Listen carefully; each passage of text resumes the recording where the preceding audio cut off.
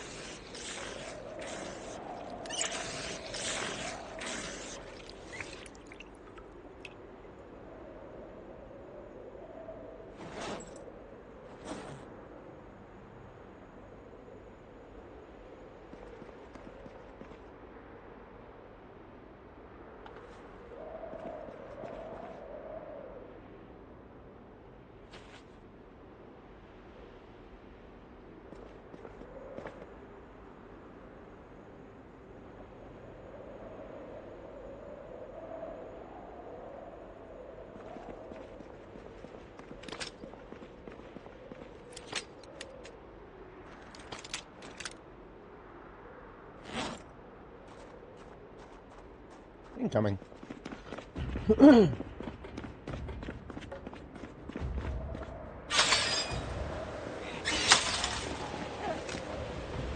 Okay, someone's just fucking vagrant outside of my base.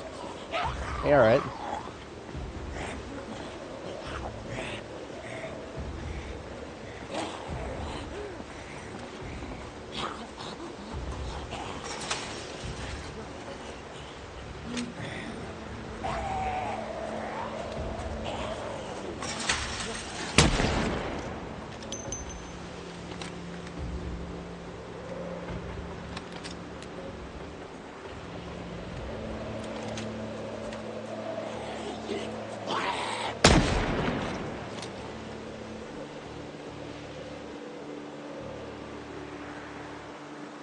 Gotta love respawns.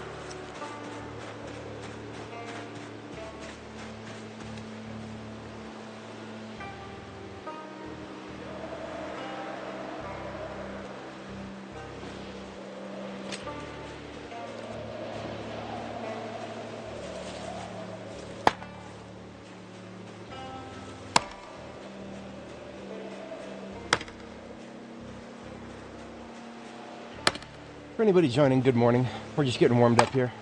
Doing a little bit of housekeeping at the base.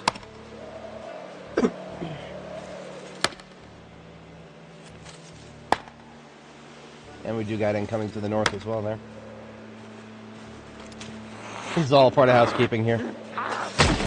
Oops, wrong button. There we go.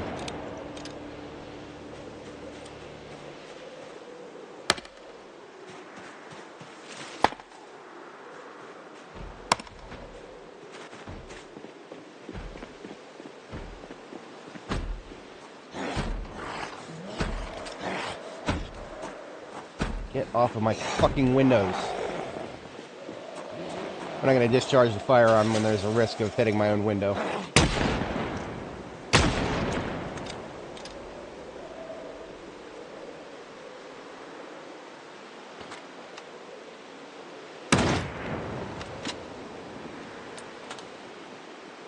A lot of wind today. Wind means you can't shoot very good.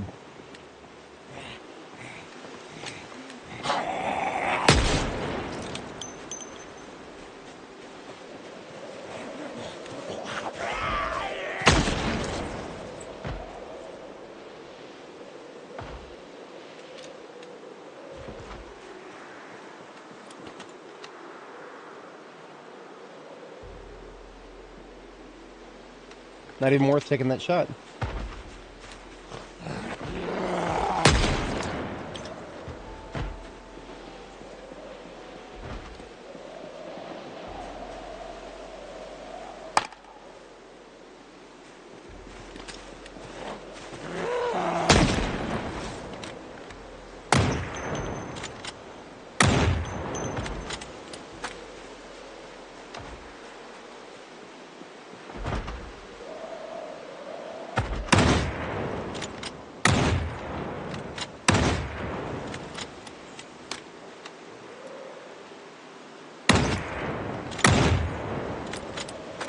Too windy.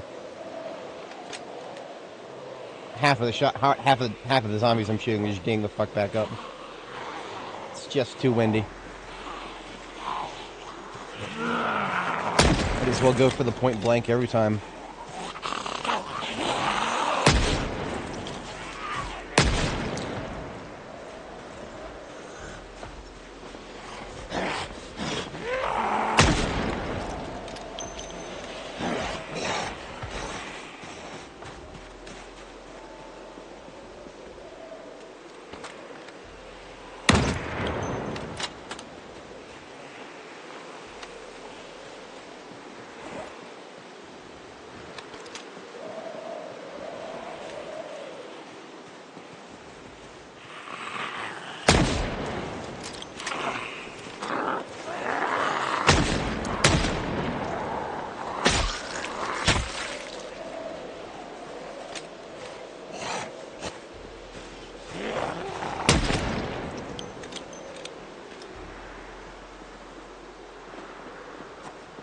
With how many there's been up here, I need to check, make sure there's none bashing my other gate.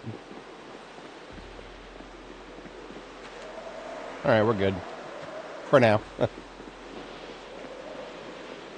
Let's grab a bite to eat. There's a couple left up there, but we don't want to get too dug in if we're not fed yet. We haven't even eaten breakfast. It's already 11 a.m.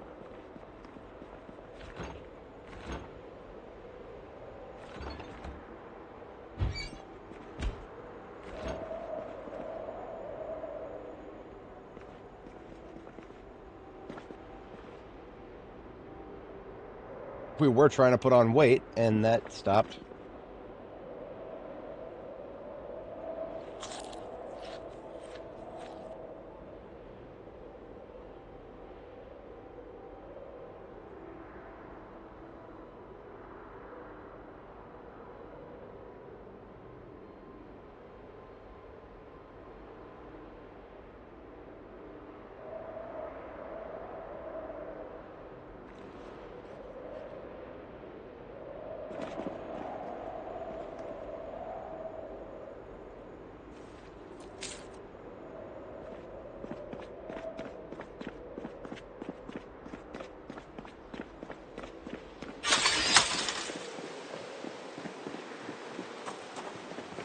Alright, losers, let's get in the ground.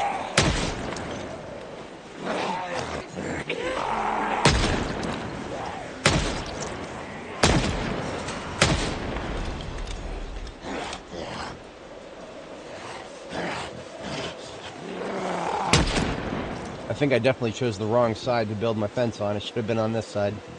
Right along there. Oh well.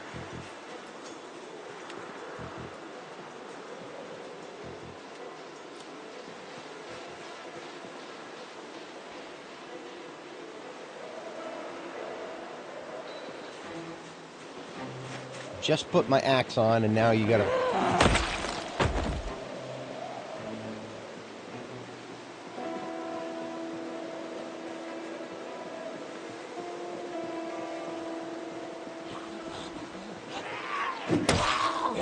Weeding the garden out here. Just weeding the garden.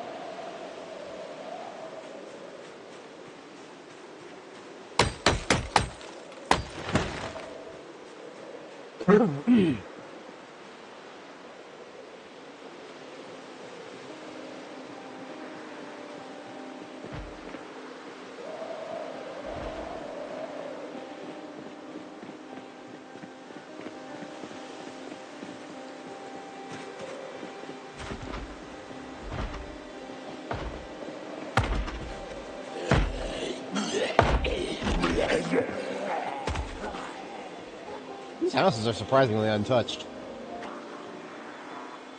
So I'm not going to desecrate it with a corpse. I'll kill his ass out here.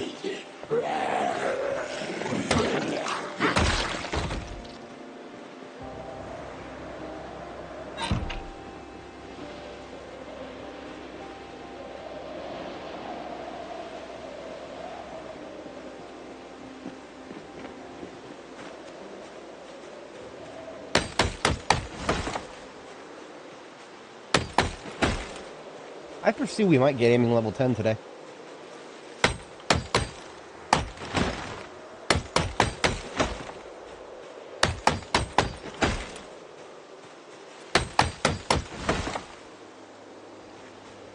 It's a possibility.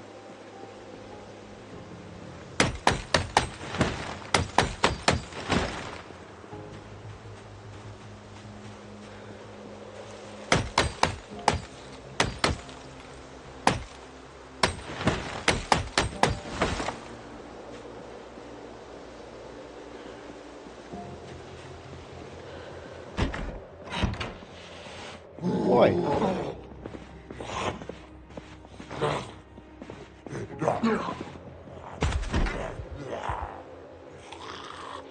Just wanted to have a place to sit down, pal. Why don't you come out here and die?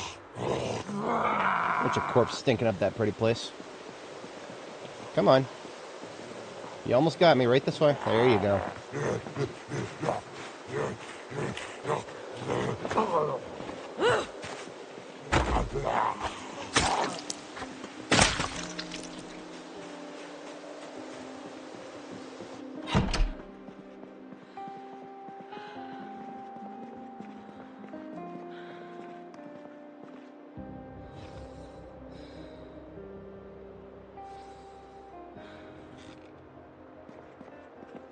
Got some cereal in here.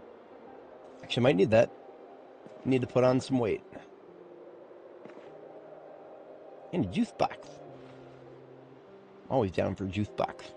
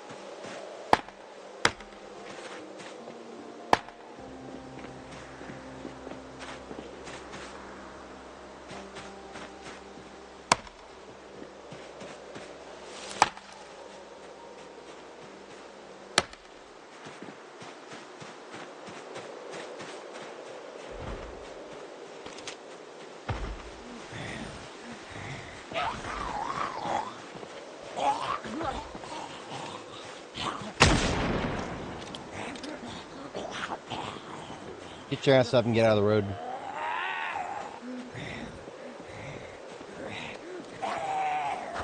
Thank you.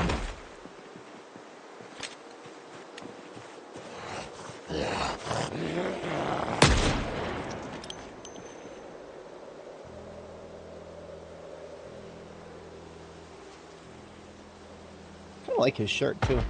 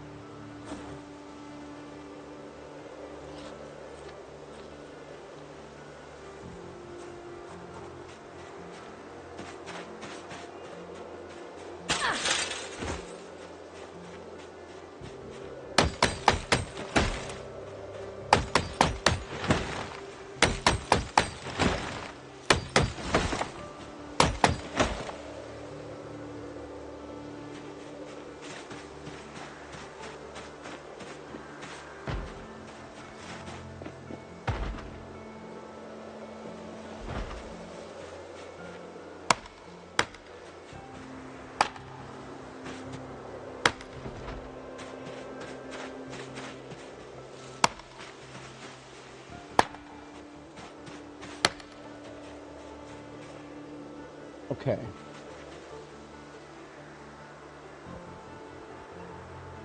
We get the area directly outside of our base nice and open for the most part. I'd still like to be able to see a little further down this road. Trees blocking my line of sight is always a very annoying thing when it comes to dealing with those respawns. I probably would have known about them a lot earlier if it hadn't been for the the fact that my line of sight is more or less blocked. Now we got some rope and another axe here. We'll use the rope and put together some log stacks.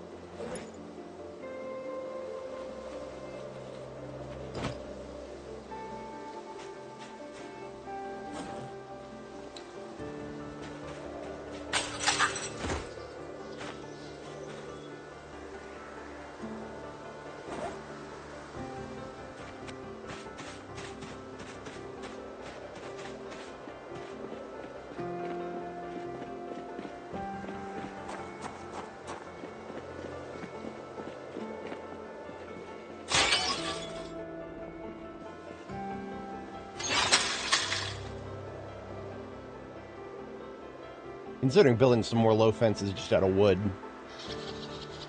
If I used wood, I'd probably put them a little further up.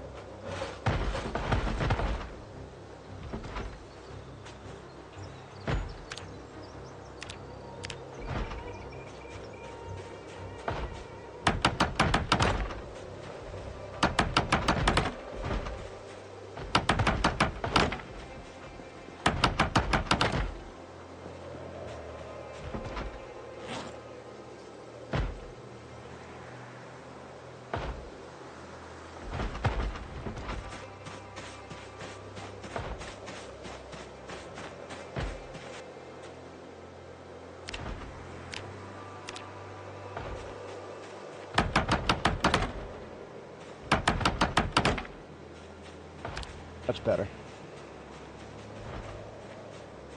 See, all these zombies that we had to kill out here in the middle of the field would have been much easier if they had just flipped over that fence and presented a nice, easy headshot for me. Hey, I had started a metal fence a little further closer to the road here, but that's a lot of welding. That's a lot of welding, and it's not really worth the propane to make that too much longer than it already is.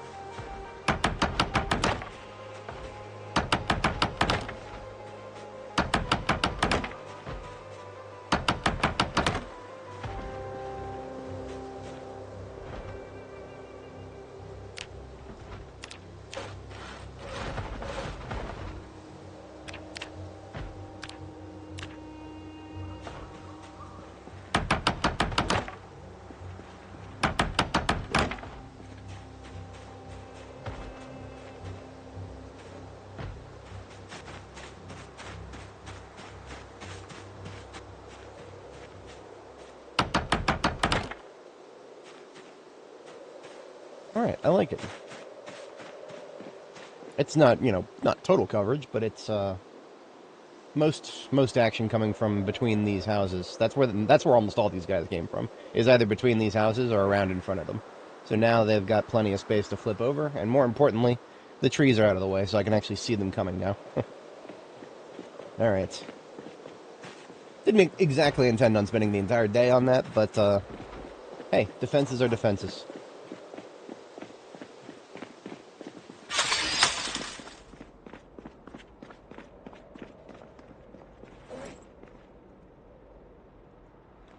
We did burn a lot of calories today, but that's what the cereal is for. Doing alright with weight gain. We should be back to 80 kilos soon here.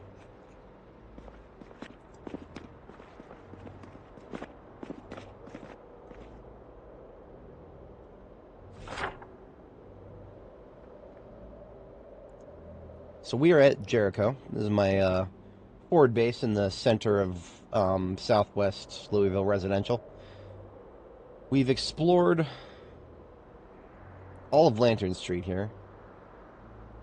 It looks like we still haven't hit Christmas Rose Street. That actually was supposed to be what I was gonna do this yesterday, Christmas Rose Street, but then I noticed there's a gas station here, and I wanted to take that. So we went loud with firearms at the gas station there and pulled as many zombies as we could from the entire row of streets there.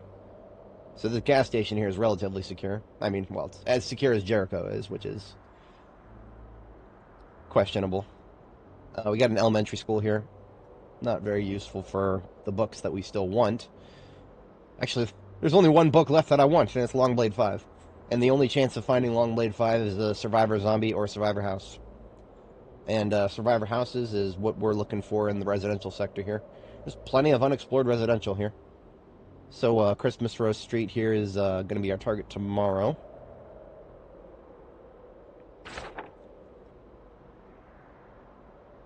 And we'll be good on that.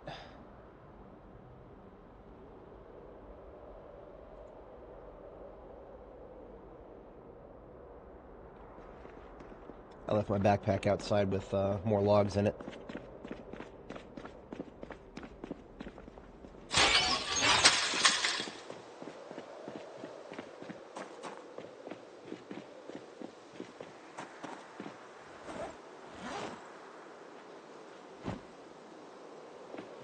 I don't know how much more wood construction I'll need to do inside of Jericho, but it wouldn't hurt to have some logs on hand for that. I'm sure someday the one who's bashing a door in there will break out. I'm not going in there. I'm not going in there to deal with him. He can come out here whenever he's done smacking his face on the door. No point in going inside and dealing with him. Just puts me at risk. Not that I'm risk averse, but pointless risk? Absolutely. I can go fly a kite.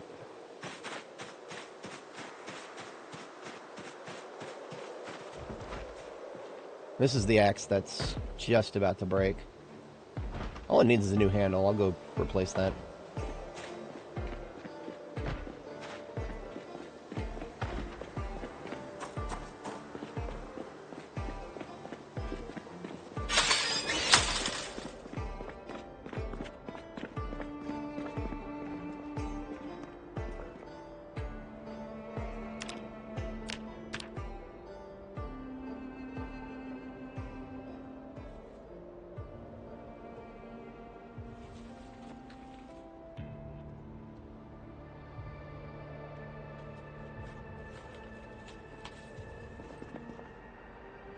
These construction lights are not going to be necessary inside, so they really should be outside, so that I can see a little bit better in the most likely combat zone in the corner here.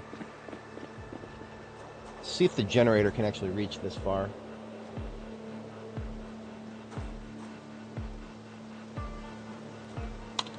Nope. Move it a little closer and see if that'll work. Still not close enough.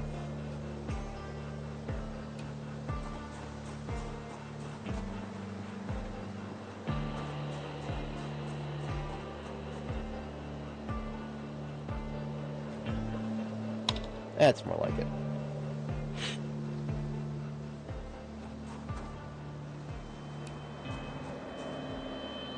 Push the envelope however far I can.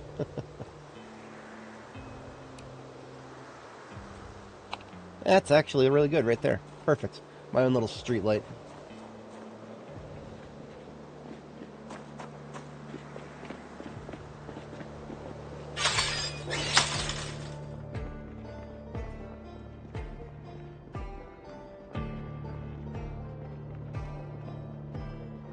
Probably gonna get really cold tonight. It's already done to close to freezing indoors.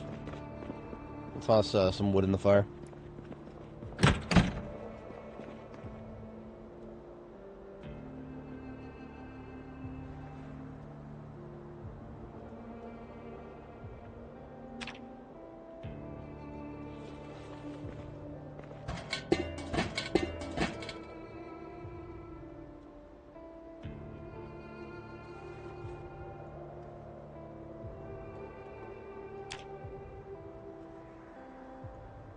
No tinder. Unacceptable. Mountains and mountains of twigs and wood scraps out here. And I forgot the tinder.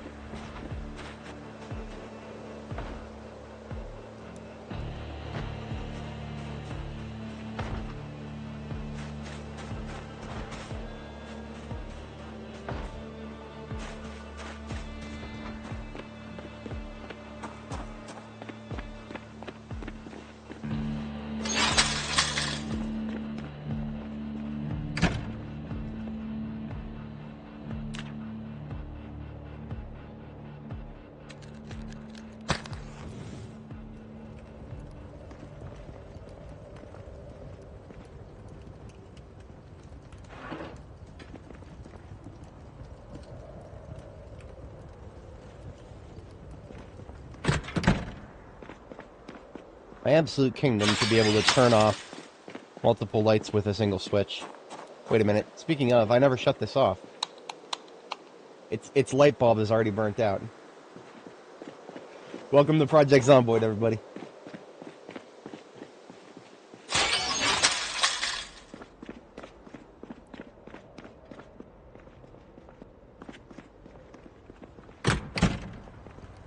It's a nice aesthetic. I kind of like it. It's a little early. We're about an hour early for our standard bedtime, but that's all right.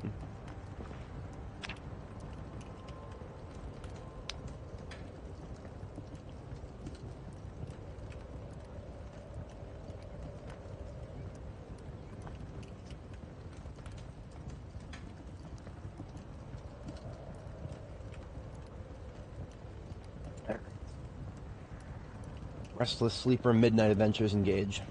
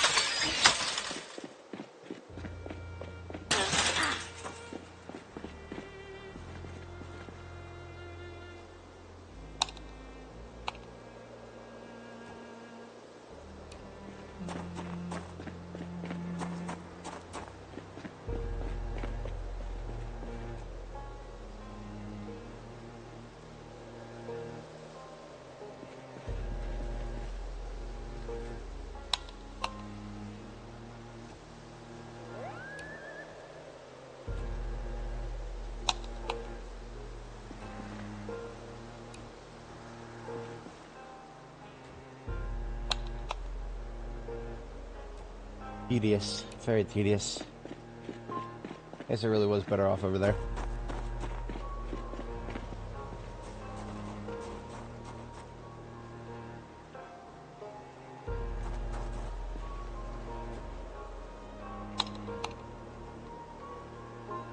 Yeah, I wouldn't doubt it. There are many lovely mods for this game.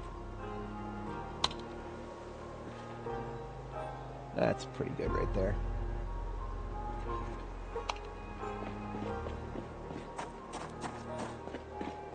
I'll never forget the, one of the most upvoted things that I saw on Reddit was in a discussion about NPCs. Somebody posted that the only thing they want from NPCs in this game is somebody to automatically open and close the double gates for them. I sympathize deeply with that.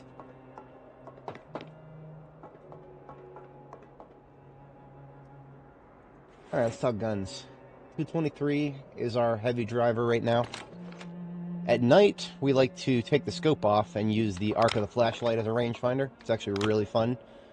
But we don't have too many hours to work with tonight. I suppose I could go do a cleanup. I have enough time for a cleanup. We go do a cleanup on the road towards the gas station. I expect there'll be a few respawns there. So let's open another box of 223, which we do not have in the combat van. We should have another... Actually, we're probably going to have to crack open another carton of 223. Assuming we have some, obviously. Let's do a total tally. We've got one loose box. That's nice. 2 cartons in that bag, and a loose box, and another 2 cartons in this bag. So that's just over 4 cartons of 223. And that's it. This is most of the ammunition on the map is in these 2 vans right here. We have hit Stendo's Firearm Emporium. We have hit the Guns Unlimited. We have hit the hunting shop in Ekron. I don't remember the name. We have hit the ammo shop in Brandenburg. We have hit the police stations in every city except for Rosewood, March Ridge.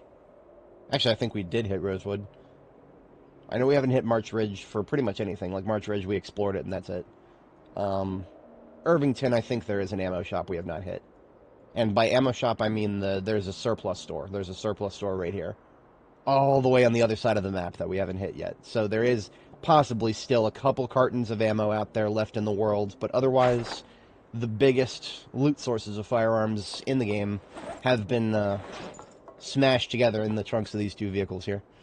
And so we gotta be careful about how we expend our ammo, obviously. It is a very finite thing. Plenty of 5.56. To be honest with you guys, I've got 1 M16. We've been at this for close to 460 hours now on this character, and we have found a grand total of 1 M16. And as of 42.12, weapons take increased condition damage pretty much across the board.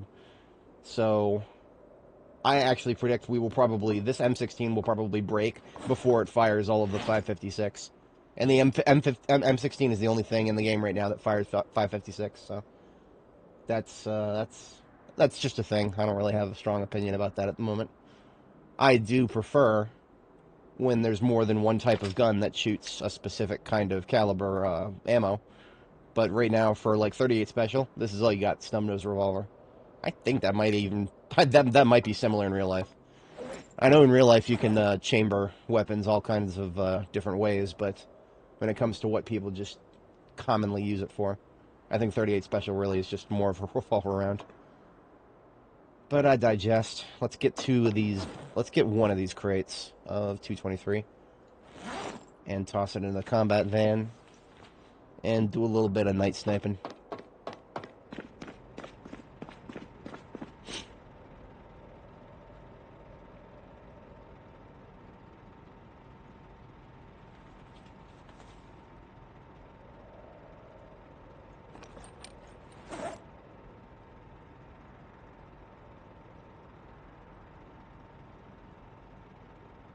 I need to get this axe out of my inventory. It is taking up a bit of space here.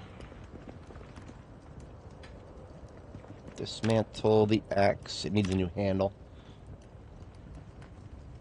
The head is in bad condition. It's really just probably better off slated for rebuild. I use the broken handle as firewood.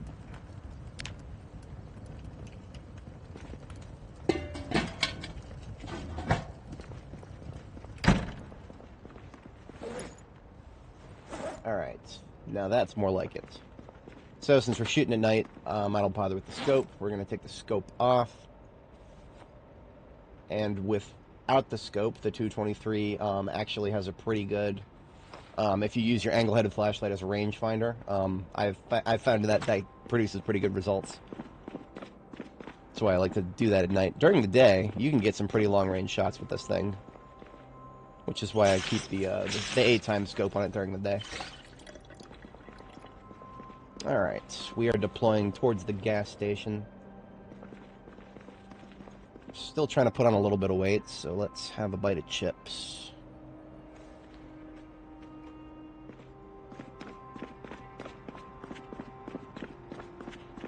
Gas station Lima is to the south, and there is going to be a mountain of bodies that we're going to have to drive past.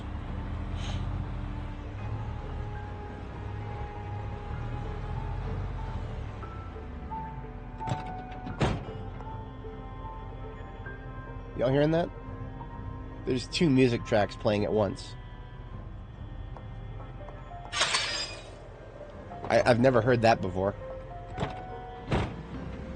Okay, so the music system has been acting really weird lately, so I usually just turn it off. This is a different form of acting weird right here. Yeah, see, when I pause it, both of those music tracks go away. Whatever. We'll just, I'm prepared for this. Whenever the music starts messing up, it just usually just stops playing. But I just have, I extracted the game's music and I just play it myself in VLC in the background here.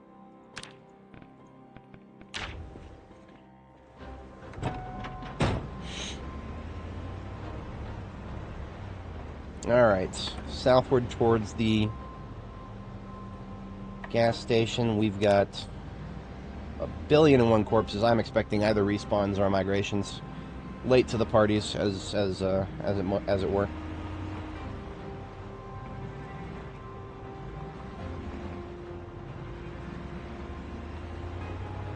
Alright, and here's Lima. Gas station Ligma.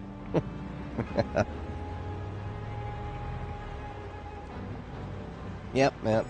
There's one right there, and as soon as we shoot this guy, we're probably gonna bring more to the party. So, rangefinder for the rifle. Look at that. That's pretty good. Less than optimal still. I'm predicting the wind is still a noticeable factor. This should not have taken 3 shots.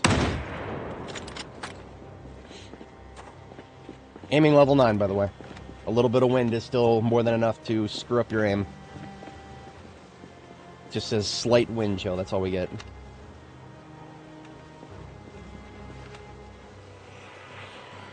That's more like it. I guess I wasn't fully illuminating them.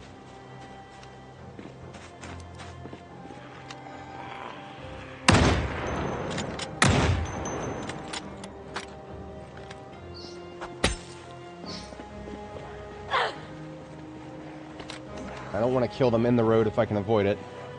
So I wait till they come out of the road. And I wait, and I wait, and I wait, and I wait. Sometimes they just don't want to bring their corpses out of the road. So why don't you bring your corpse over this fence and give me an easy kill.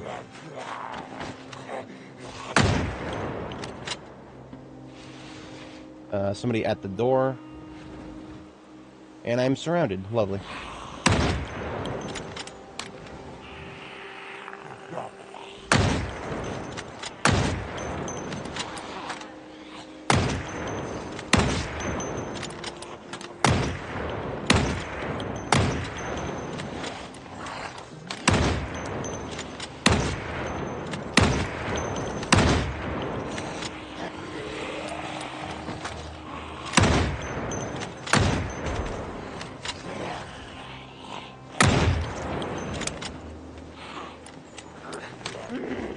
Backing up a little bit.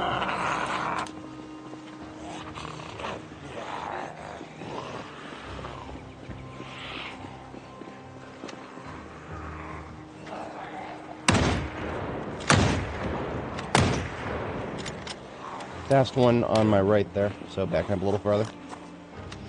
I tried to not kill them in the street here, and then I gave up. We still have a way through to most of these pumps, so I'm okay with it.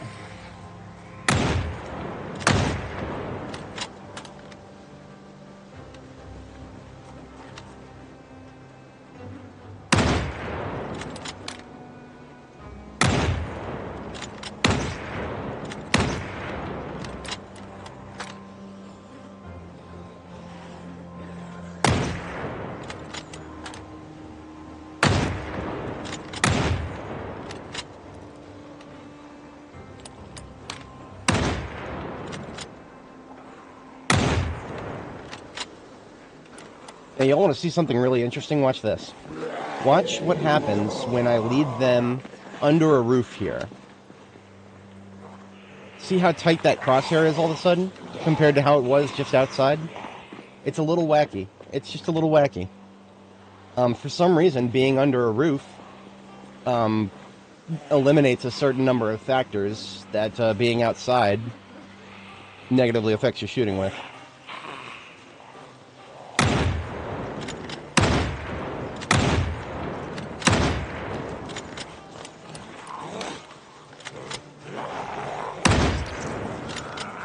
And of course, worst case scenario, you can always point blank them.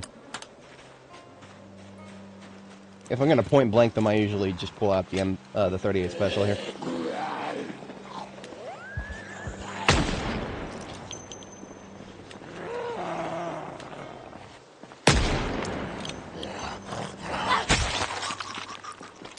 When they're ragdolled on the ground, you don't want to waste a bullet on them usually. Sometimes I'll do it, but usually whenever I do, it's just like, it's kind of just playing a slot machine. It's a lot better to just strike at them with a melee weapon as if they were standing upright where they fell. Because it doesn't even, for some reason right now, the ragdoll system is so broken, it doesn't really register a zombie on its face on the ground as even being a grounded target. Like, when I first started this character, I was like, okay, there's a ragdoll on the floor in front of me, maybe I should hold Alt and manually do a ground attack like this. And no, that didn't work. Unfortunately.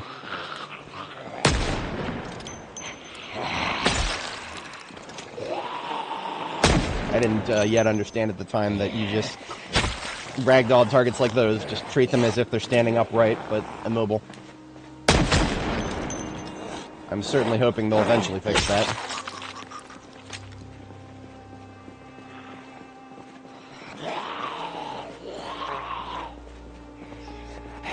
Come on. Get out of my parking lot.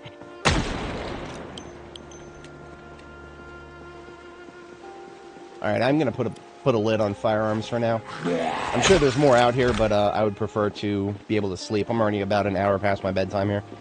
A second bedtime as a restless sleeper.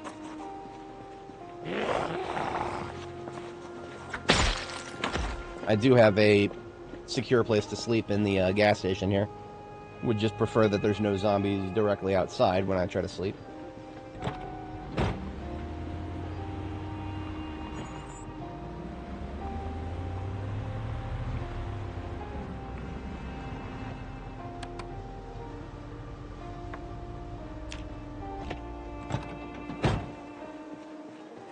Yeah, see? Look, this shit right here.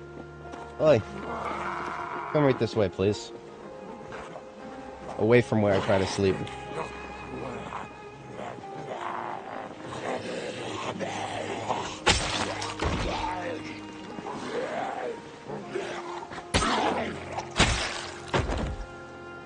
I've discovered that you can actually sleep with a zombie quite literally less than a tile away from you if they're on the other side of a wall and they have no way of knowing that you're there.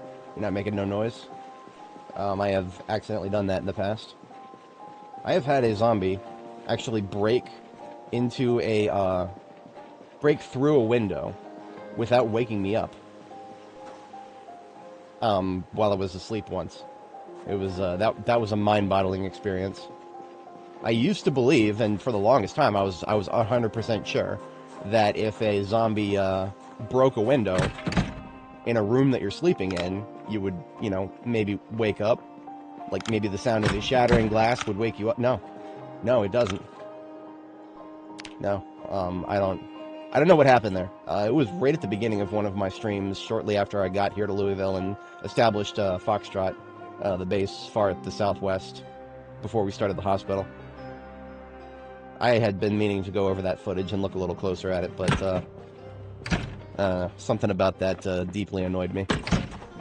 Now, look at this asshole right here. He's just chilling there all night. He didn't know I was there. Get out of my road.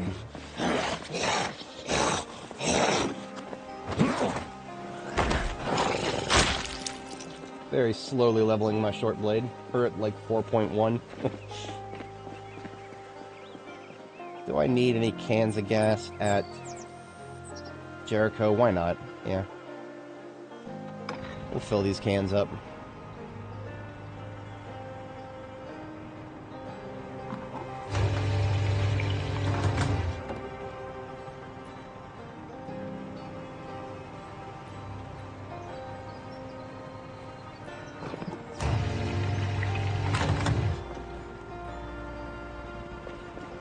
Some food here too.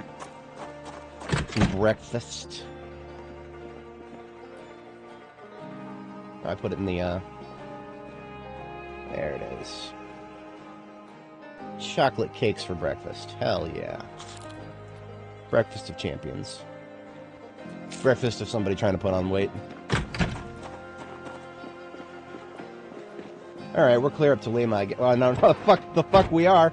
There's a couple of zombies just chilling right there. Okay, we're not clear up to Lima. Can I just put these gas cans in my trunk? Yes. The combat van here usually doesn't have a lot of spare space. But we're good. Let's put that scope back on and do some long-range shooting.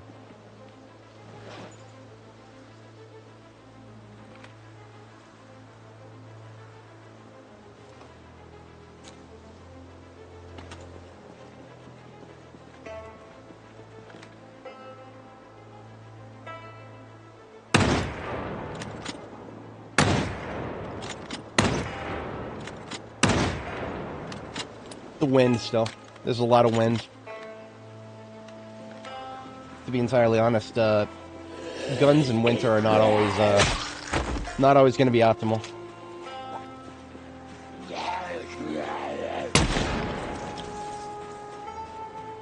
At least we killed one of them in one shot.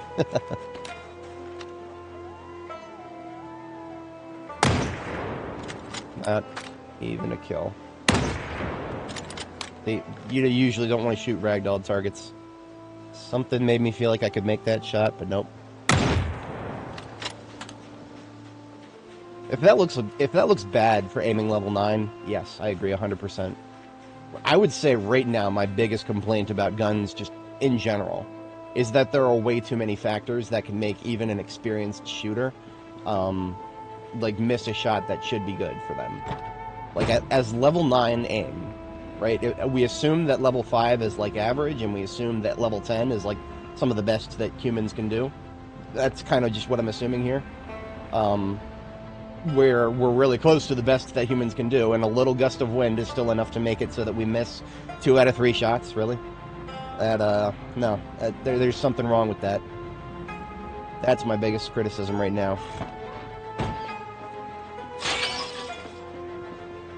What I really think, and I know that a lot of people who do guns at lower levels have got a lot more complaints, and I don't necessarily disagree with them. I do think that the baseline should go up just a little bit too, but I think that environmental factors should be the kind of thing that lower level people have to worry about, because it's the sign of somebody who's not quite as experienced. You don't know how to compensate for the wind yet. You don't know how to compensate for other factors that happen, through the environment. That seems more natural for that to be a consequence of a lower level. But no, it's affecting the higher levels just as much. Whatever. Yap is complete. Let's identify what direction we're going here. We are going south down Christmas Row Street, which is actually the turn prior to Lima. So we are going to backtrack momentarily. I just want to drop off these gas cans.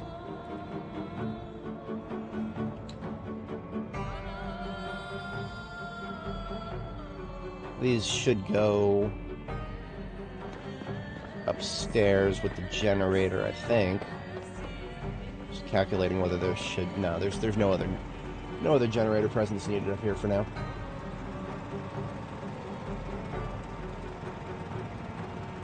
Yeah, I just topped it off at the end of last stream, so that's good.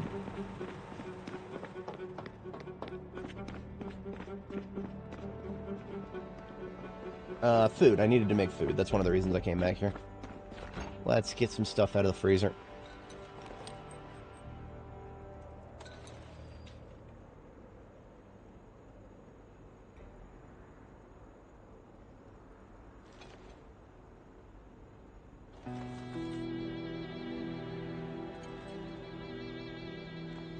Alright. And we're going to defrost all of these. Except for the eggs, because apparently frozen eggs in a carton, you can just open the carton and they're instantly unfrozen. So we're cooking the eggs instead of defrosting. And everything else just gets defrosted.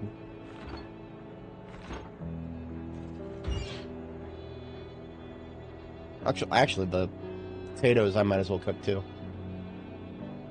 Because a cooked potato you can still add to any recipe. So we got some kale, some bell... This is all stuff I grew myself.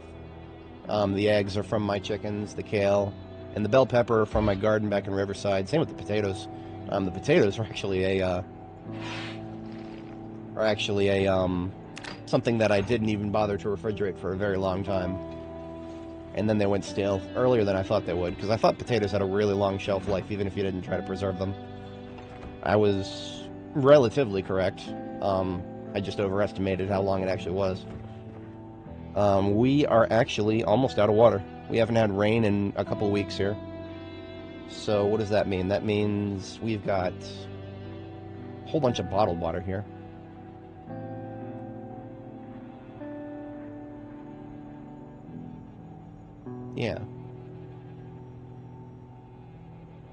Yeah, let's just load this. I mean, these bottles of water are,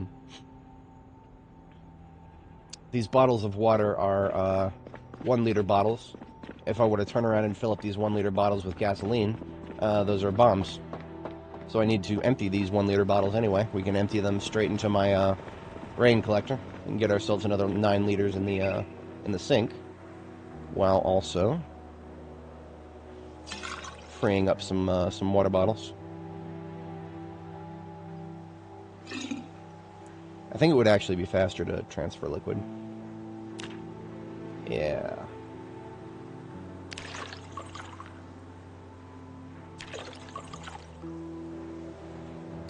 Until we get an add all button, so that we can just add everything in our inventory into a liquid container. That would be useful. I'm sure there's a mod for that. If anybody joining is unfamiliar, we don't usually play with mods here because we're trying to make sure that our save has the minimum number of chances to be broken by an update.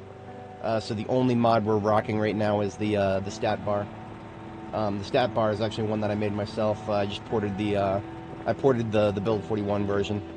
I'm sure actually I think there's like several other versions of this that other people have ported that are probably more better suited for build 42. But I did not want to go to the workshop for it because I don't want anybody else updating it and breaking my game for me. Mod breaks, I'll fix it myself.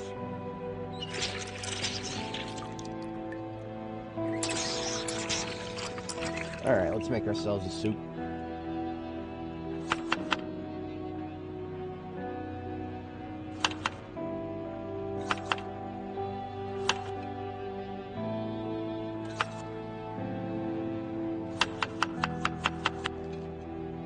A little bit of everything. And we'll slap some butter in there. And butter and olive oil. That ought to give it enough calories per bite to keep us in the green.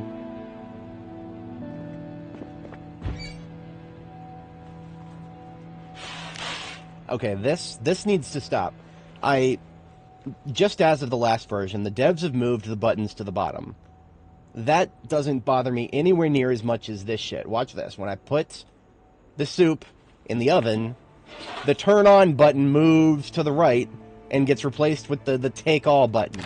It's okay, that's got to get fucking... I get it, they're trying to make the game more accessible to controller normies. Okay, fine. I get it, some people actually want to use a controller on their computer. But they need to not screw with their audience of people who use keyboard and mouse, and that's most of us. That's most of us. They really need to not break it for us if they're going to be making it more accessible to other people. That's all I ask. It's not a hard ask. It's a skill issue from a design perspective, really. This came out to about 60, which is actually perfect because that's a full day's food. And so we are fed. Now we just need to be able to actually carry around that. Which we can't. We're carrying a little too much. Let's put the rope down. I'm going to be carrying around the rope right now. That is for logging operations.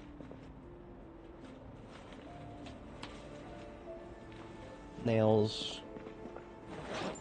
Oh, now I need to keep in mind that I put a box of nails into...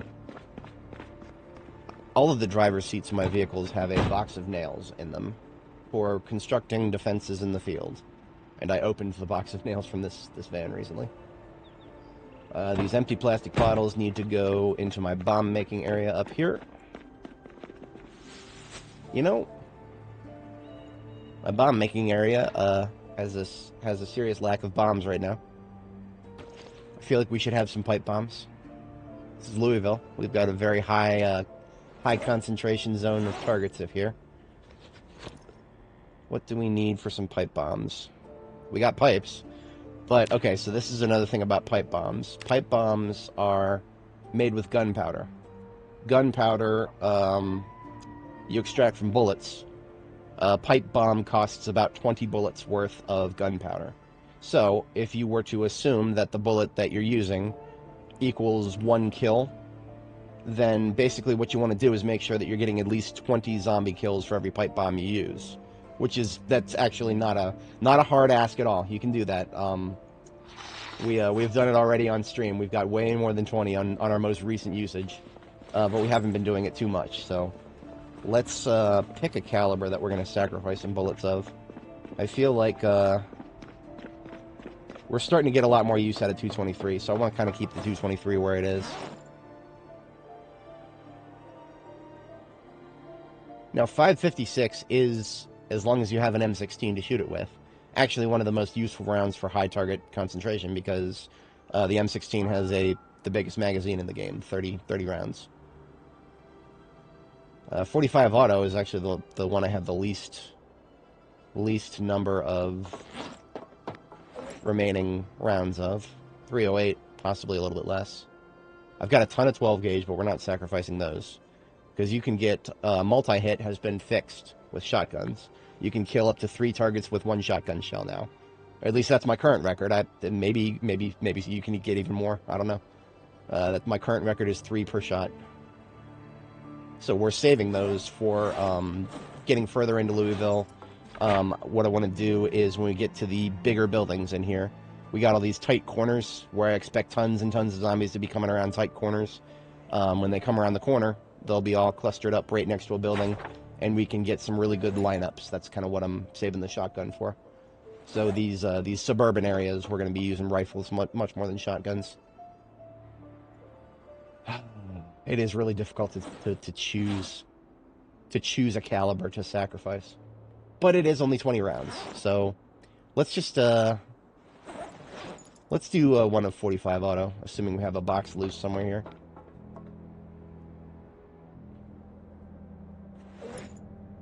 See, there's 2 calibers that bother me when it comes to boxes and cartons of them, and that's 308 and 44 Magnum. 308 and 44 Magnum are only 20 bullets to a box. All other calibers in the game are 50 bullets to a box. So a box and a carton of 308 and 44 mag are basically, it constitutes far fewer shots than other cartons and boxes. So something to be aware of there. I actually think I should have a loose box of 45 somewhere in here. Oh no, it's 44. Fuck it, I'll just do a box of 556, because I have one right in front of me. Like I said before, I'm pretty sure that 556, we will probably break the M16 before we get to shoot every single round we have. I think we need a set of pliers. I'll just take the duffel bag full of bomb-making stuff that I have out in the field. I'll take that. And we'll put that over here where it should be.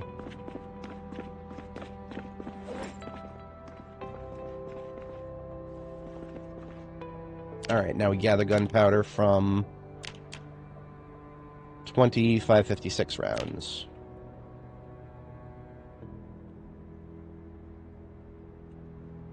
And then I think all we need from there...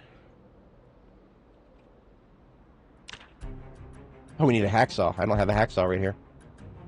I think I have been putting tools in this box right here. Well, I have hacksaw blades.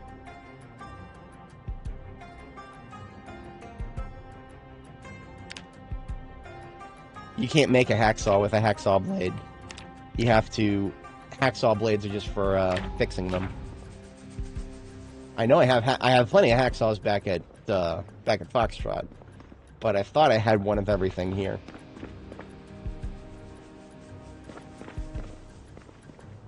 I should have one of everything here, but hacksaw is one of those things that I actually kind of take for granted. This was a frame pack from a survivor zombie that I found. I need to sort through it later, so I will leave it over here.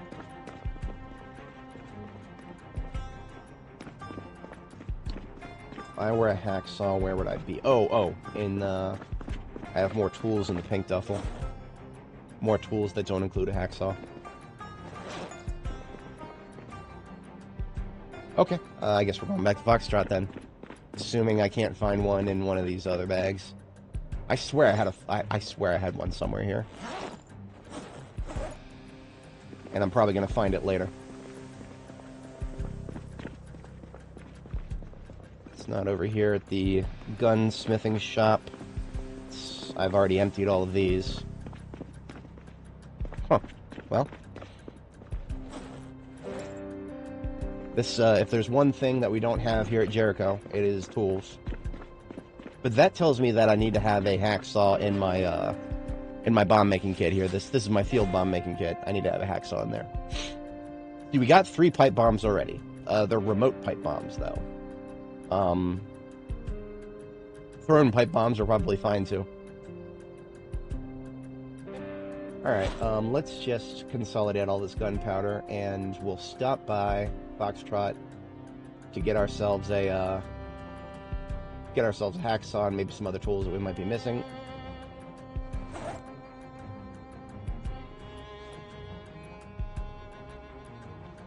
We're really edging the space in this box here.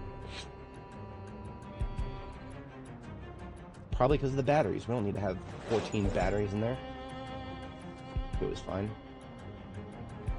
Okay. Make a whole box of batteries there.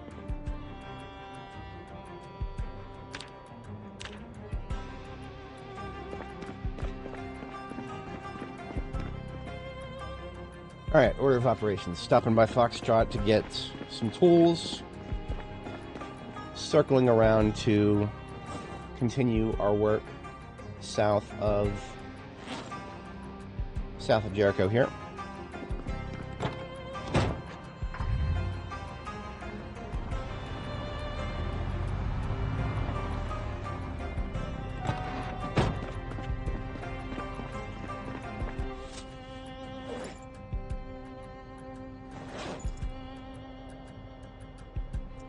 Now, you can use either an iron pipe or a broken iron pipe when you are making a pipe bomb. So I'm going to actually just take 4 broken iron pipes out of the collection here and toss them into the trunk so that we can make several pipe bombs out of that in the future.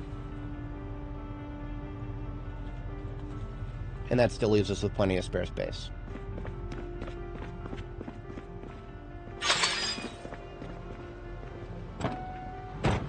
For anybody joining, welcome. As a quick recap, we're in southwest Louisville, and we're just doing a little bit of preparation for large-scale zombie killing.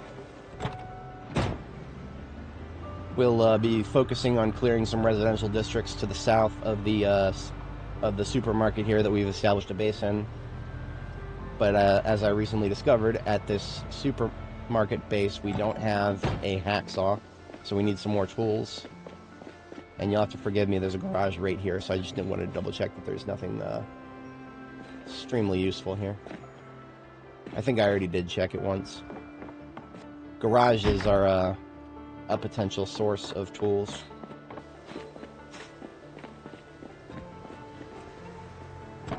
Yeah, I already checked that one. There's a large hook there, but I don't have any butchering to do right now.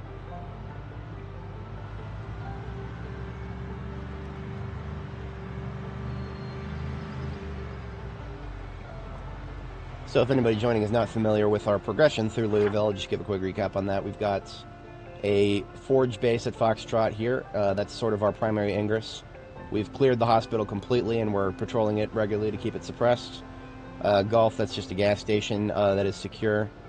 And this is Primus through Quartius up here was a progression into Louisville State University, which we have cleared the bulk of the hordes from the dorms, and we have fully gotten what we want out of the library. I was rather disappointed to see not a single book of napping or Longblade was to be found in the entire library. So, yes, the most valuable book resource in the game still doesn't have books from 2 of the professions in it. Of course, also aiming and reloading, but it makes a little bit more sense. The devs want those only to be found in gun stores.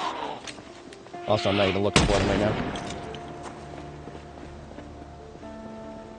This highway we generally want to keep clear of respawns, and there's always going to be a couple of them coming out of the graveyard here.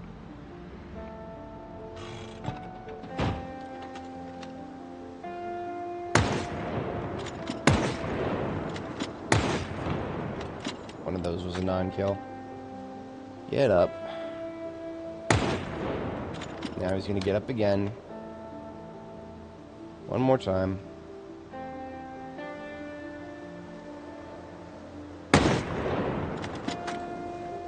Nope.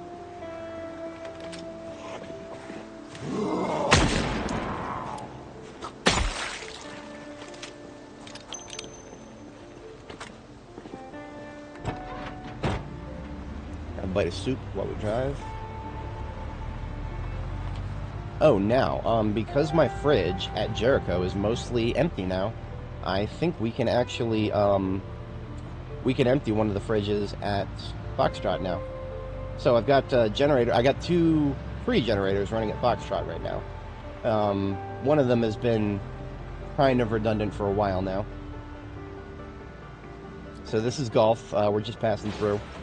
And here is the St. Peregrine's Hospital, which we have cleared already and are constantly re-clearing to keep the respawns from becoming a problem if we want to go to Foxtrot, which is most easily accessed by just passing through anyway. As you can see by the fresh corpses, there are plenty of respawns to deal with from the initial horde was like, I don't know, some 2,500 total.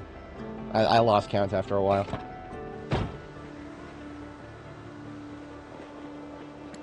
There's a good... That feels good right there. I can target them on the other side of the fence.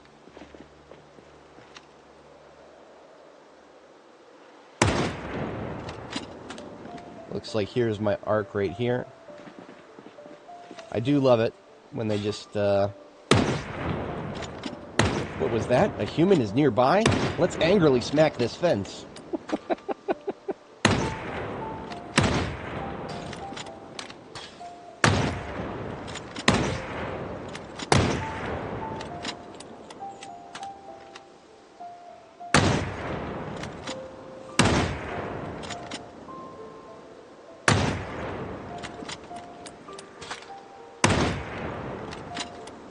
Clear? Oh, look at that.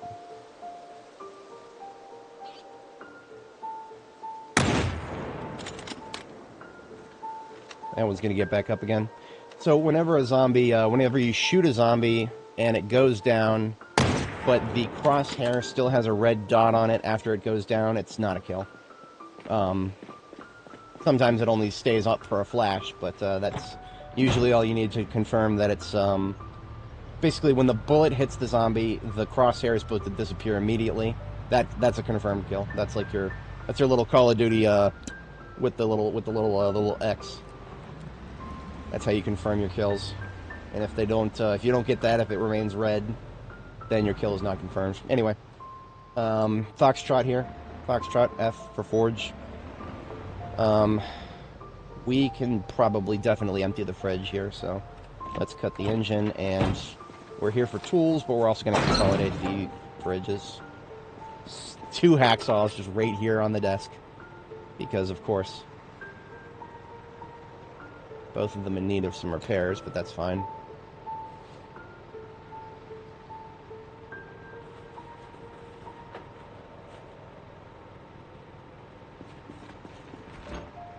Alright, the contents of the freezer, mostly kale. We got a little bit of chicken, a dead rabbit, and some bait for fishing. But it is pretty much all, yeah, we got enough room for that in the freezer at Jericho. So we are emptying this out, and then we are going to... We're probably going to move the freezers, actually. So what we've got here at Foxtrot is... That's the fridge right there. What we've also got is 2 other freezers over here. Now, these are on separate circuits. So there's a separate generator for each one. That one there and that one there. And then, of course, we've got the generator back here that's powering the fridge. So what we're going to do is we're going to take one of these freezers and move it to the garage here. We do want to keep a stove, so let's do some rotation here. Let's move the all of these jars of rotten produce. They were made less than a month ago in game time, but for some reason there's something broken with jars of produce right now. I don't know why they immediately went rotten, but yeah, that's just a problem. That's just a problem right now with the fact that we're 18 months in. I think there's something under the hood going on with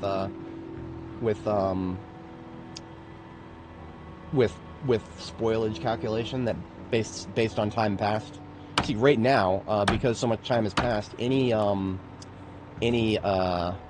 jars of produce that you find like as loot are all going to be spoiled.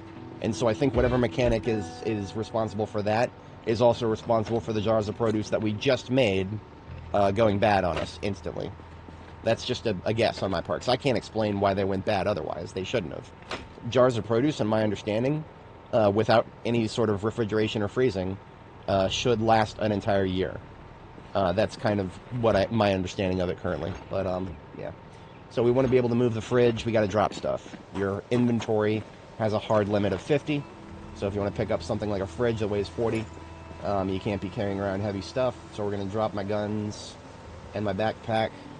And now I am under 9 encumbrance, so I can pick up something that weighs 40. Fridge out of the way here. I fit it in none of these cabinets have room for it. Shit. Let's temporarily put it in the ambulance here. I think I do have room for it in the ambulance. Let's also move that cabinet that I just put away and put it down somewhere else. Let's just toss it right here for now. Then we'll put the fridge in there. Because a fridge is something you can't just like drop on the ground as an item. And if I were to leave it on the ground, or if I were to place it somewhere, it'd be wasting fuel. Alright, white fridge is now put away. So, the goal was, we now have 2 tiles open right here, where that's where we're going to move the popsicle freezers. Or one of them, rather. So this one up here. Now, the popsicle freezers, I've already optimized them to move the stuff in them very easily. Everything in them is in garbage bags. So all I got to do is take the garbage bags out, and I can instantly pick up the freezer. And then after I move it, I just come back and grab the garbage bags, put them right back in. The freezers, actually, right now, this might even be an unintended thing. Right now, freezers are, if everything stays frozen, it's preserved pretty much indefinitely. So what you're looking at here is last summer's harvest in my riverside garden. So that's cool. It's kind of cool that I can just, I mean, that in real life, freezers are not 100% effective, and things will kind of sort of go stale-ish, but they won't spoil rotten. Wait a minute, hang on a second. Did I put that wrong? No, that's the correct place. Okay.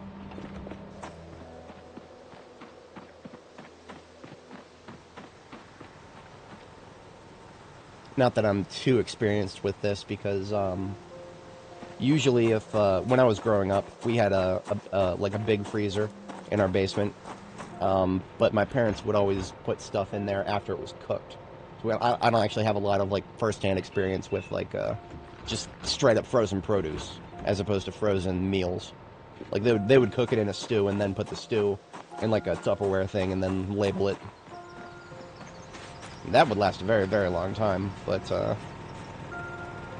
okay, so this generator is now done. We're down to 2 generators at Foxtrot, which is great.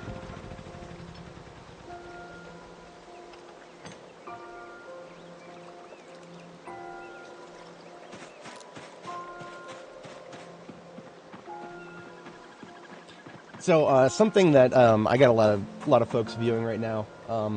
If you guys weren't here for some of my previous streams, we built a bridge across the Ohio River, and that's the current strategic value of Foxtrot here.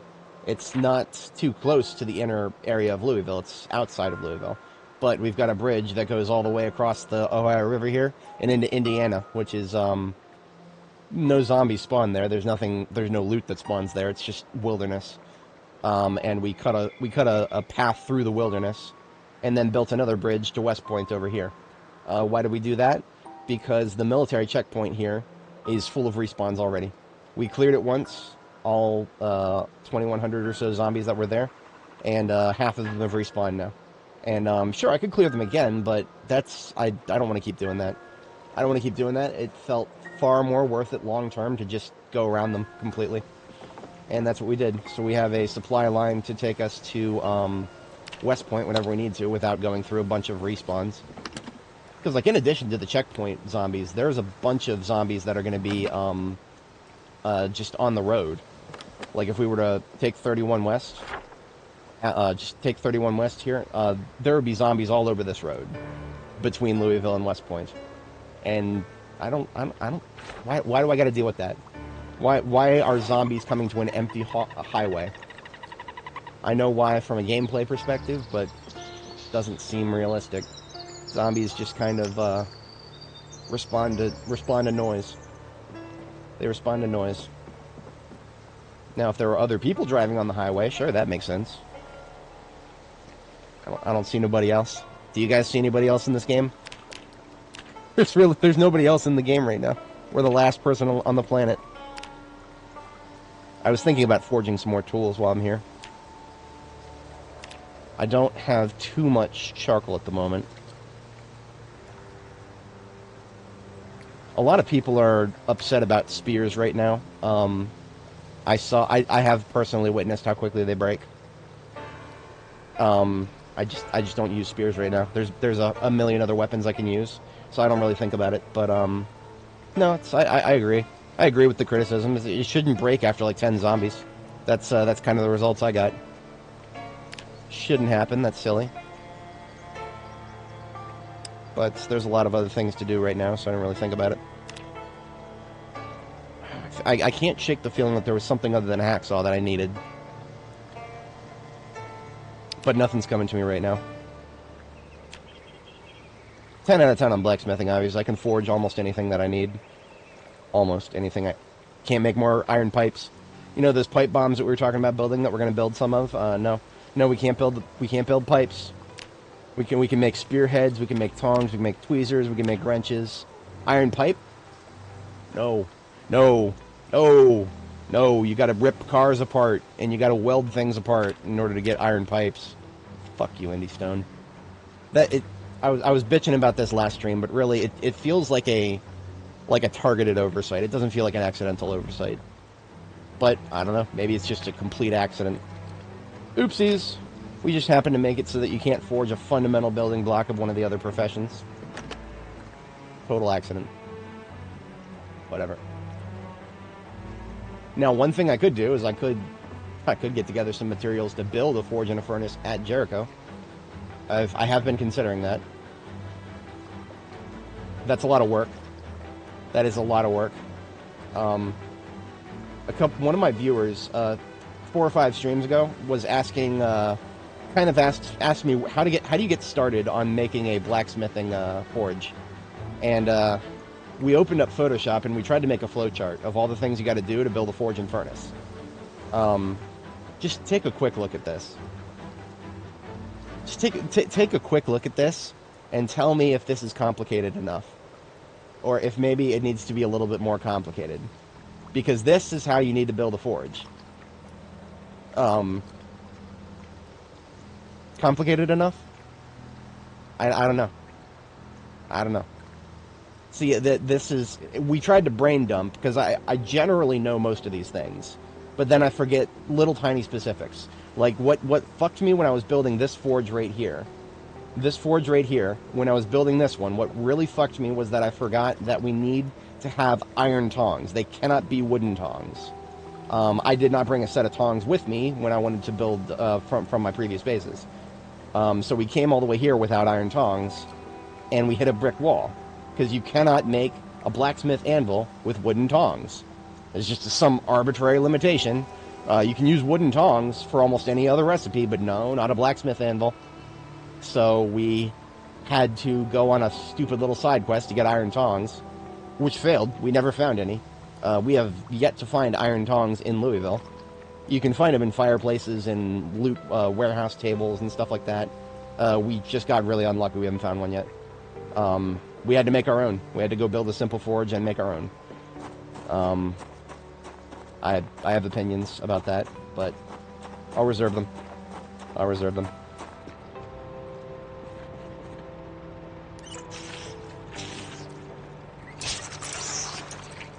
In any case, I already put the generator in the trunk here, right? Yeah. Okay. So we've got 2 hacksaws, and we've got a generator, and we've got our perishables consolidated. Oh, should be a garbage bag back here. This is the perishables that I took out of the fridge here. So I do need to get those to Jericho tonight. Okay. So we are going back to Jericho tonight. let's gear back up.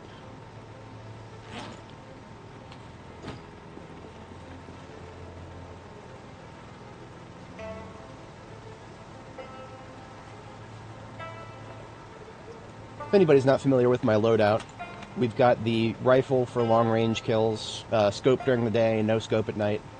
The M36 shoots 38 special for close range and point-blank kills. This is the 44 Magnum with a scope on it. This is for intermediary range kills. I try to use it sparingly.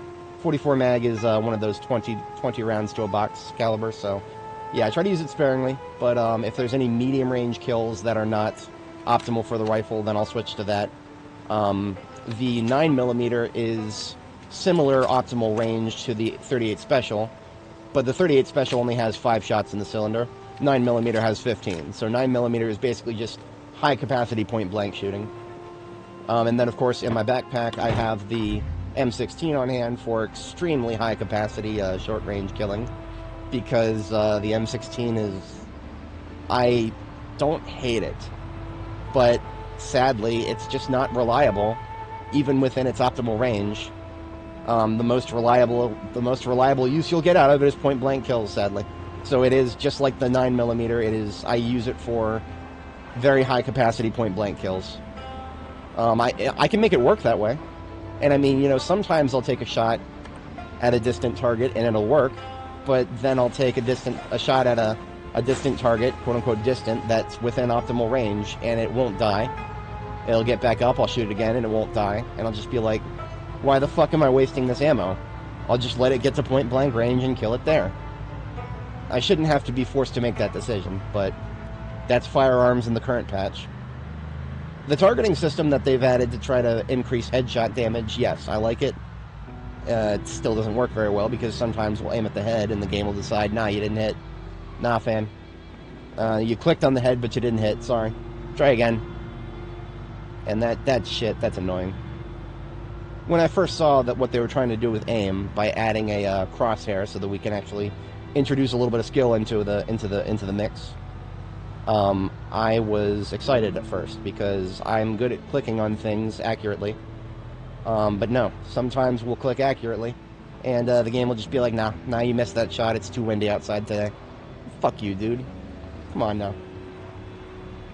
That's my thoughts on that. Now, the second generator that I have right now, I don't really have a good spot for it here. We're gonna leave it outside for now.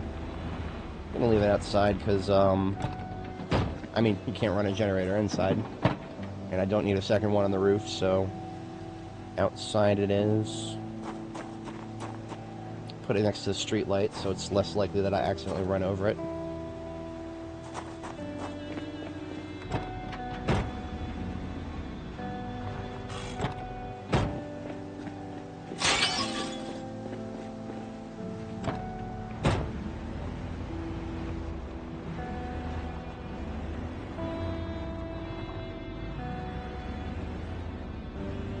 Still haven't really decided for a good parking system in the sales floor here. This over here, the storage, the garage, that was almost natural the way those vehicles fit. This out here, I'm working on it.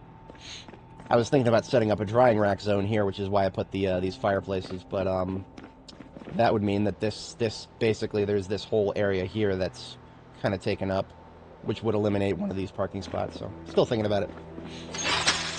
It's easier to think about it ahead of time than it is to build and then destroy. Do we have any soup left? Yeah, one bite of soup.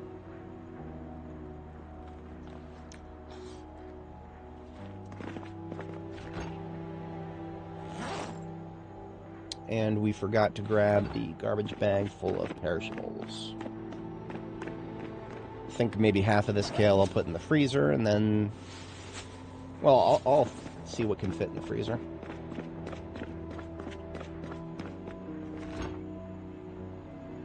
I've already got some kale in the freezer, so now we have more.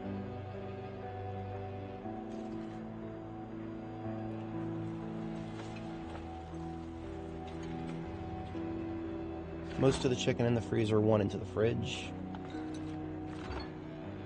Kale until the freezer is full. and the rest of the kale into the fridge. As you can see, we have a dead rabbit. I'm just going to take that outside and butcher it. This thing has been dead for a while, so I don't expect too much meat from it, but, well, it's been preserved, so, see?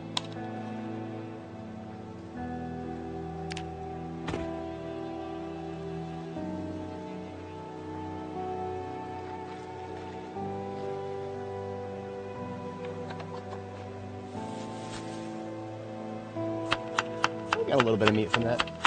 Not bad for a kitten.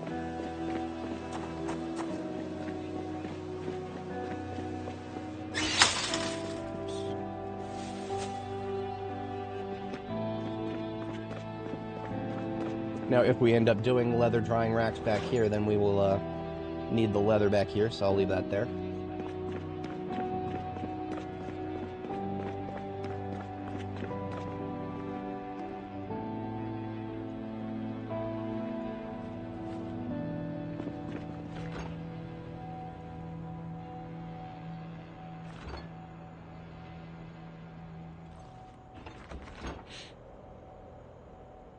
Alright, that's good for tonight. While we do have a little bit of time before it's bedtime, let's make a couple of stews out of that.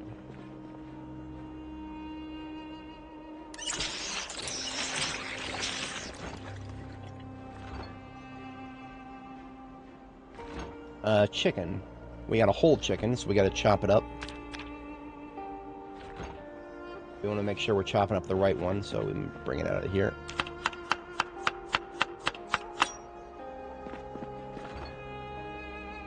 Get a fillet, get a leg, get a wing.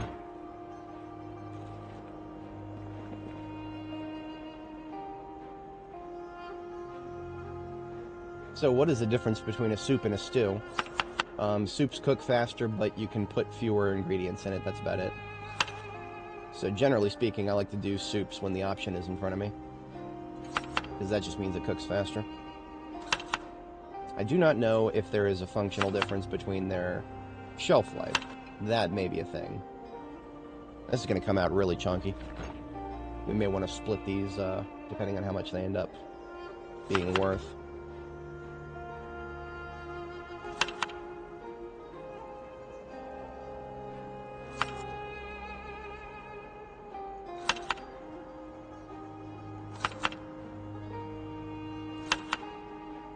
Yeah, one of these is going to be really chunky, the other is probably going to be average.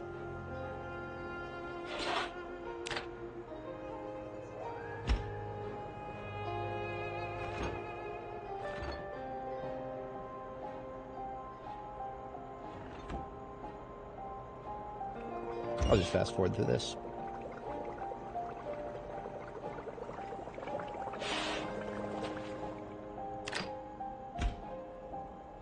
Alright, so the smaller one came out to be a 40 soup.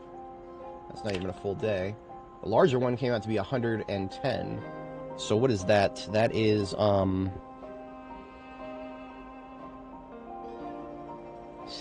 that's 55. So what I'm gonna do is name this big one. I'm gonna name it 50. I'm gonna name it 50, and then I'm gonna split it in half. Now, why do I name it 50? I like to name things after how much hunger they reduce.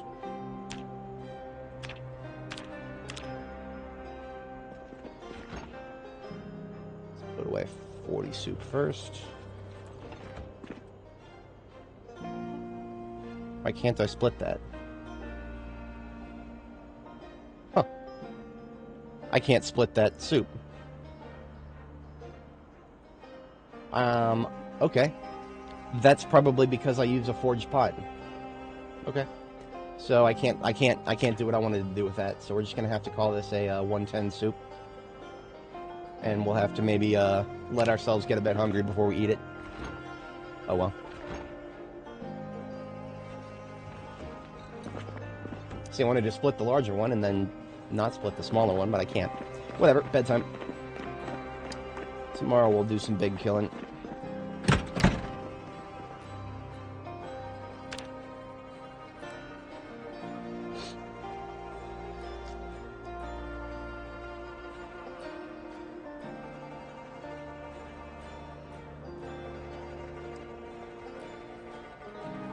For anybody joining, welcome. As a quick recap, we are getting prepped to do an assault in southwest Louisville. We just got ourselves some tools to make a pipe bomb. Multiple pipe bombs. Well, at least one, possibly more. This Christmas Row Street is where we're going to start, and then we'll loop up and take a look at Darker and Nazareth. We'll see what those look like. I only just realized that all these streets are Christmas-themed names. Stuffing Street, Candle Street, Star Street, Nazareth, Bethlehem, Christmas Row, whatever. That's, imagery and art right there. Something.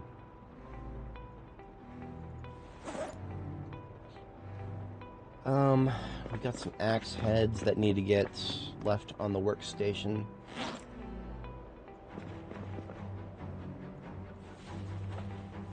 And hacksaws. 2 of them.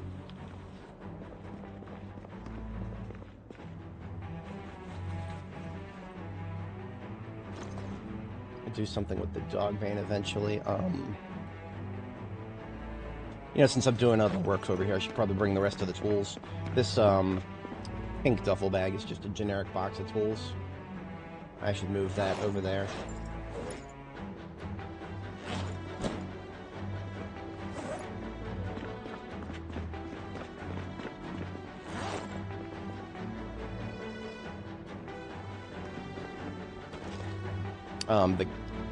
The red medication bag there, that's actually a fishing bag. Fishing and camping. That's what I would take to Indiana if I went there today. Sleeping bag, tent, fishing gear, lighter fluid, pillow, that kind of fun stuff. Hemp dog bane needs to go in. Actually, I need to make that into rope. Hemp dog bane is something you forage for, and you can twist it into rope. Rope is good for making bundles of logs and whatnot. I don't want the rope in there because I want to keep that along with the logging stuff back here.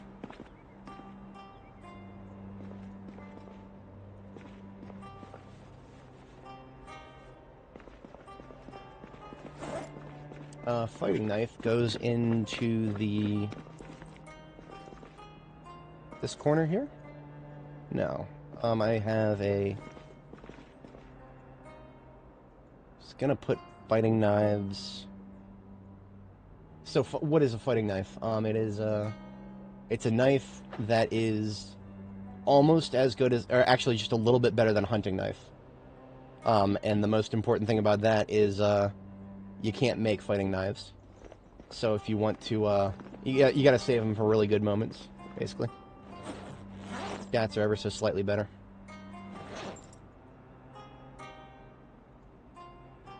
What was I saving this bag for? I can't even remember. That is a perfect axe head, so I'll just go over here with the other ones. There's currently a glitch where firefighter axes can't be sharpened properly. Workaround is actually, as stupid as this sounds, the workaround is to break them in half and replace the handle with a new one and sharpen the head while it is detached from the handle. Sharpening a firefighter axe head by itself works perfectly fine. It's just the sharpening it while it's attached to an axe. Nah, currently broken. Why? Just indie stone. That's why. Plastic bottle goes in here, so does the glass bottle to make Molotovs. Just whetstone on the table. Okay. So we should now have all the necessary tools to whip together a pipe bomb. We don't. What are we missing? Oh, we need electronics, just arbitrarily. Okay. In that case, I also think I left the, I left the gunpowder in the field kit here, so we'll take that.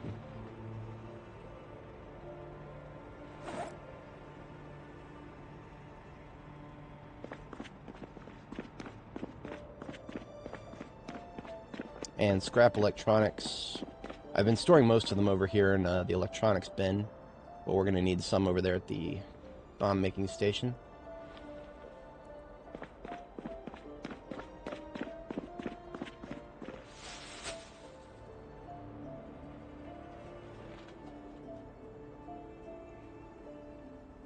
Make pipe bomb.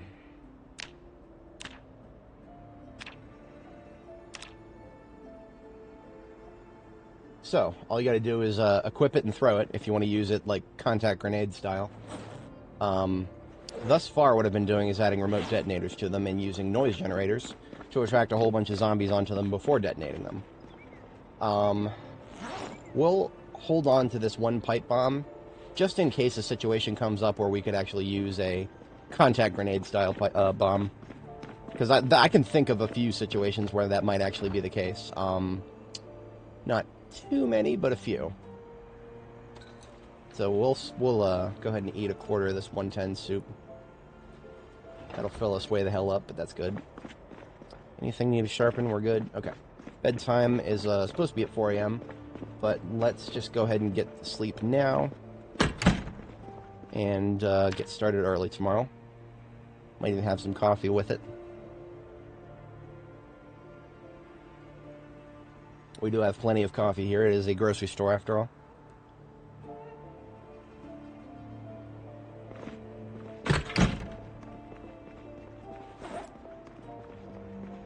Oh yeah, this one's almost empty anyway.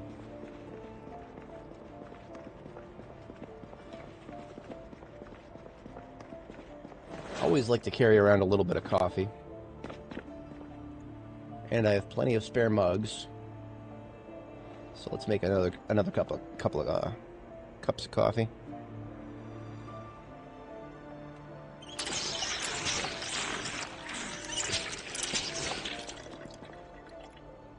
Coffee is stored underneath the...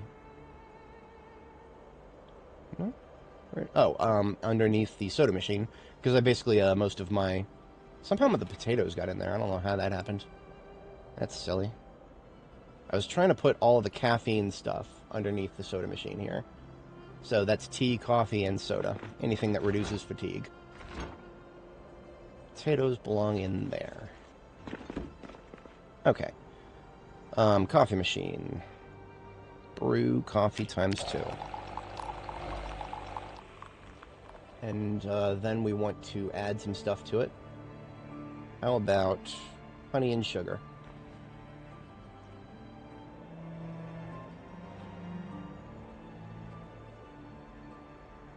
Now you can add quote-unquote coffee to it. You can add more coffee to your coffee. I don't recommend that because you don't get as much caffeine from adding coffee to a beverage. Same with tea. Tea is currently broken as far as I understand it. I think tea is so broken right now that you actually get more fatigue reduction from literally just eating the fucking tea bag. As stupid as that sounds, that's what we're playing right now.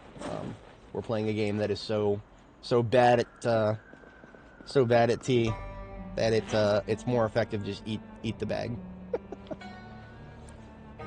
A couple of maps of Louisville here. I think I've already got these on my own map, but oh, look at that. I think I didn't have this one yet. Still a whole lot. That is a whole lot of residential yet. That's great. Residential is every house is a chance to be a survivor house. Every survivor house is a chance for Longblade. That's what we're after right now. Longblade 5 would be amazing. That would complete my book collection completely. All right. Let's get some killing going. The gun has the scope on it right now. Yes.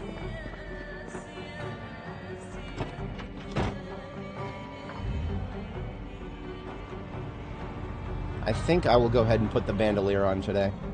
So normally what I do is I wear a leather water bag to keep myself hydrated. The leather water bag lightens the water, but it takes up the slot that you would otherwise have a bandolier in. So I'm going to switch to just a water bottle, and I'm going to wear a bullets bandolier. And I'm going to put my backpack back on so that it's ordered properly here. Then we're going to put the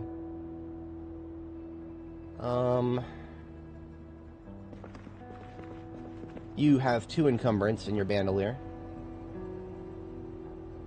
In terms of sheer quantity, .38 special, you can fit almost 150 rounds of. So I think that's what we'll do.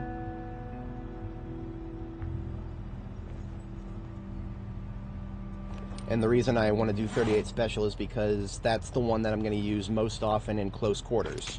And therefore, I would benefit the most from being able to reload quicker. So yeah, we got 122 rounds, and that still isn't full.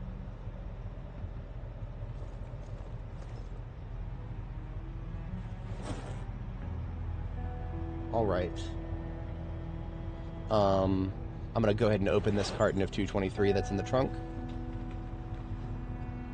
and then open one of the boxes, and put one of the boxes in my backpack so that I have 2 boxes, and then the rest of the boxes go back into the trunk. So that leaves me with 67 loose rounds for a good opener.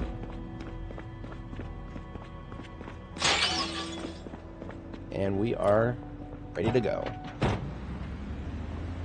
Now, if anybody joining wasn't here earlier, we're not actually listening to the game's music. The game's music has been broken for most of this patch for me. I don't know if that's just me. I haven't seen any other people post bug reports about it, so it might just be me. But in any case, we are going to need to play some of the game's combat music soon, because we're about to be entering combat.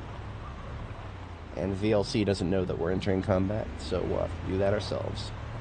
I have a custom mix of the game's action music, so we'll wait until we get a group of zombies on us, and then we'll play some tunes. All right, so there's our gas station, and here is the residential street we haven't hit just yet. We're gonna move up, see if we can get the attention of some Zeds. I think, is this... Yes! Survivor Zombie House. You can tell by the boarded up windows. We found our first target already.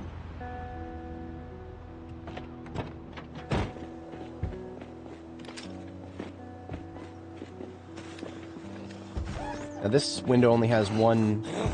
I think I can shoot through it. Oh, hello.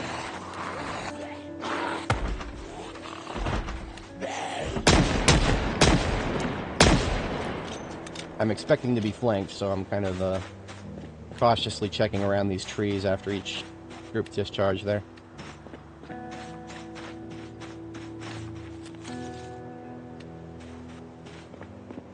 Okay. There's most likely going to be some incoming, but thanks to all these trees, it's kind of hard to tell. Let's get these barricades out of the way. If you're going to enter a survivor house, I recommend unbarricading one of the doors, and then once you get into the window, run around and open the door so that you have more than one exit that is not a window, because windows are slow to exit. If you need a panic exit, you want to not want to have to rely on a window.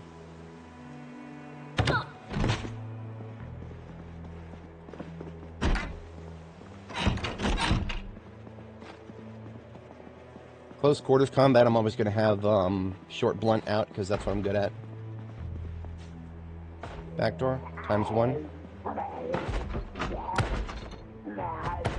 I heard another zombie smacking something. I'm going to deal with that one out back. Hello. I had a feeling there might be one there, but 2. That's why I was running instead of walking.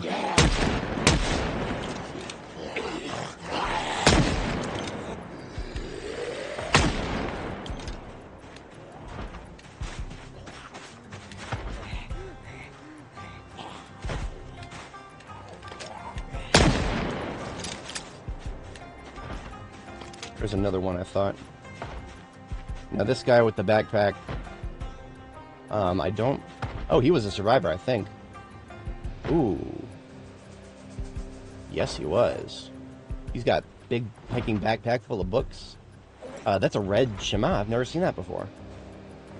Incoming? He's not on us. Okay, that is stuff that I care about. I'm going to get somewhere where I see a little clearer.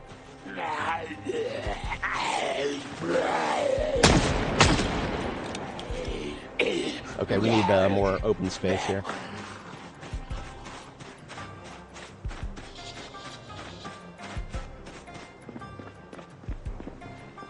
Okay, just a quick parse through this backpack. Lots of books. Aiming 5. That would be amazing if I hadn't already found it. What we're looking for very specifically is Longblade 5. So, no luck this time. That's okay. Better luck next time. There's many, many, many more survivor zombies and survivor houses to be found here. Although I do think this is actually the first one we found in Louisville. But, that's okay. Louisville has some of the biggest chances of any other town, because of just sheer Murphy's Law. Whatever can happen will happen, given enough chances.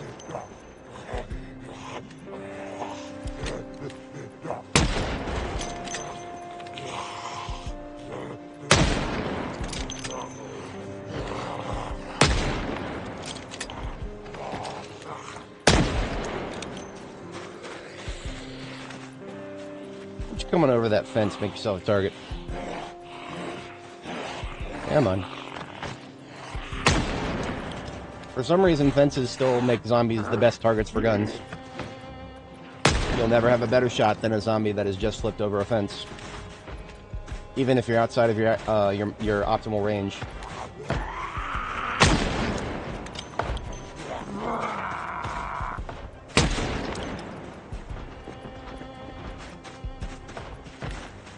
So we've got one on the back door there. I don't like this tree right here.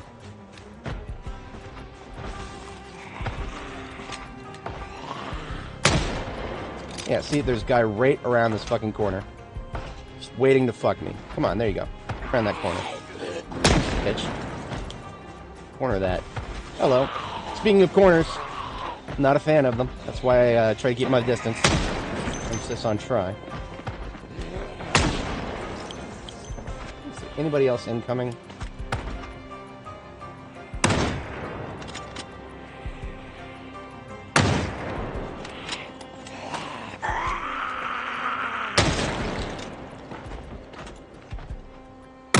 They're just about to annihilate the back door. Or they're about to annihilate the barricade on it. How did I miss that?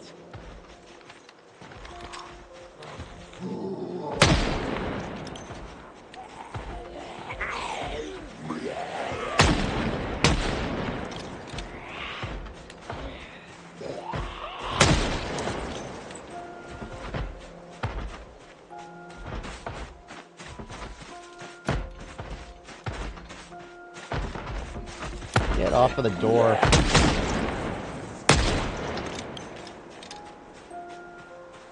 I still don't understand exactly what causes those double shots. It may be my mouse, but if it is my mouse, I didn't realize that the gun is supposed to be able to shoot that fast. All right, survivor house. I'm not going to say the word clear, but looks okay. I believe I made a rookie mistake. Yep, I made a rookie mistake. I came out here without bringing the food that I cooked last night. Now, that being said, this is a survivor house. Probably going to be plenty of food in the kitchen. Let's take a peek. I hear somebody walking outside.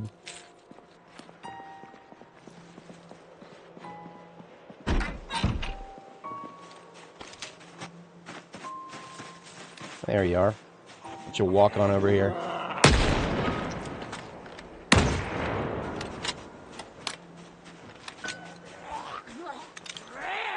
Don't you rare at me. Use the hard R. Whew. That was a rare with a... Whoo, boy. A rare zombie, as it were.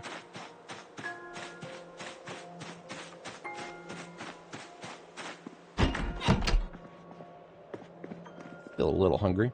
And of course, I talked all that mad game about water bottles, and then I forgot to get mine out. Problem solved.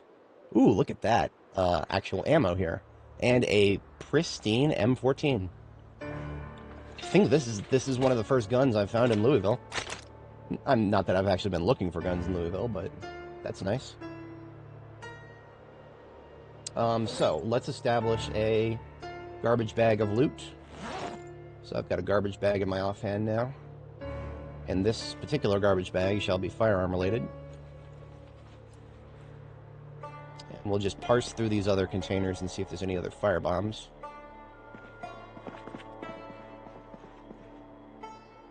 Blacksmithing, tailoring, trapping. Nope. A map of West Point. Y'all on the wrong side of the map for that. Footsteps outside, dropping the garbage bag.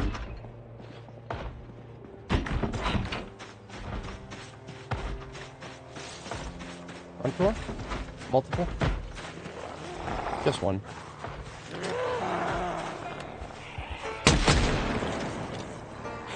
I don't understand that.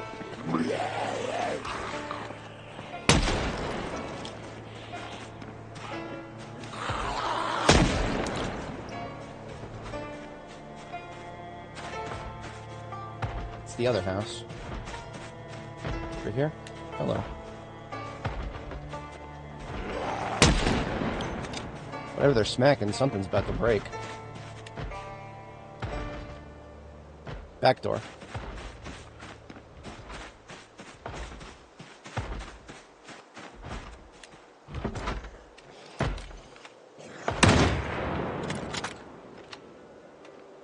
Propane.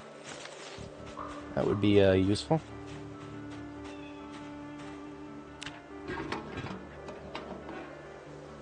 Huh.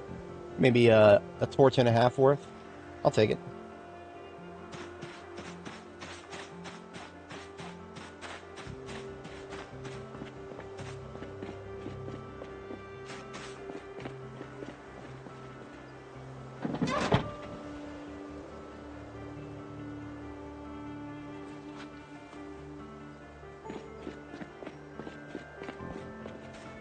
Now this guy's hiking backpack is going to be full of books that I don't need, so the books that I don't need can get dropped on the floor.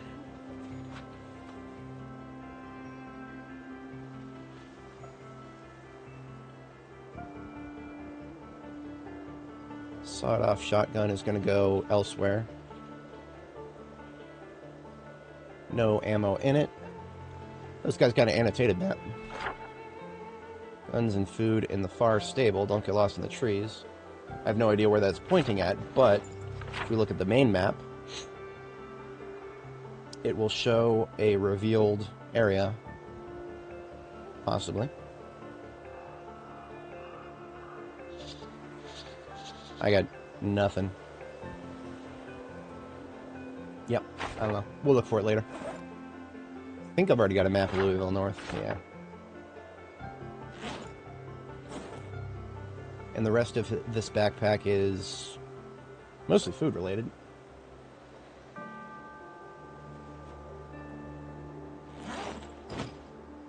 So I can put the water back in there, that's fine.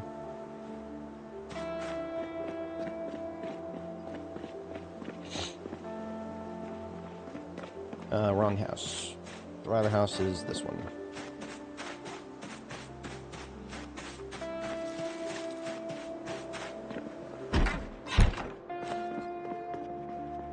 So this garbage bag here gets the shotgun shells and the shotgun we just picked up, since that's firearm related.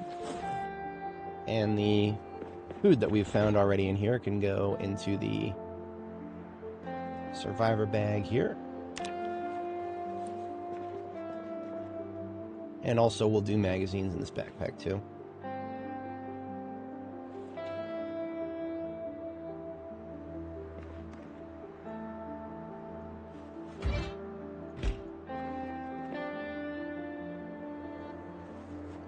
Some stuff that I don't actually have at the supermarket.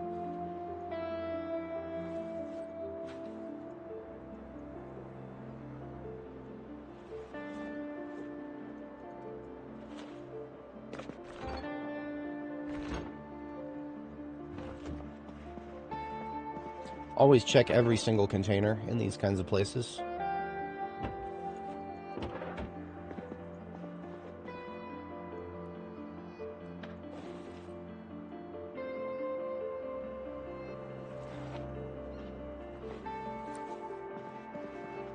Footsteps.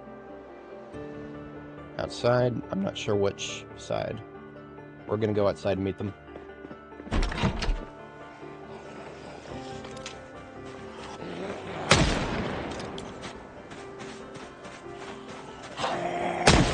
Y'all let me loot in peace for a minute? Just a minute.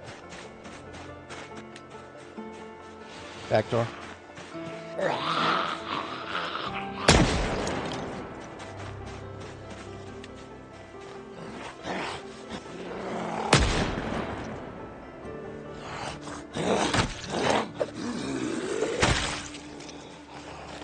One left.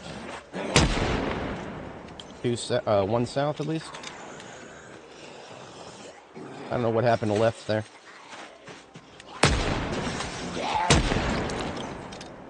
Behold, the joys of fences. I think we found all the people who were bashing that door back there. Flip on over that.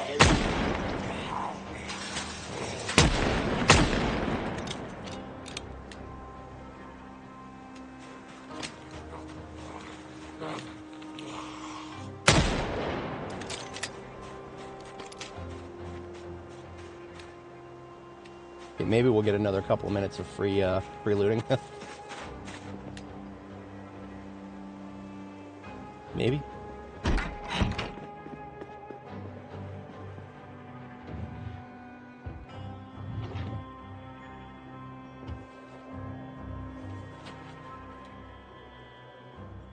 Ooh, another gun. Shotgun, I think, yeah. Military jacket. I've got many green camo already. In fact, I have so many of those that it's kind of wacky.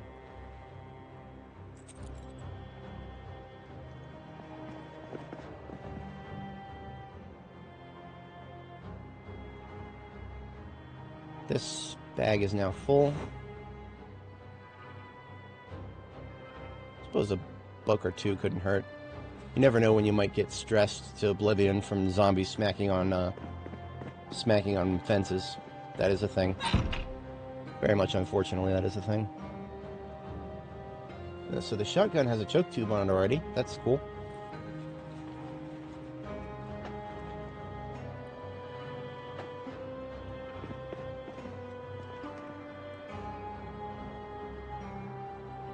So all that's left is the closet. Boxes, hell yeah.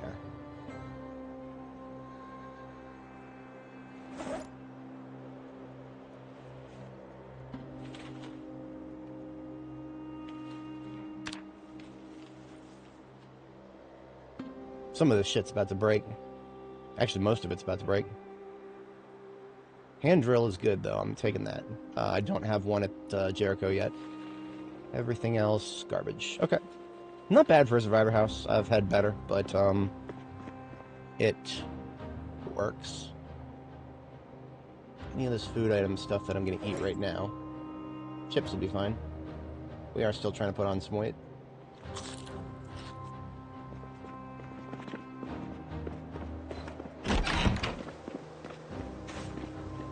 Alright, let's see what can actually fit in the van here. Oh yeah, we can fit everything. Just barely.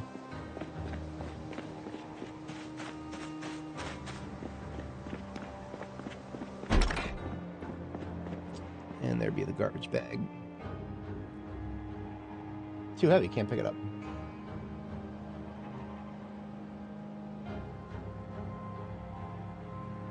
What do we gotta drop? Water, maybe? Now I can pick it up. Okay. One survivor house down. A couple more probably on this neighborhood.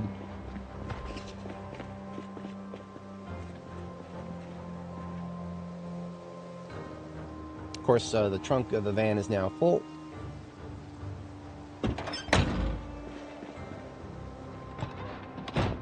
Hey, look at that. I just said there might be a couple more. I wasn't expecting it to be literally 4 houses down. This is a fantastic neighborhood. I already love this place. Now, even though we are full in the van, we can actually hand carry another large amount of stuff. We just got to whip out one of our handbag backpacks.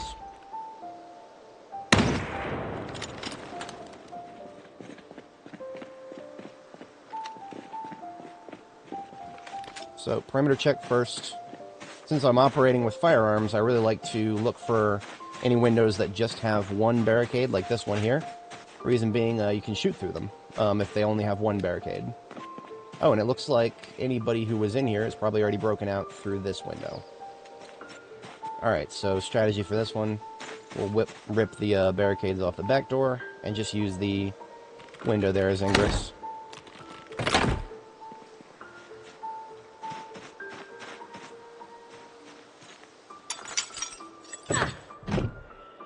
I hear breathing. Let's just make some noise. Hey!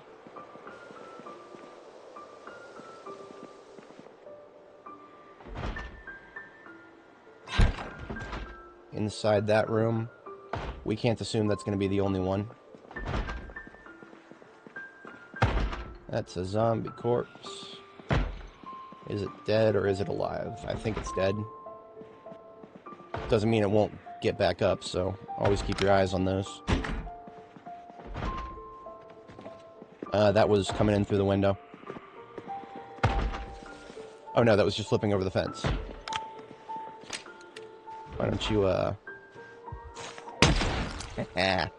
flip through this window, bitch. Anybody else out there?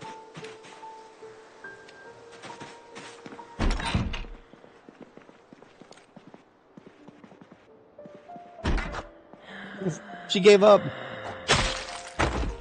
What a trooper. Okay. So, since our ambulance is full, we are getting out one of our handbags here. I always carry around 2 military backpacks in my primary military backpack, so that I can do this. And this leaves us with the only, we have to use a one-handed weapon, so hammer. Let's put some stuff in there already that we don't need in the main backpack.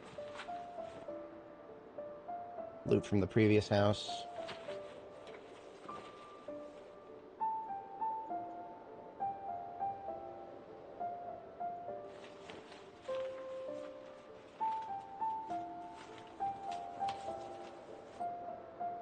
Okay.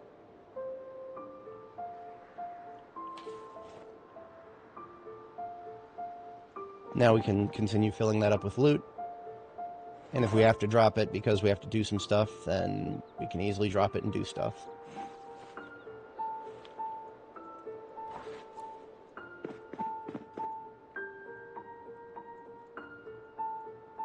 So magazines and schematics I'll always take just for the sake of it. Books that I've already picked up, no.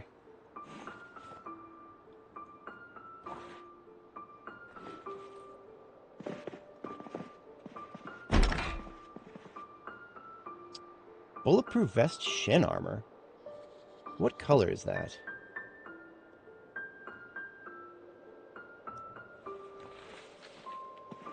That is...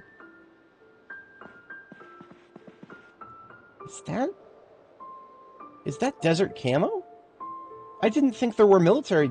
I didn't think there were bulletproof vests in desert camo. I've never seen them if there are.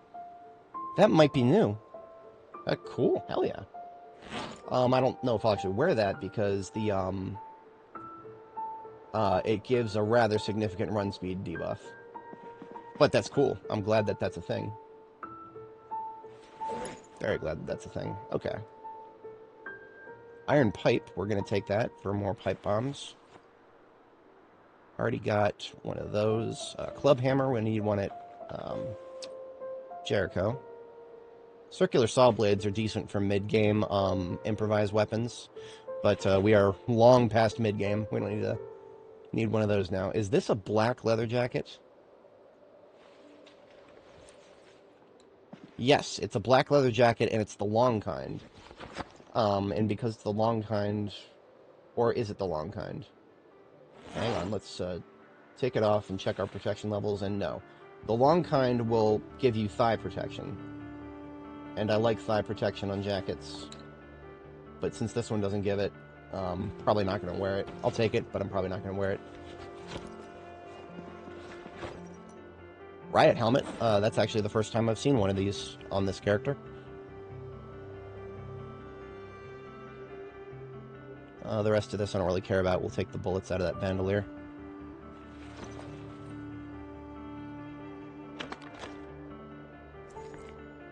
couple of 5.56.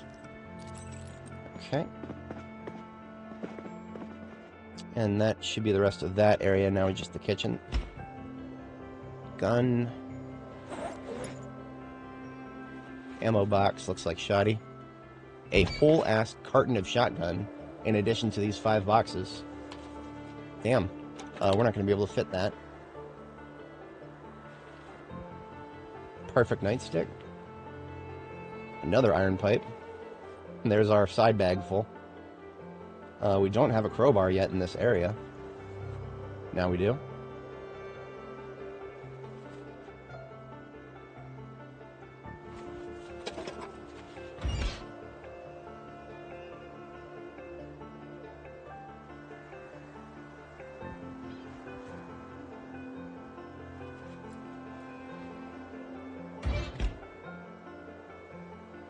Right, our stockpile of shotgun has increased dramatically, and wow, really low on storage space now. We're gonna have to go back to Jericho and drop some of this off. Oh, whoops! Only the back door. Now, we're extremely over encumbered right now, so we do not want to be touched by anyone.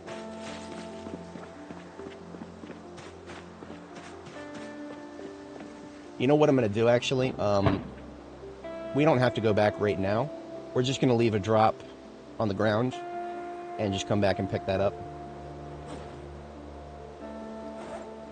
That makes a hell of a lot more sense to me.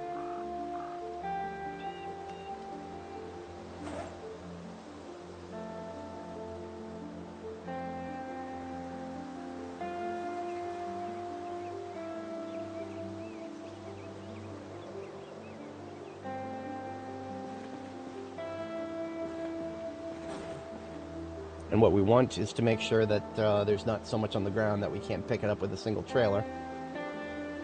Pretty sure we don't have quite enough stuff for that yet.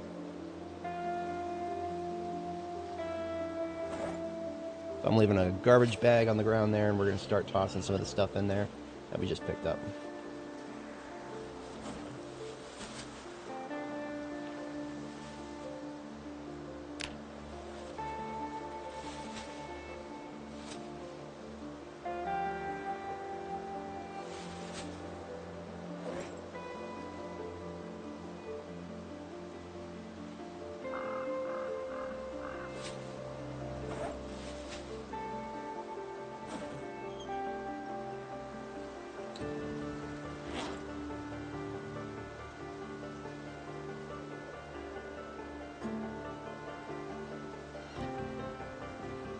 Damn it.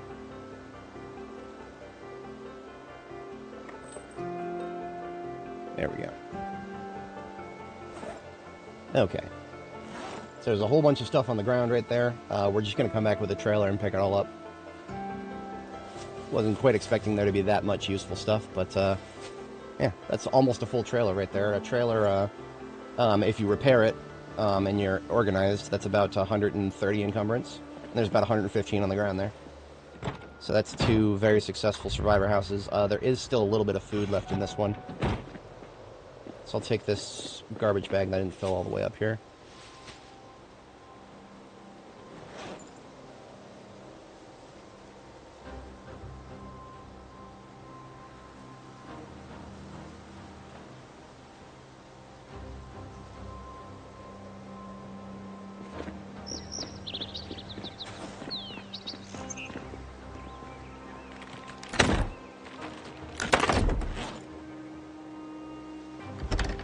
Oh, I unbarricaded it, but it's still locked. Whatever.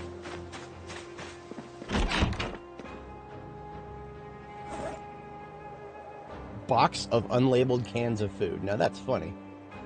I've seen many unlabeled cans of food. I have never seen an entire box of them. Ah.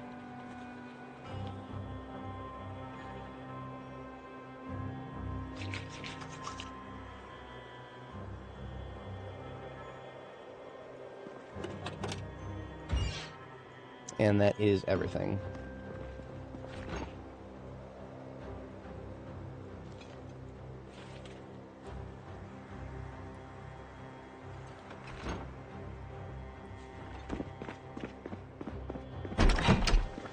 Wait a minute, did we finish off the closet? Nah. This side is actually probably useful.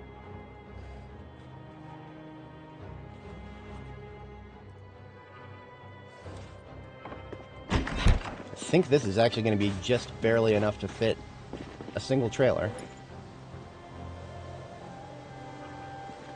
Yeah, 127 encumbrance on the floor there. A perfect trailer is 130. Perfect. All right, let's find another one. That was great. Should be some more zombies down here too. What I'm going to do is move forward, ignore the small fries, and see if I can get a little gathering together here.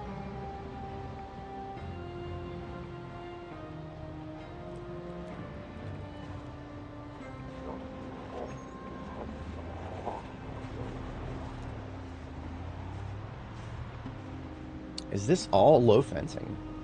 Ooh. Ooh, I like this.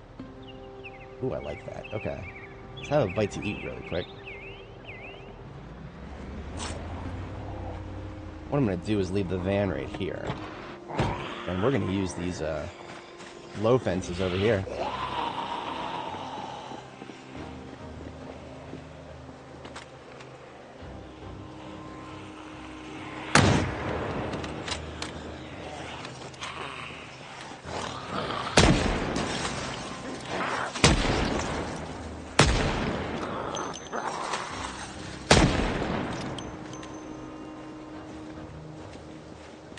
That's right. Come get me, bitch. Flip your ass on over that fence. One north. One behind. Haha, I'm surrounded. This is actually a very dangerous situation. Do not get too complacent with these.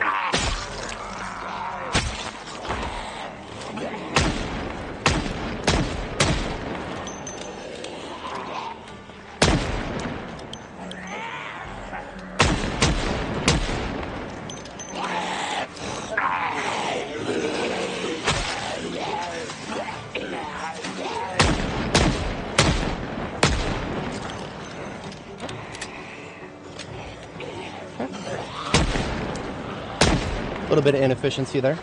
Actually kind of a lot of bit, but we got some use out of those fences. One south.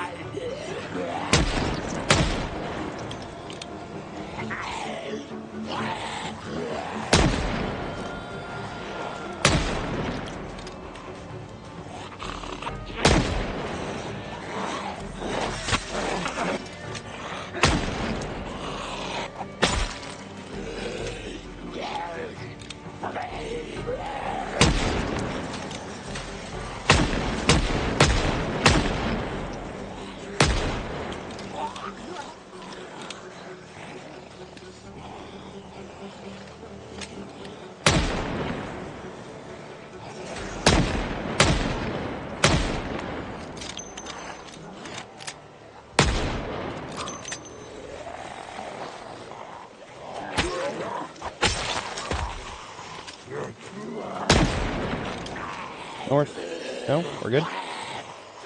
Thought I heard something north.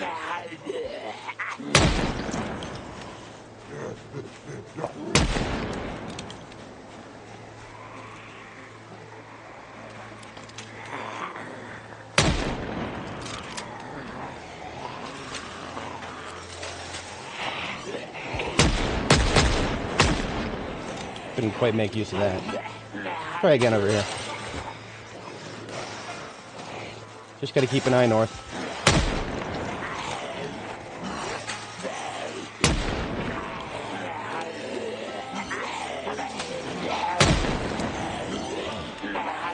on over.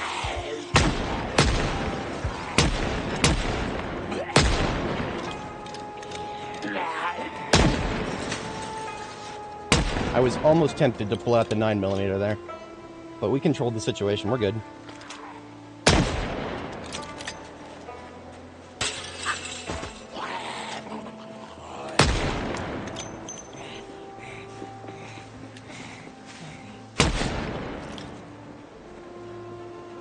Most excellent. Nice, clean dispatcher. Well, not entirely clean, but made good use of the local environment there. So this narrow area here could have turned very dangerous for me. I probably should have just fallen back all the way up there from the start. That would have been safer overall because when the fences are that close together and you got targets from both sides, that can get out of control fast. I do not recommend prolonged engagement in that type of a situation. Up there, where you got a lot more room between the fences, much better. Give me that propane tank. What do we got here? About the same as the last one. Enough for a torch and a half, maybe. So, propane for welding. What is the most useful thing you can do with welding right now? Having gotten to level 10, I hate to say it, probably the only useful thing I would do with welding right now is quickly and efficiently putting together field defenses, like more of these low fences. Because you can get away with making quite a few of these low fences, like a steel plate version of them. You can get away with making quite a few of them with some really lightweight materials compared to what you would have to do to make the same amount of fences with carpentry. So from just the ability to just make a lot of fences really quickly, that's probably all I would do with welding right now. And it wouldn't be the chain link kind of fences like these. It would be the steel plate kind. What does it look like? This kind right here. The kind where it's just like looks like a bunch of Fallout 4 style plates just sewn together with metal. The materials are really cheap, and you can do a lot of them really fast.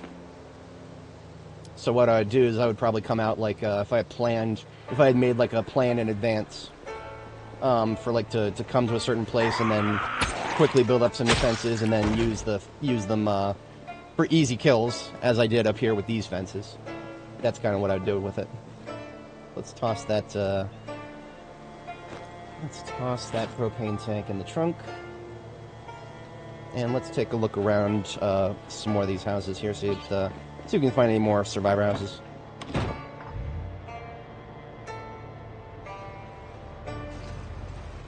Somebody scratching a door there.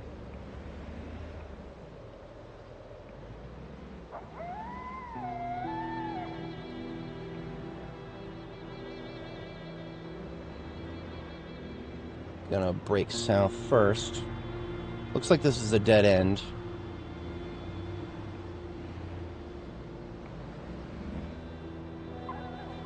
We could make it not a dead end with some effort, but I'm not gonna do that yet. Now, we got low fences right there, but that's surrounded by trees. I'm not touching that. We'll kill these guys out in the open.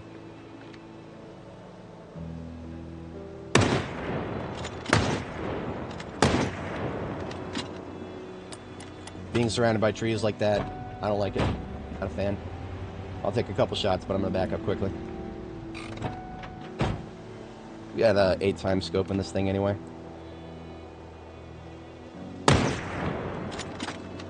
Can you get out of the dead center of the road, please? Come on. I only need about half of the road to be traversable, but...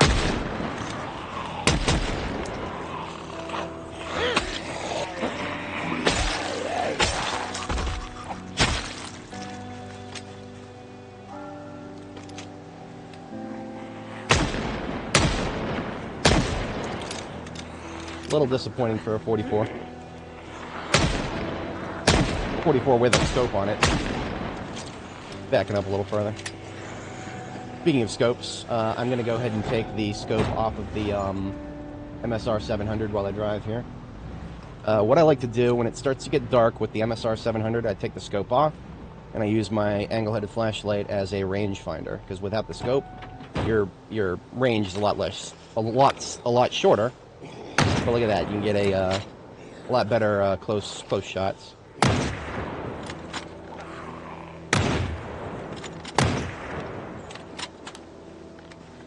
And we got plenty of fence fuckery here.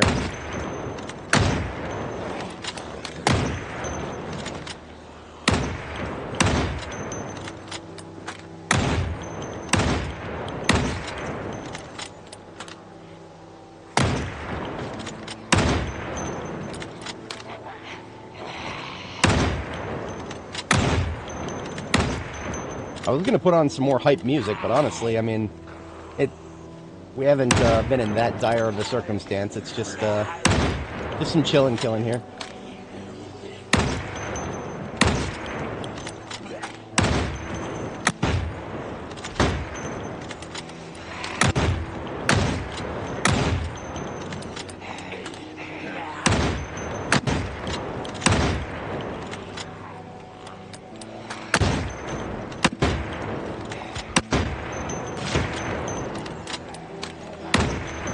Alright, we're backing up a little bit. Somebody hiding behind my ambulance there, what an asshole.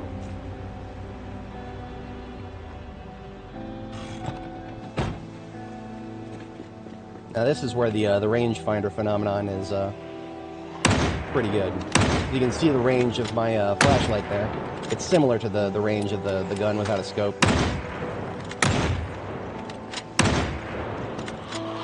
And you can always point blank.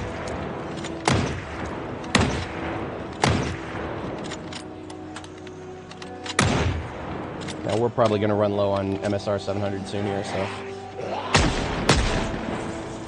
Oh, we're actually out of 38 special. Shit.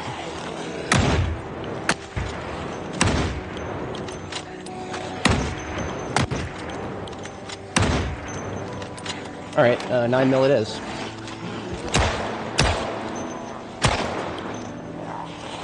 They're forcing me to use 5% of my true power.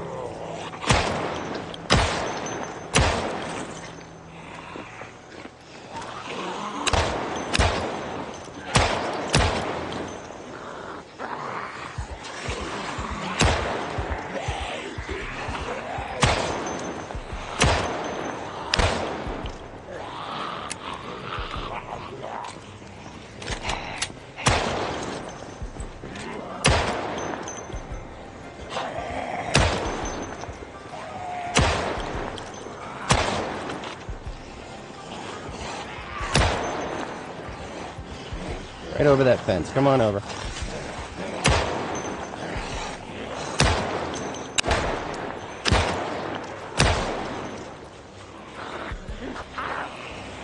Ammo check. 3 rounds. Oh, shit, I pulled out the wrong one. I'm actually used to the 9 being on the other side.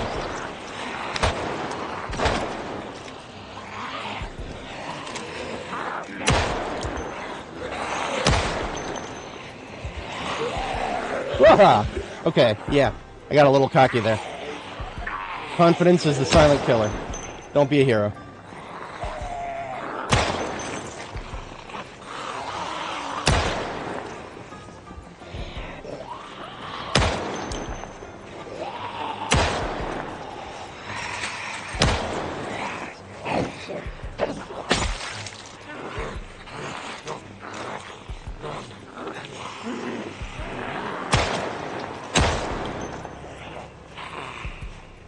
Trying to sneak up behind me.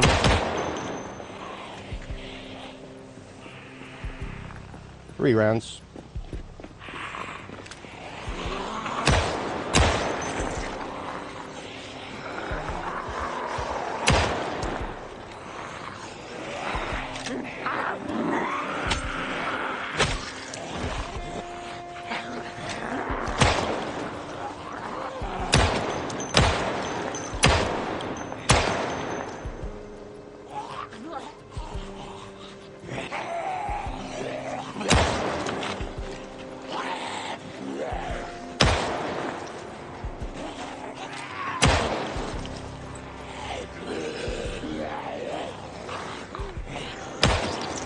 For anybody joining, welcome. We're just an average neighborhood in Louisville. That's all we're doing here. This barely qualifies as hype. It was a little hairy, but I mean, still, we've dealt with much worse than this. It's just one of those situations where you're not 100% sure how many there are until they finally finish coming out of behind the trees. Trees are some of your worst enemies in this game. All right, we got 4 rounds left in the M9. I would like to discharge them and get a clean reload. 3, 2, 1. Now, there's a clean reload. That double shot, I still haven't quite figured out why that happens. I think it's my mouse. I think my mouse might be doing the double click thing. This is a Logitech G600. I've been using it for a long time. It's a great mouse. Very highly recommended. It has 3 buttons. Like 3 clicker buttons. Left click, right click, and then there's a ring finger button. I really like it. For Darktide specifically. I use it more in first-person shooters than I do in... I don't actually use it much in Zomboid. But we are out of 38 specials, so let's just open 2 boxes of those. Straight into the bandolier with those.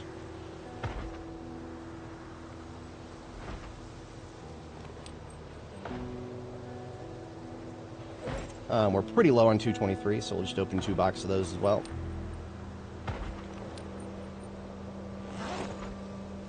And we discharge every magazine of 9mm that we had, so 3 into the Alice kit, 1 into our inventory, and we hit the reload button.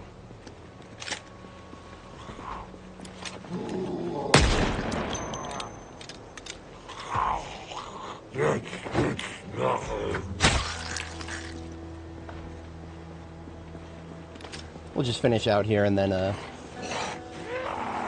head back for some sleep. North, 1.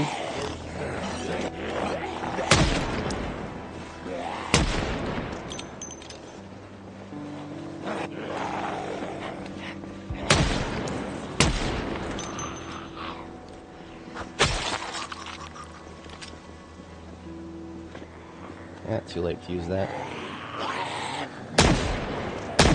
Let's try my rangefinder theory now that we have a nicer view cone.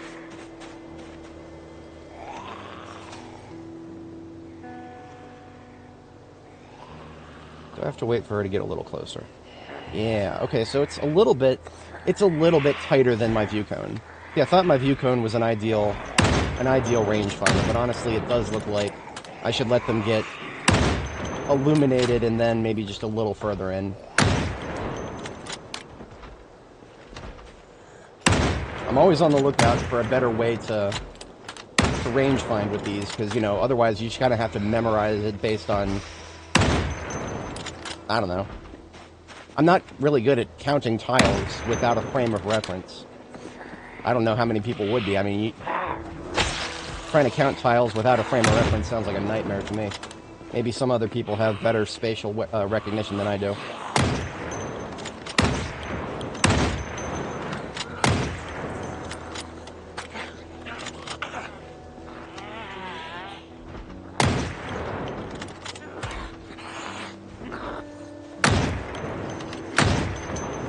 I would definitely say that my strong suit is just audio recognition, more so than spatial recognition. Being able to hear what direction they're coming from is actually, I hear them before I see them these days.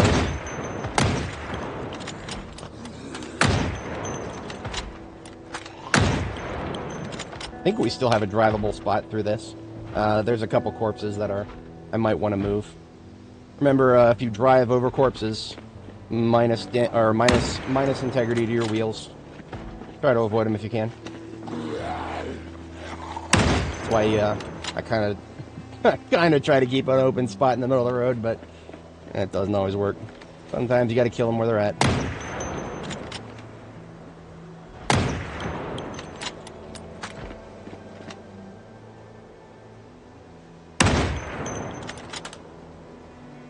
Okay, that was a productive day. We were at something like 26,000 kills yesterday. So we have a frame of reference if we gauge our kills later.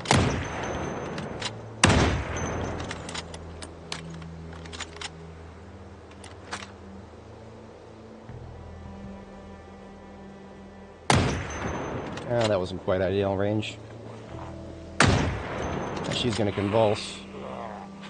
There we go.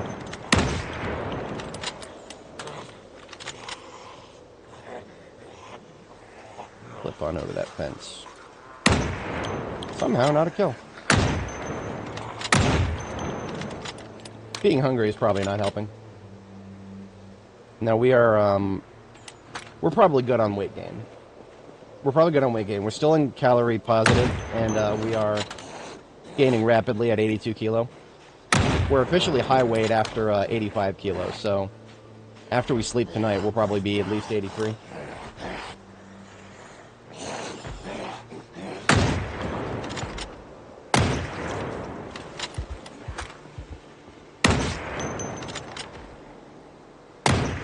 Alright, let's get out of here.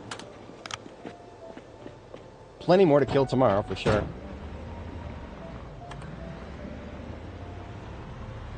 So, how many did we kill today? I don't know exactly, but about maybe 300, 350 or so. Maybe a little less. Around 300, because we were at right about 26,000 at the start of this stream. And we're now at 26,358, so...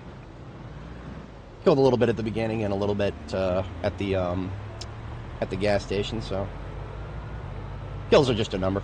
I'm not too obsessed with it. But I am curious a little bit about how many more kills I'm going to need to get aiming level 10. We need about 1,600 more experience. I do think that's actually not outside the realm of possibility for this stream. That's one of the reasons we're using guns as often as possible. There's a lot of situations where, just from an ammo expenditure perspective, there's a lot of situations where, you know, like say there's a bunch of slow shamblers coming at me. It would probably be more ammo efficient to just use the sword for the slow shamblers. Because the slow shamblers, you control their movement. You can move up, have them lunge at you, and pull them away from the rest of a group and take them at your pace. So slow shamblers, it really doesn't always make sense to use them for... Or if you have nothing but a group of slow shamblers coming at you, I would recommend using melee before firearms, unless you are... Like in my case, I'm specifically trying to gain firearm experience, because I have the book active for it. And I would very much like to get aiming level 10. I've never done that before. Not without, sandbox settings or whatever. This is all... Everything you're looking at here is default settings. The only change we've made is the stat bar, because I'll never play this game without a stat bar.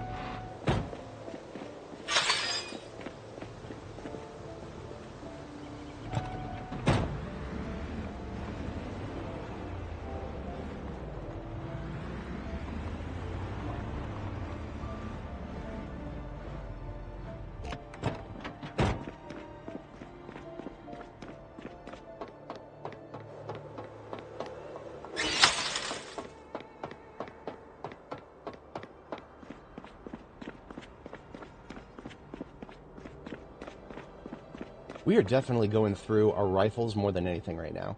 This MSR 700 was fresh when I brought it from Riverside the other day, and it is almost down to half integrity now.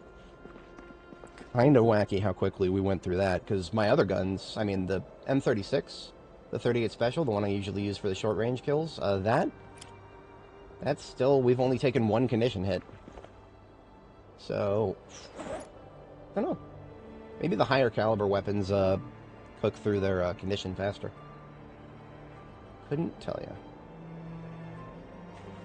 22:30, it's actually a bedtime now. We'll just toss some of this stuff in here. I never did find the vehicle that this key goes to. Found it in the survivor house, so I was like, oh, it must be nearby. I didn't find it.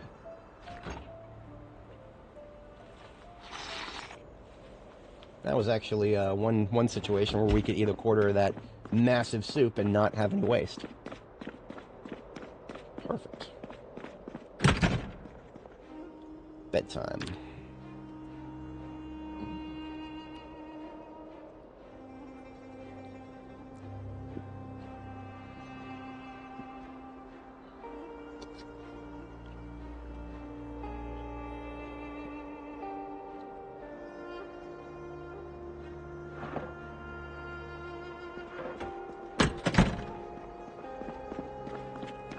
Let's put the empty M9 magazines with the rest of them in the M9 stack here. And let's actually replenish the M9 magazines that are loaded in the back of the ambulance. So right now we only have we have one more in the ambulance that's already loaded. Let's fix that. I keep my loaded M9 mags in these these military backpacks here. So we will take O Charlie, and we will empty that into the back of the ambulance.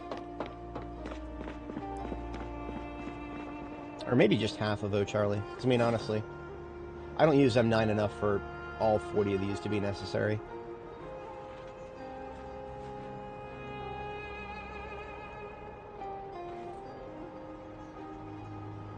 So I'll just leave O Charlie here as an indicator that we need to empty it next time we run out.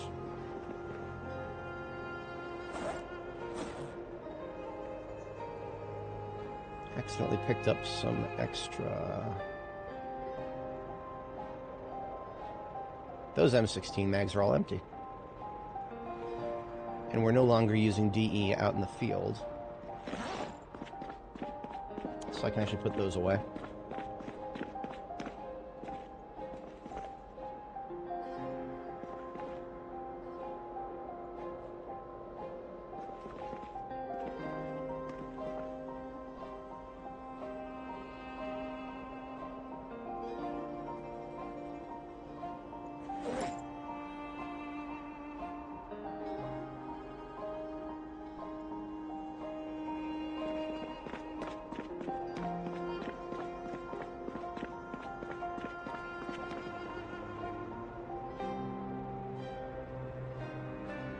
Same deal with the rest of these DE magazines that I have in here. Since they are loaded, I'll have to keep them separate from the other ones, but for now, we'll remove them. Oh, look at that. We've got enough loose 556 we can just pack it into another box.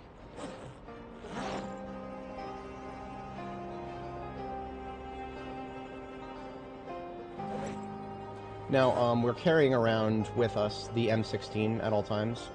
I was considering at one point whipping it out during that fight that we were just doing, but it was not necessary.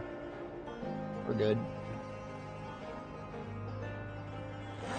Still awaiting a good opportunity for a pipe bomb, because you see all those zombies we were dealing with. And the biggest reason we didn't whip out a bomb, of course, is because we had no idea how many there were from the outset. They just kept coming out of the trees. So even if we knew that there were many, because of the trees, we had no idea exactly where they were, so that wasn't a good situation for it.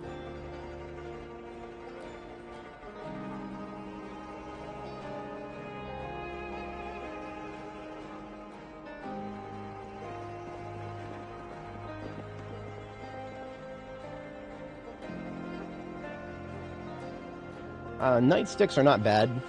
I think they might actually be best in slot on the belt specifically.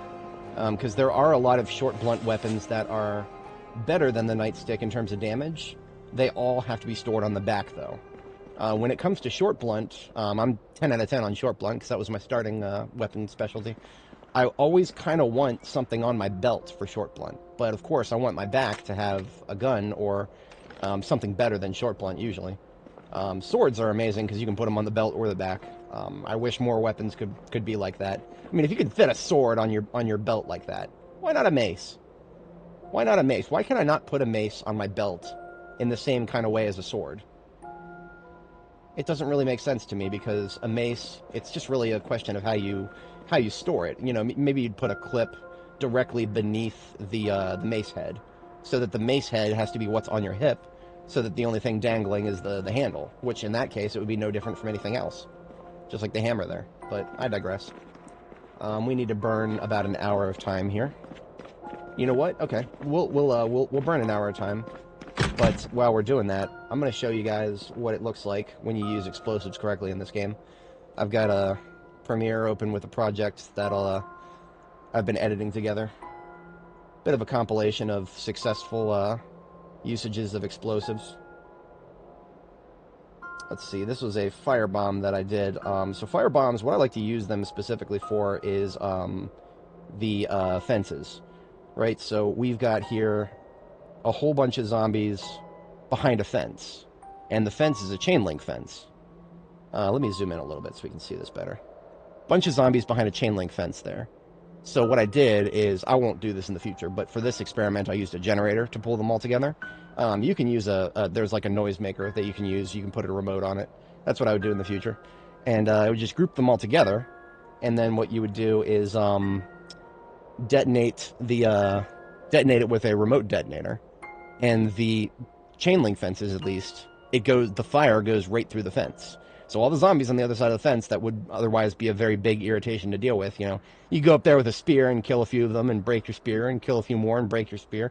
Or chuck a firebomb and set everybody on fire and just kind of go back and chill and just let them cook. That's what I did when I needed to get through a specific fence. I just sat in the ambulance and watched them burn as an overnight activity.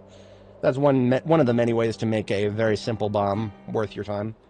But we just made a pipe bomb, which means we want to use a similar situation. This is what I did a couple of streams ago. I don't remember exactly which one this was. This was on October 13th. We set a noisemaker, triggered it. We lost a bunch of zombies by going into the trees here. And then we moved back up, did a little sneaky sneak. And look at this big group right here. Where is it? There it is. You can see this big group. They're all being attracted to a noisemaker on the floor that's right next to the pipe bomb. That's a remote bomb. So I just kind of snuck past them there and turned around. Oh, yeah. That was more than 20, boys. You always want to kill more than 20 with a single bomb if you can, because it costs you about 20 bullets to make a pipe bomb. So that's our goal. We'll see if we can pull off something similar. The stars kind of got to align for a good situation like that. In that case, we had a whole bunch of zombies in a very wide open field, so we could see where they all were. But that is our overnight. We can now sleep again. And we got another long day of killing zombies ahead of us here.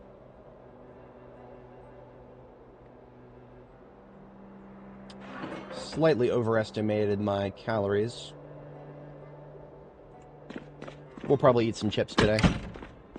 I'll remember to take the soup with me, of course, but we will probably also supplement with some chips. Y'all hear that? That is the sound of footsteps. Somebody is right outside, but that's okay. It'll take them a while to get to us. We are going to grab our food, and then we'll go deal with him.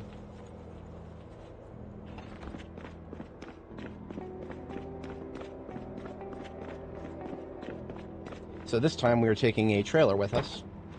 We will, what we'll probably do is we'll load up the trailer with the loot that we left on the floor from the previous survivor houses, and then just leave the trailer behind and grab it on our way back later tonight.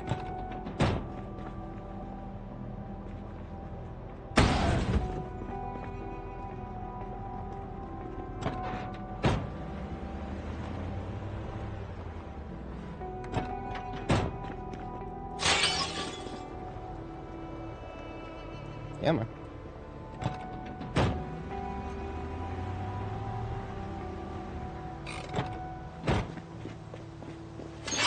Alright, who is walking around back here?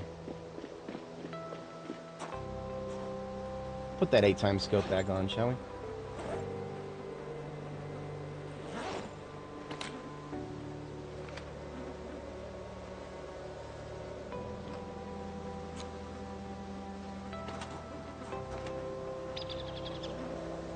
No, not quite. It's still windy today. Non-kill. That was a kill. Still non-kill. There we go. Any more incoming, I wonder? Last thing we want is to leave and then come back and find a bunch of guests.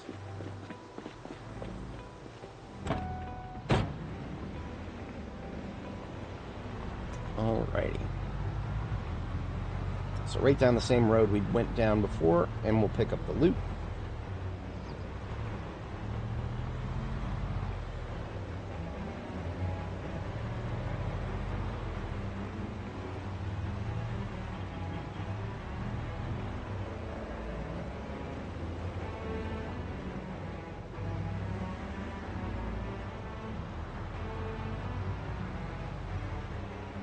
Yeah, I see this guy right here, and I'm like, oh, we got an upright one. No, no, he just died like that. Died in a very interesting position there. So with this loot, we just drive past it and leave the trailer on top of it. Dump all that in the trailer.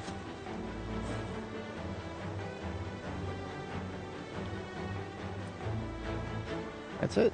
That's it. Now we just leave the trailer in a position where it will be easy to hook up. There we go. Perpendicular to the street.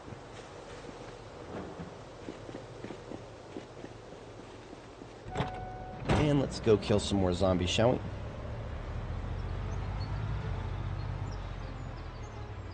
I didn't even notice this last night. This is a house under construction. They got a pallet of bricks there.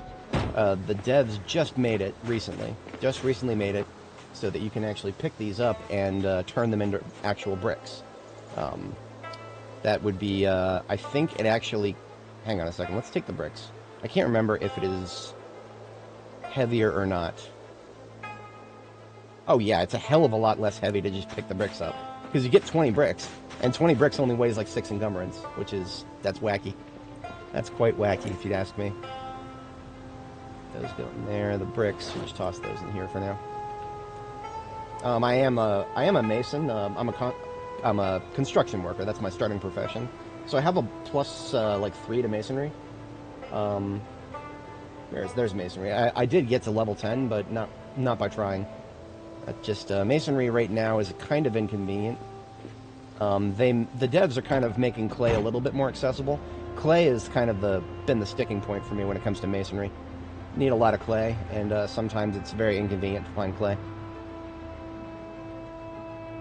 Alright, so we're approaching the school, and that means there's going to be quite a few in this area, so let's put on some tunes. Let's put on some proper combat music here. Got a mix that I made of the game's high action combat music. And we'll put on this for a bit.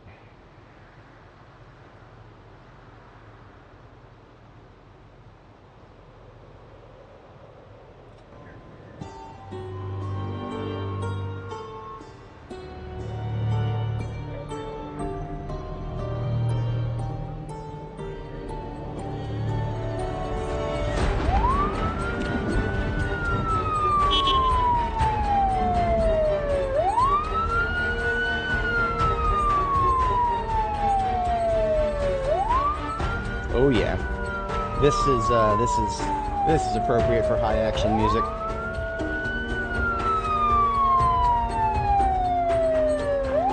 Every side, perfect.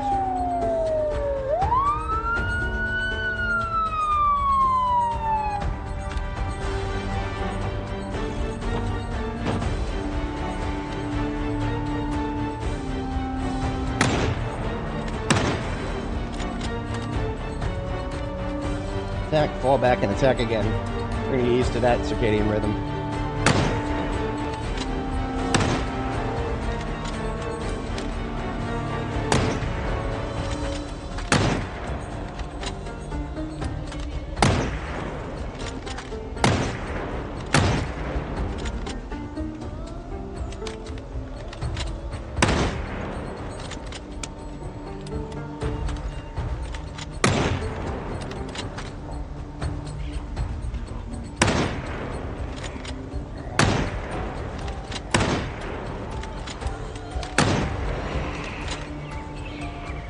North, 1, 2, backing up. I'd prefer not to be surrounded from the north.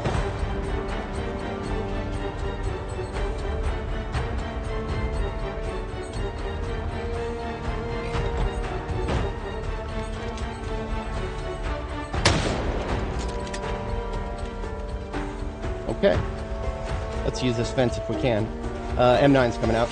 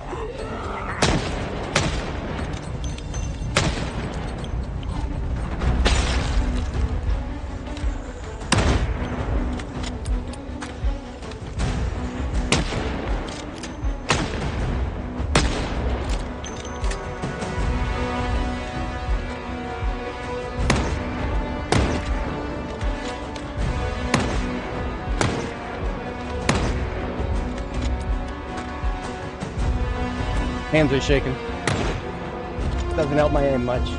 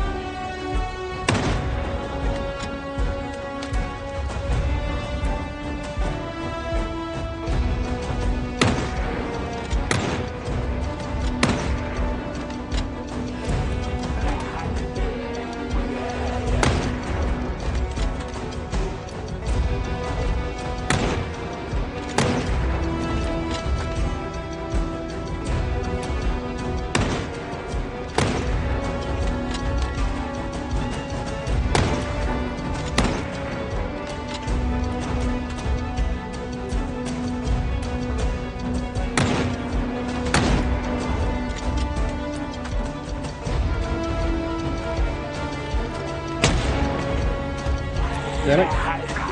Stop getting out.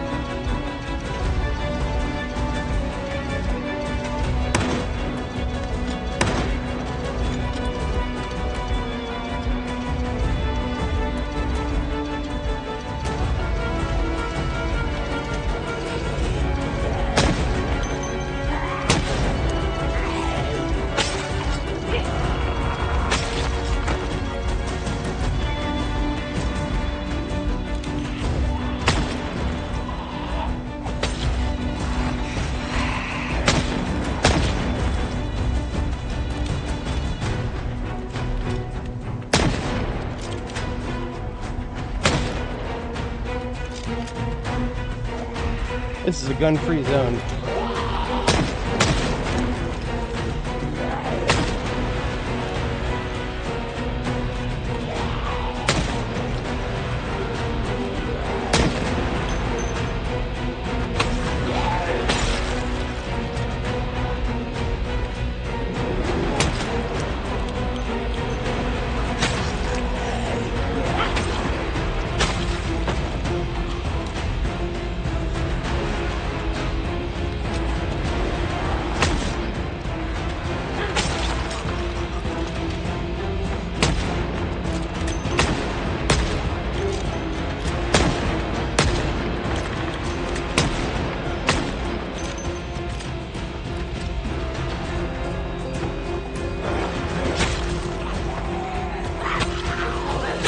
Wrong button. Backing up.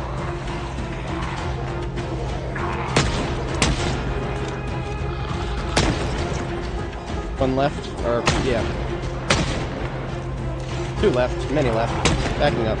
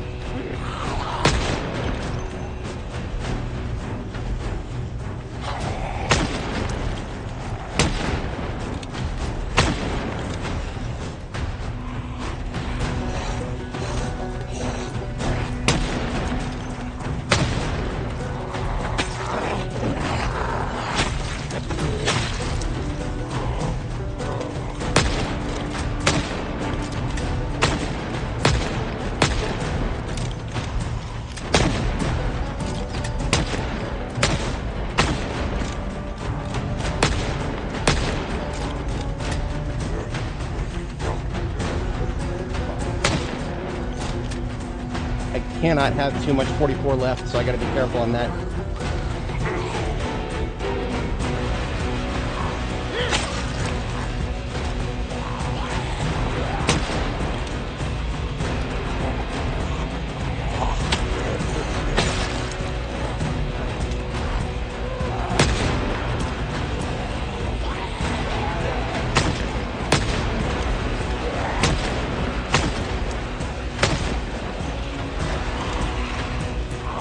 Damn it. Backing up.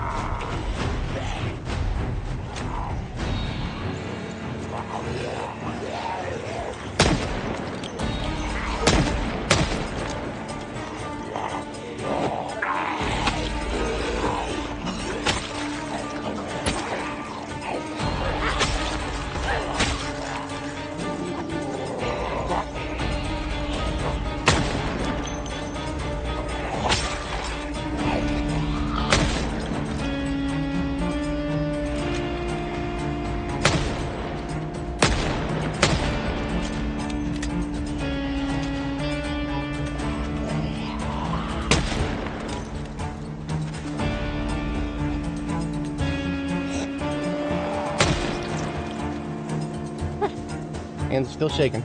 We're good. Not done yet. A lot of work to do. About out of 38 special and 223. Opening a box of 223 now. Said I'm opening a box of 223. Just open both. Alright, we're going to use it a little more often for point blanks as well.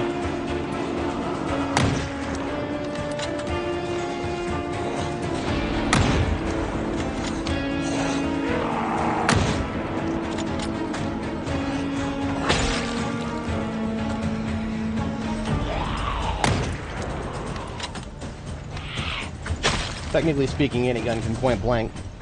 I just prefer to use the 38 special for that because its range is already pretty low.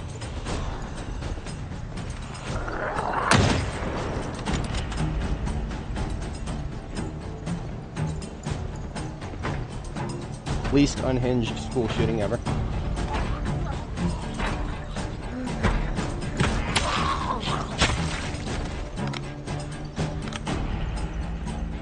Oh, look at this. We got some fence thumpers here.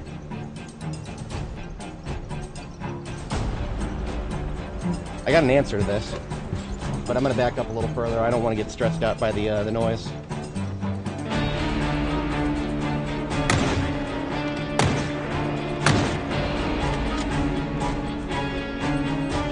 We're surrounded.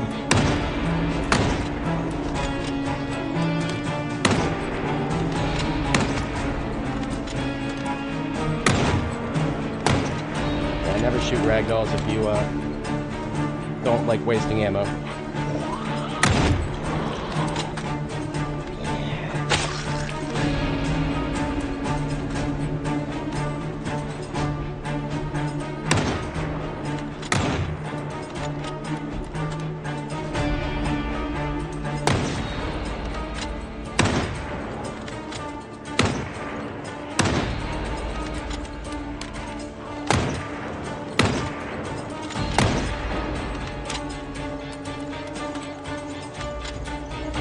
Starting to think about taking the scope off and just using it for medium range.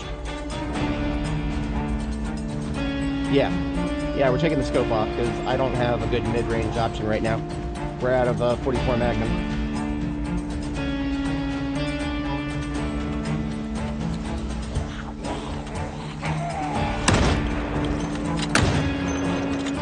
No scoping time.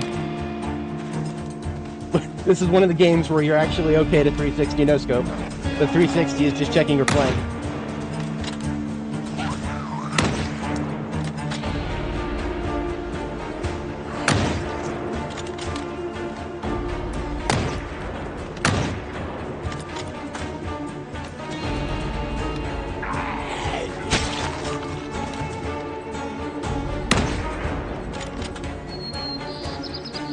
Probably still several inside.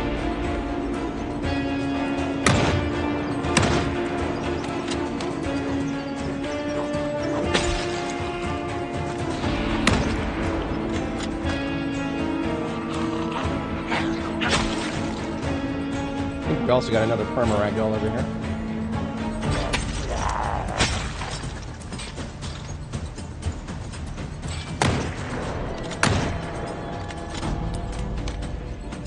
Moving a little further south now.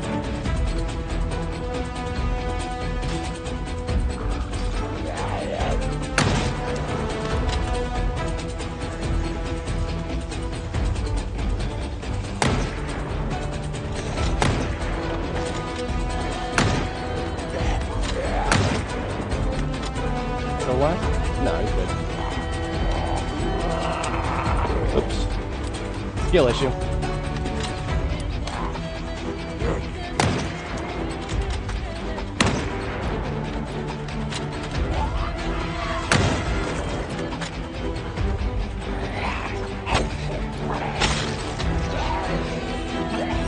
A little bit of 36 left.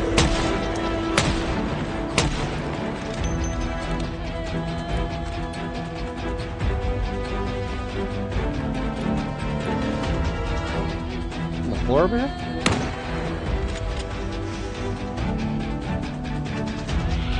Over. Cute.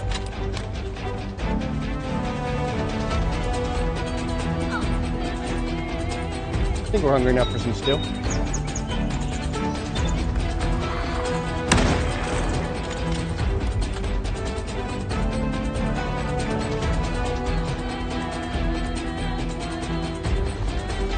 Witch eating out of a cauldron.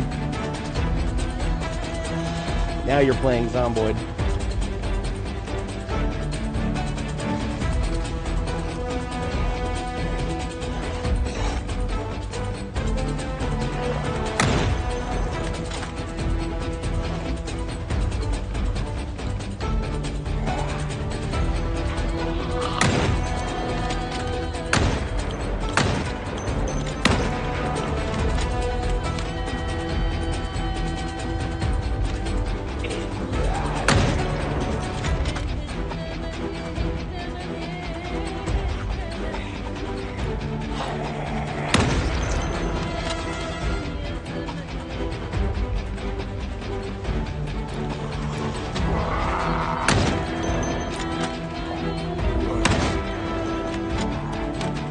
Still living under there.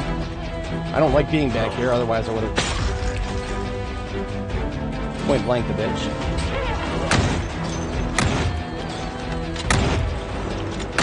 Yeah, 100%. Berserker mode engaged. Oh shit. Okay. Here we go. Here we go. Here we go. We found our pipe bomb targets. Y'all ready for this shit? Contact grenade style pipe bomb. Actually, no, hang on a second. We gotta get a better angle. Damn it. Let's hoping to prevent the stress buildup. Too late.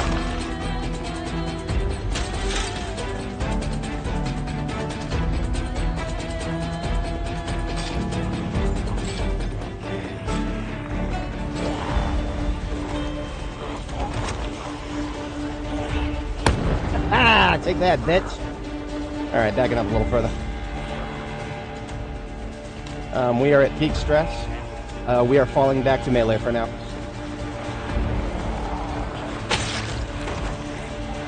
I do not like how many fast shamblers there are right there. So we're going to 9mm at point blank for a second. Alright, now we're meleeing. Shit, fucking... That was ragdoll. I hit a ragdoll when I wanted to hit the one that was, you know, upright on their feet running at me.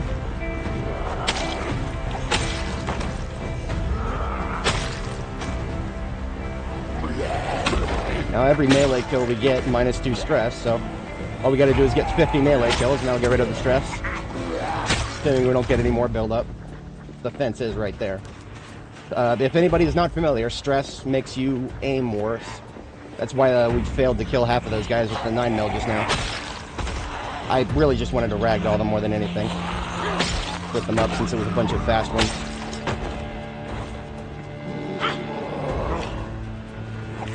I don't think we quite got 20 kills with that pipe bomb, and I find it particularly hilarious that some of them just had their souls teleported out of their bodies there. They just became They just became fixed objects in time and space. But we're already out of tier 2 stress. I think at point blank we're still fine if we're only in tier 1. Well, maybe not. If you can't one-shot a zombie point blank, maybe you're a little stressed. More south.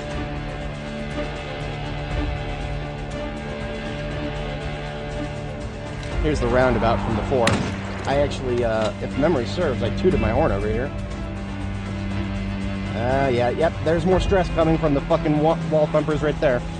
Let's back up a little further from that. Always good to make sure we have a clear flank anyway.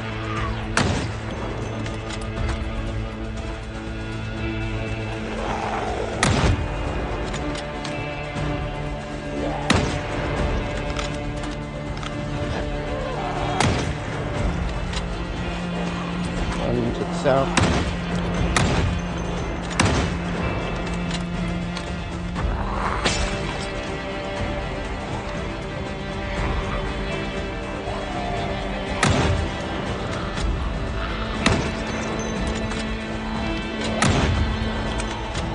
And that is us being out. Completely out of 223, I think. Oh, no. No, we got plenty. For some reason, I guess I didn't finish those reloads. That's more like it.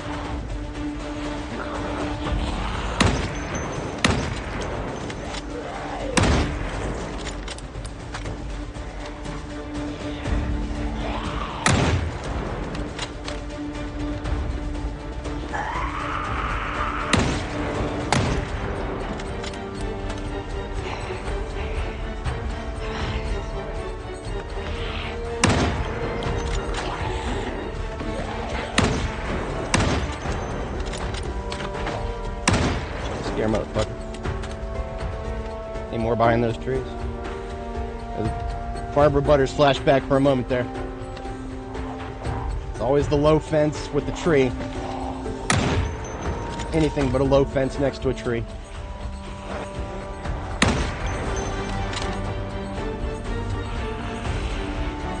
Alright, we are meleeing for a minute. We're starting to run out of pretty much everything. Except M16. I haven't felt forced to fall back to M16 just yet. I will if I have to. But we only got one of those.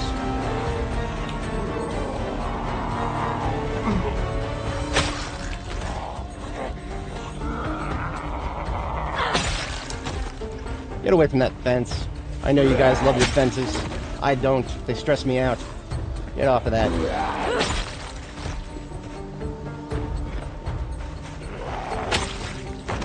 Alright. As much as I enjoy my mix, it has run its course. I enjoy that mix. It's a good one. This is, let's do something for cleanup.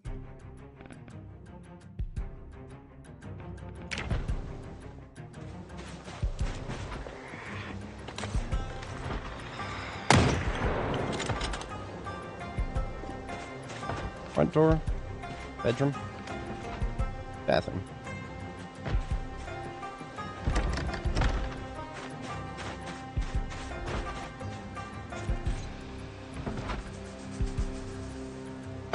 Oh, don't pick it up. Remove it, please.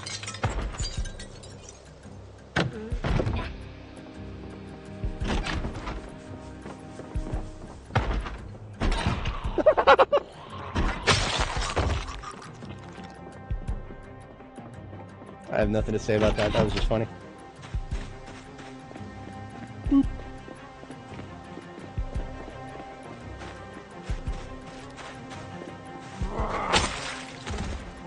Probably need a sharpen, but no, it can't, because we've probably, yeah, this sword is more or less ruined. That's the third one we've ruined since we've visited Foxtrot last. We might need to go and do some blade work.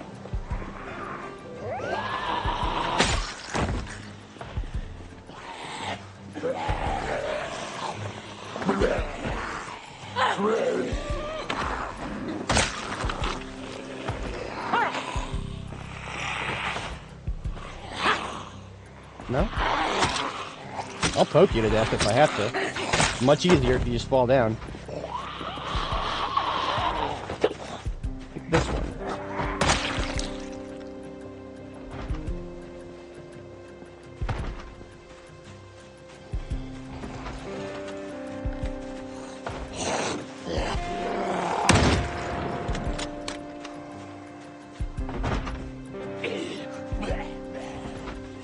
Give me an angle. Come on now.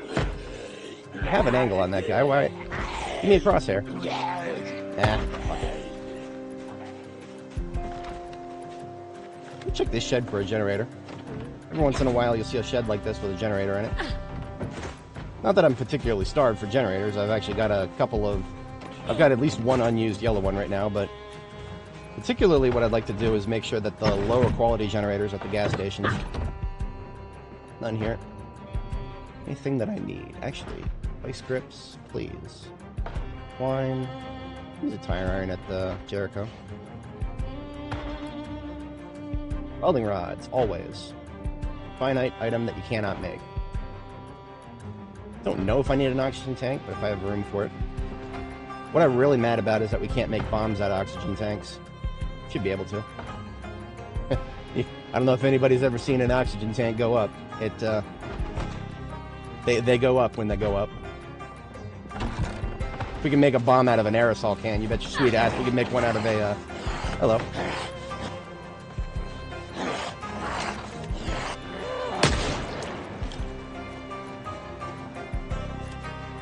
Alright, you know, we left the ambulance running this whole time. Bad habit of mine. What if I need to fall back and start moving? You're going the wrong way, pal.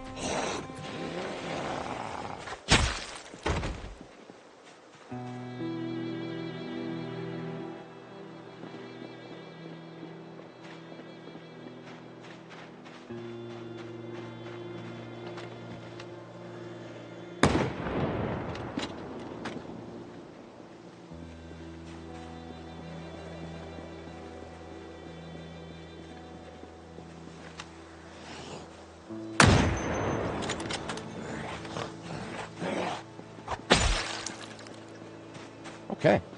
Very productive day. Not even necessarily fully over, but mostly just maintenance now. I mean, we used up almost all of our ammo. Still have several reloads of the 9mm, but that's always supposed to be kind of a fallback thing. And we did not have to touch the M16, thankfully.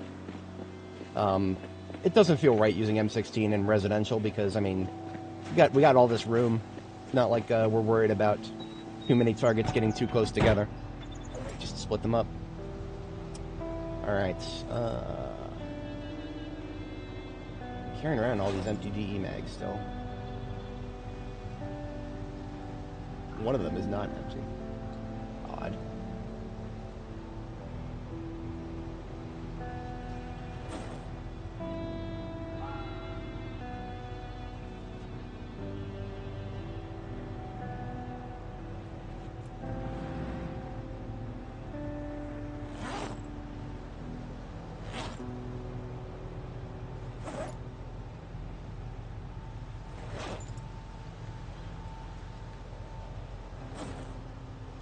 Alright.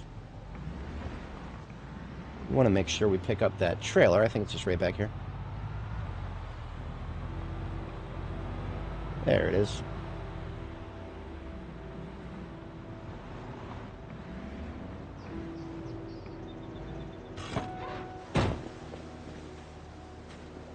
We park it perpendicular to the road because then it doesn't matter which direction we're going afterwards. You can turn either way.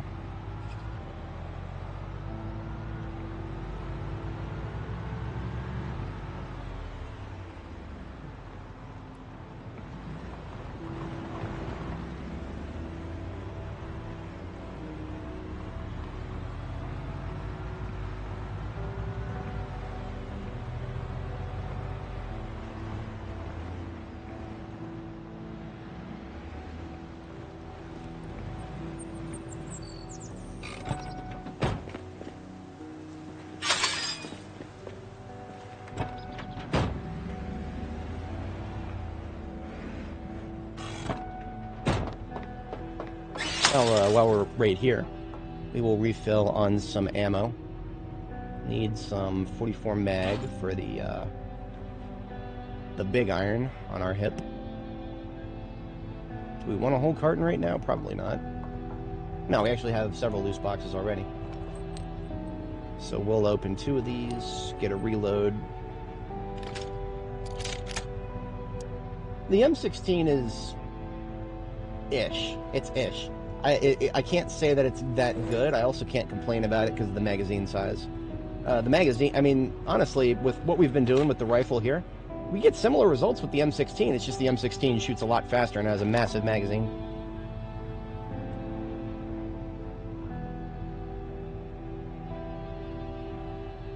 Ah, 223.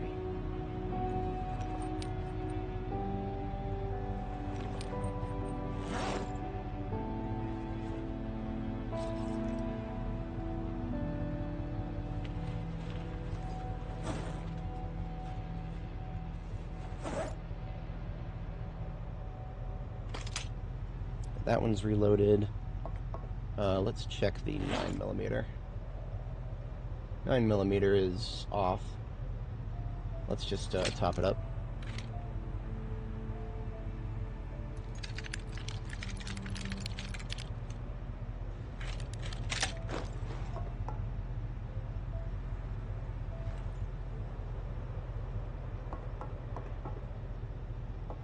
.38 special, wherefore art. This might be one of my last boxes of 38 special, actually. Or last cartons, rather. Now, that being said, of course, there's 5 cartons in there. But I have to keep that in mind. Most of the other calibers, I have multiple garbage bags full of cartons. The 38 special, the cartons, despite these being 50 rounds to a box, it's still pretty, relatively speaking, pretty lightweight.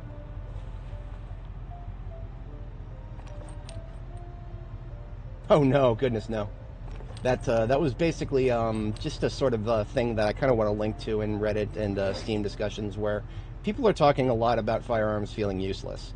And I don't necessarily want to agree or disagree, like, in a very strong sense with that sentiment, because I hope that I've sufficiently demonstrated to you guys that, yes, they are useful at high level with the right combination and the right approach.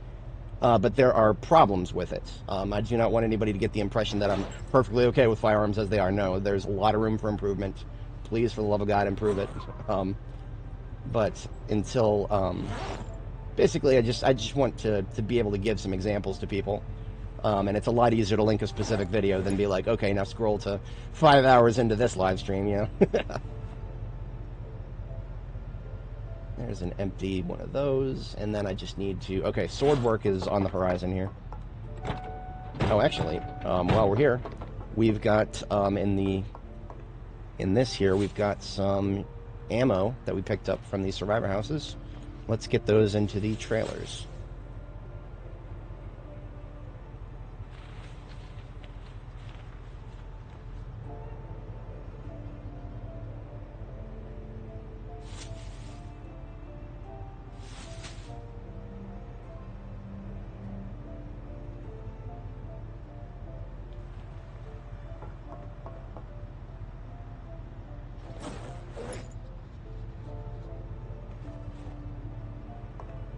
I got some shotgun in here.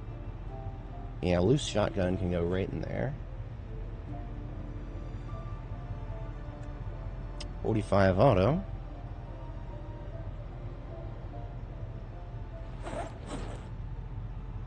Doesn't have home right now. Those 3 bags are already full. I actually have a lot of 45 auto. Much more than I thought. Here we go, we can fit one in here. 4 garbage bags full of cartons of 45 auto. I think that might actually be my most plentiful round right now. I think we might be falling back to the M625. Or the 1911. Either of those. They both shoot 45 auto.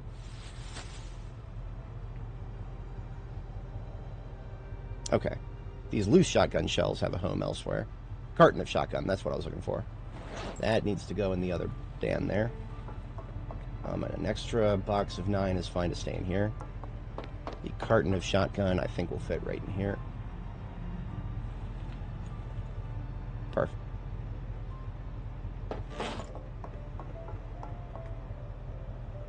And everything else that's currently in the ambulance can stay there. Excellent. So we have reloaded ourselves, reloaded the ambulance, sorted the ambulance.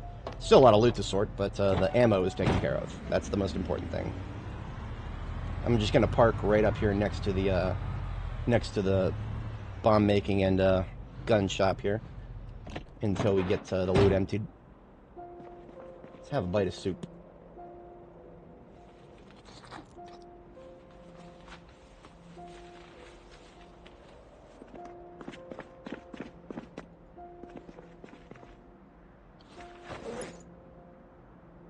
Vice scripts.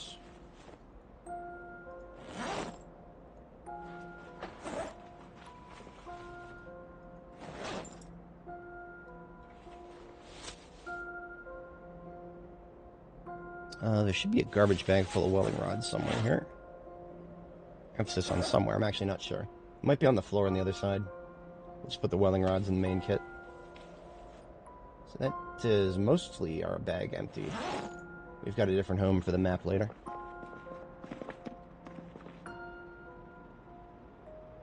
This propane tank. And actually there's two of these. Two of these propane tanks we found that are like almost used up. So what we're going to do, we're just going to put them on the floor over here. And then we're going to get all of our empty torches. And we'll just refill as many as we can. Until these propane tanks are used up.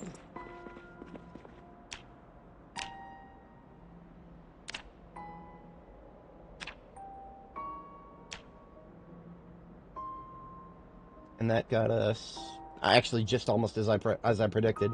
I was predicting 1.5, and we got 1 1/3, I guess.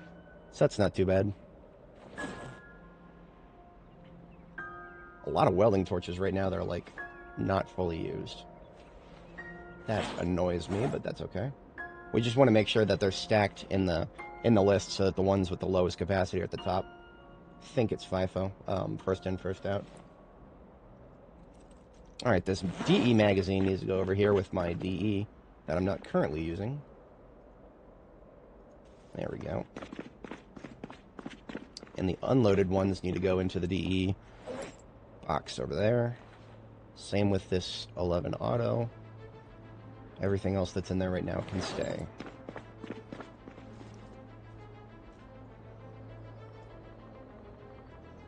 Total of 30 DE magazines, or actually close to. I think we got 28, because we got 26 in the box there, 1 in the actual DE itself, and then 1 on the table. So you're like 28.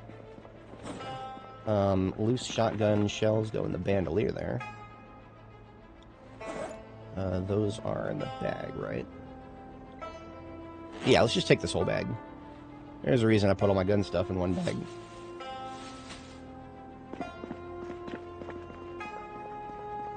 The shotgun goes into the shotgun bin. Shotguns for the shotgun god. It's amazing. We have so much shotgun, but I have very definitively proven when I was doing the military checkpoint to get into Louisville, we proved that we can go through 2 or 3 cartons of shotgun a day if we just go nuts with shotgun. Now, granted, I kind of regret doing it then because that was, the game patch was still 42.11 at the time. And 42.12 is kind of what fixed multi-hit for shotgun. So I actually kind of, I mean, there's no way to know. So it's not like it wasn't a skill issue, I just didn't friggin' know. But it sucks that I expended most of my shotgun ammo. Well, maybe like 1/3 of my total stockpile I expended right before the patch that added multi-hit back to shotguns. Alas, can't always call it right. It's unstable beta, anything could change at any time. That was just a particularly annoying one.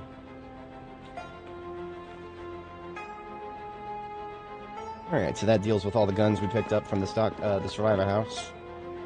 There's a couple of tools we picked up. Let's get those sorted next. Oh, I said all the guns, but no, there's another sawed-off here. Some of these guys really like their sawed-off shotguns. Still haven't quite figured out the appeal. I'm guessing it's got to be the minimum range. It's got to be the minimum range. That's the only thing that makes sense.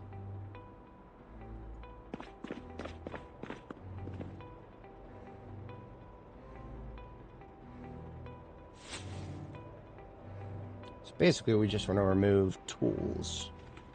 And armor can also go in the in this area.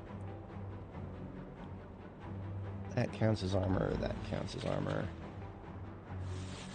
We've not had rain in several days now. Nothing of particular concern there, just annoying. Because my my rain barrel here at this particular base is actually about to be empty. So we would have to, we'll probably go to the river if it keeps up like that.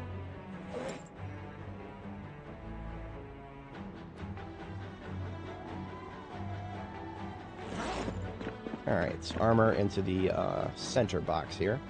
Armor and melee weapons that we're not immediately using.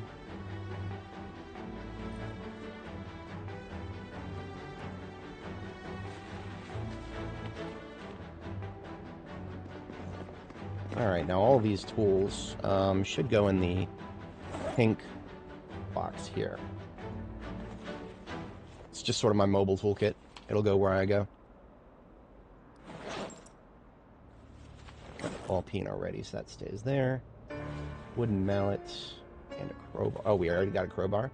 So we have extra crowbars now. That's cool. If I ever did long blunt, that'd be cool, but I don't do long blunt, so... scythe is a little bit more situational. We'll just put it on the end. Use it as a decoration for now. We'll put it on the wall. Extended 3D placement is one of the most coolest things the devs could have added to the game.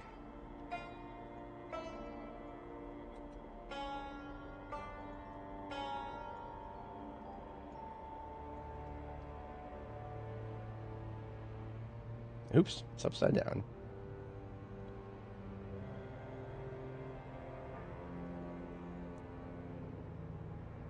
That looks nicer.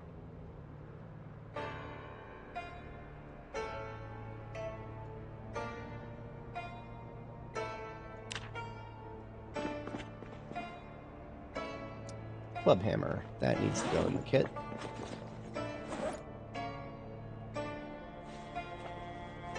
And most everything else I have right now is either metalworking or bomb making. Bomb making gets the iron pipes. Actually, the iron pipes kind of go over here so that I can use them from either side. Bomb making or welding. So iron pipes are very useful for both. Now, steel rods, specifically. I don't think I have a lot of those right now, do I? I don't have any steel rods over here. I think I've been leaving those outside. This, if anybody watching right now isn't around when I dismantled a whole bunch of cars, I moved pretty much everything I got from them over here. Yeah, steel rods can go over here for now. I had been meaning to separate some of the stuff from here. Nuts, bolts, screws. One spool of wire. Hello.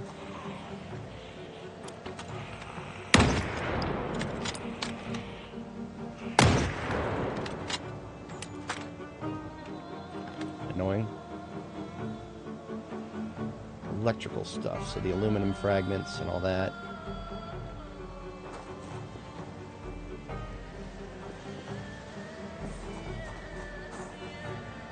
Okay. There's a lot of stuff over here if it isn't already sufficiently obvious. Engine parts. Getting blood all over my friggin' parking lot. Anyone else? Can you make yourself known a little sooner? Well, look at that. We got one down there.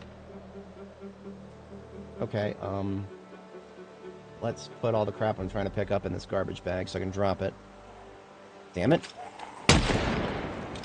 Stay on that side of the road, would you?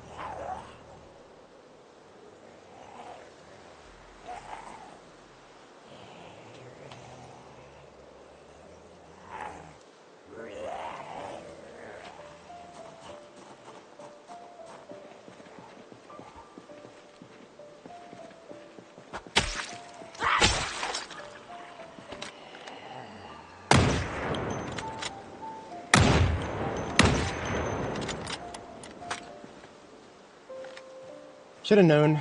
Steady stream of respawns already. This is why I went through the effort the other day of building all these fences, because I knew these guys would be here, eventually. It's a question of when, not if.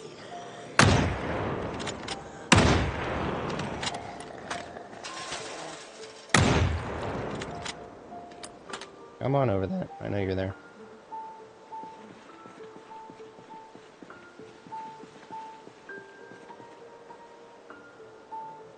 Take your sweet time.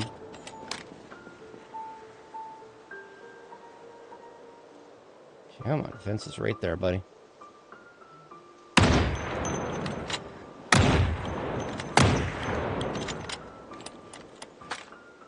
Finally, these fences are paying off. Yeah, finally. I mean, it was just the other day that I built them. And then, of course, this one is trying to break the mold. Yeah, good on you. You figured out how to go around a fence.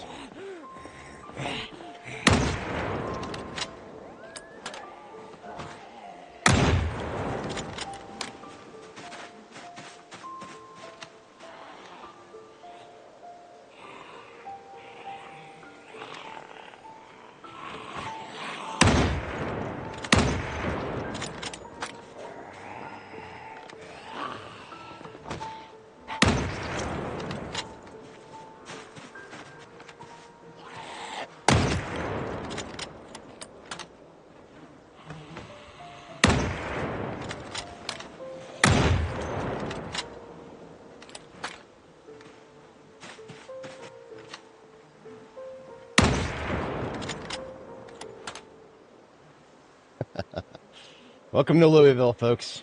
Welcome to Louisville. These are respawns, by the way. I've already wiped this place out in its entirety. But we've got to have more zombies. Alright, I'm not waiting for them to get to the fence.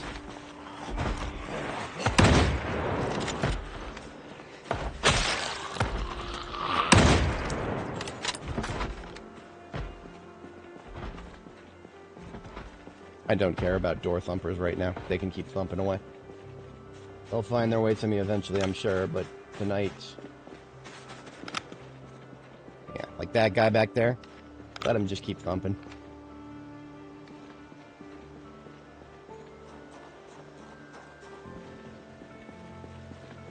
We've got to sleep soon anyway. Okay. Tire iron should go outside with the... Got a tire pump here. Make that a little bit more conspicuously placed. Perhaps next to the battery here.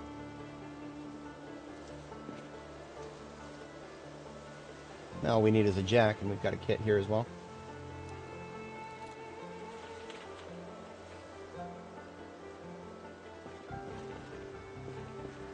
I've been hoping someday I'll be able to pick up this generator here. Or this battery charger, but I can't. The wall is blocking the right-click menu on it. These two I can pick up because the walls are clipping properly. But the window wall, I was able to put it down, but now I can't pick it up. I would have to destroy the wall. It's so silly. I understand why people defend right-click menus. They do have a place. And a lot of times I like the right-click menus myself, but they need work. They need a lot of work. And unfortunately, the devs don't want to do that work. They'd rather just replace them with something else, which is its own big problem. I like right-click menus because they work well. And so that means whatever they replace it with has got to be something that works better, otherwise it's going to suck. And nobody's going to like it, and they're going to be perfectly correct not to like it. Right-click menus have been consistent for 13 years in this game. They're gonna start fucking with that. They should have a good reason.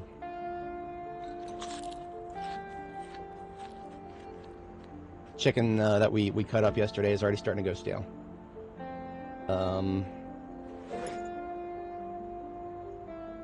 Actually should have eaten this soup here.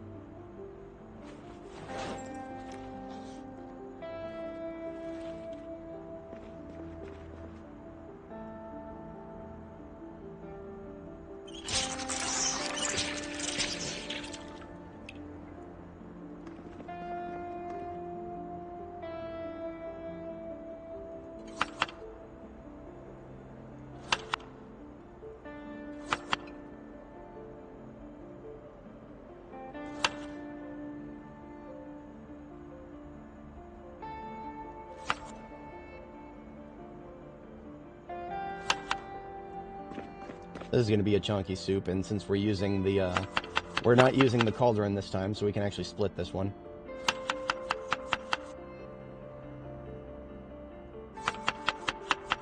I don't know if they ever fixed the problem of, things that we're adding to this soup might actually not carry over when we split it.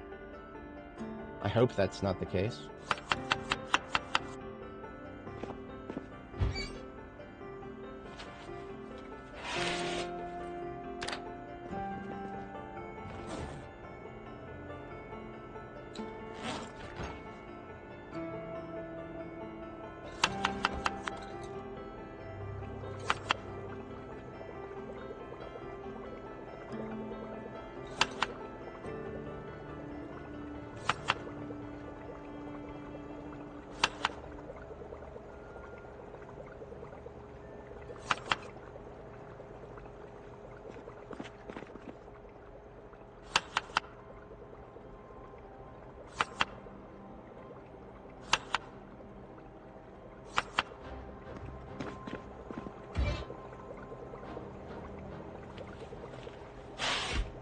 What I'm going to start doing now is, because we're running a little bit low in water here, I'm going to...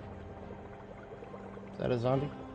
Couldn't tell if that was a zombie. I'm going to start using seltzer water to replenish my drinking water.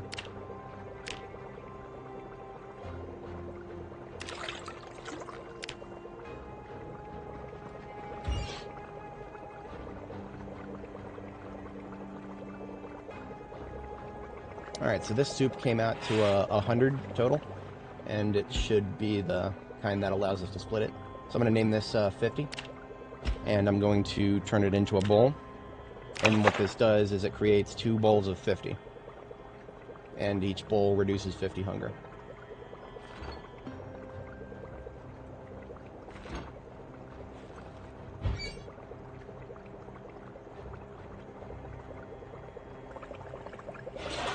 Meanwhile, the soup by itself is 50 because it's a smaller one.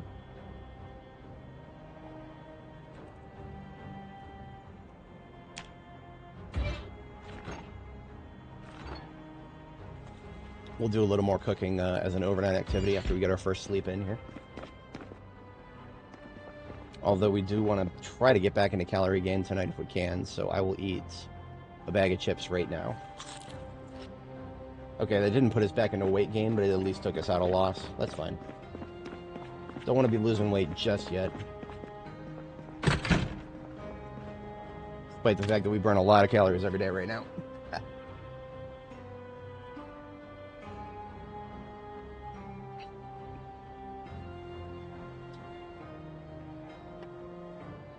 Tomorrow or the next day, we're most likely going to get a hot fix, based on what the devs said in their previous blog posts. What that will fix, aside from the push bug, I'm not sure.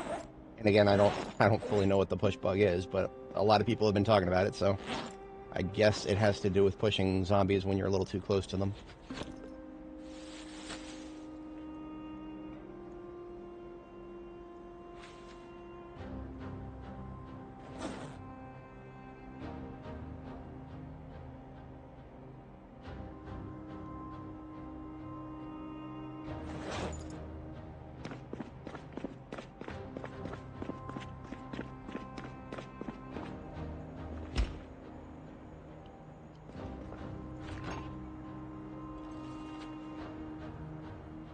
I still need a trash can in here. And every time I think about that, I'm like, okay, next time I go to the gas station, I'll take one with me. And then I forget about it.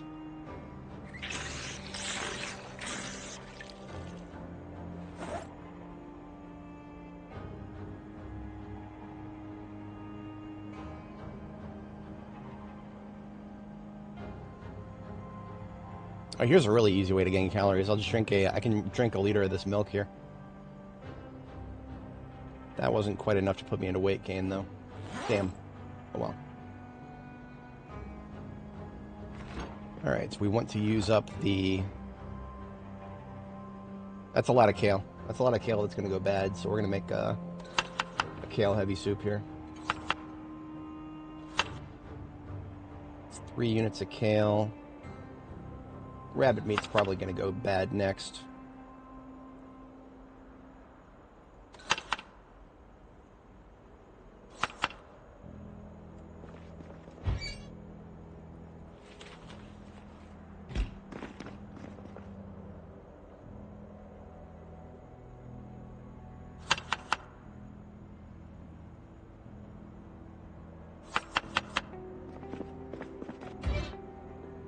Now this one, when I finish cooking it, I'm just going to put it back in the fridge.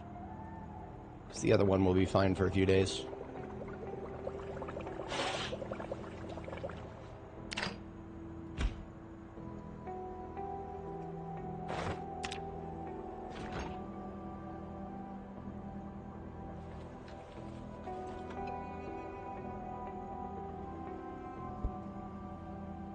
Can't make a garbage can ourselves, can we?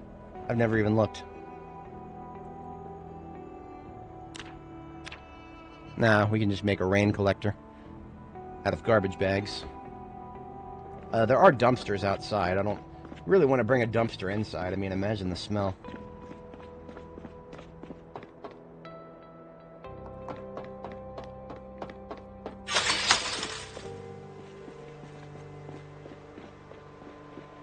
I don't think there's too much other commercial in the area either. Residentials don't usually have garbage bags. Or garbage cans, rather. Yeah, Lima really is the nearest. Well, we got time to head down there really quick. I should probably park this van outside. Right now it's kind of just my welding van. Even though it doesn't have the welding kit, it just has some tools.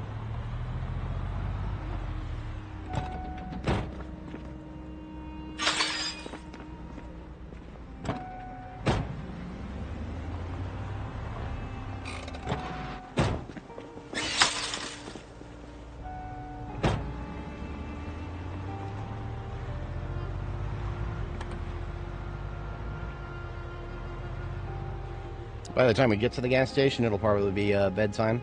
So we'll sleep at the gas station and then come back with a trash can. 'Cause that's what we that's what I'm after right now. I'm so sick of seeing leftovers that are about to go stale. I'm feeling like, oh no, maybe I should add that. No, fuck you, throw it in the trash.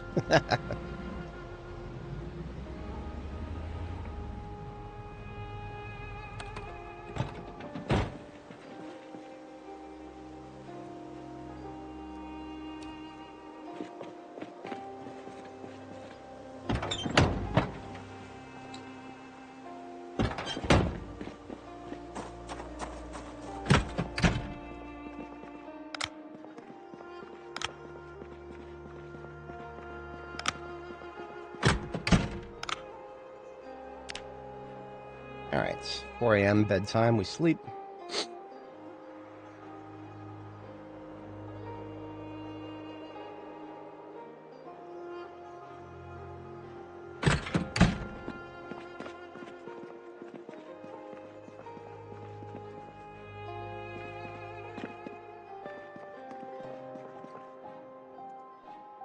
Breakfast of Champions.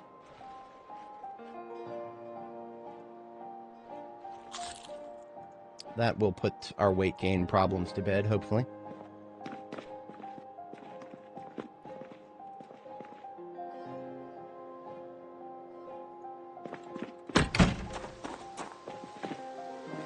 And since we're low on water, what I can do is take this bucket that I was going to have fill up with rainwater, but doesn't seem to want to be raining at all ever, so we will just fill it up from the sink, then we'll dump it into our barrel. There's another easy 10 liters. Is this van good on gas? I think it is.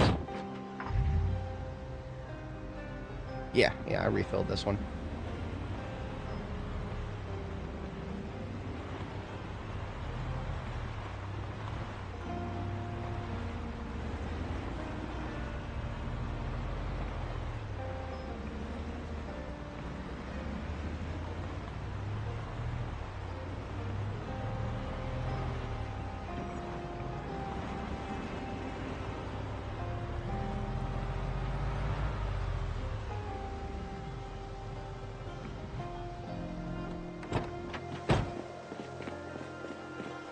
Uninvited guest, ETFO.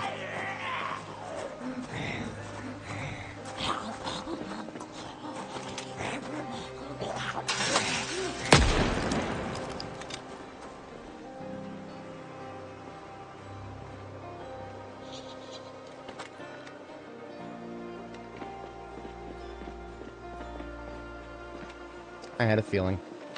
Come on over that. Oi! Don't give up. Hey.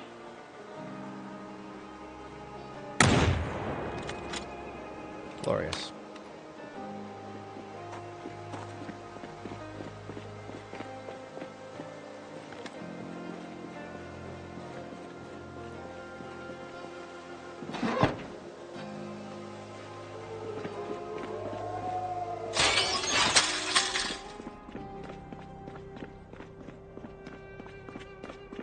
Alright, garbage can, finally. Get that crap out of here. Tired of looking at it.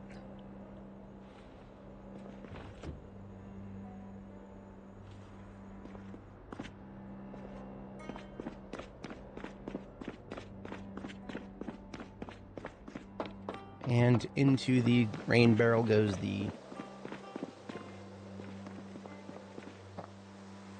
I think we figured out the mystery last night about why the we were hearing the generator at the wrong spot.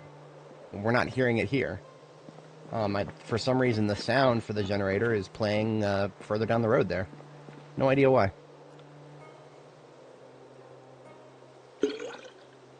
There's another 10 liters. If we were really worried about water, we could go to the river with a large bucket. I'm not that worried about it.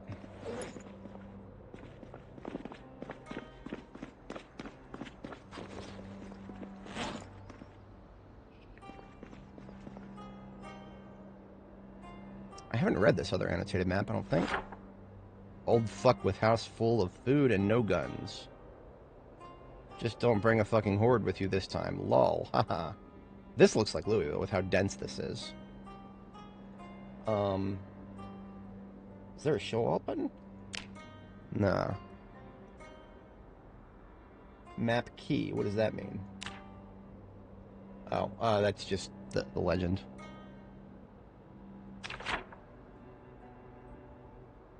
See, I wish there was a way to just, like, add the markings of one of those maps to your map.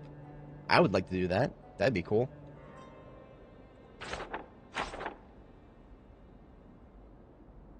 Thought I heard a breather for a second there. Anyway.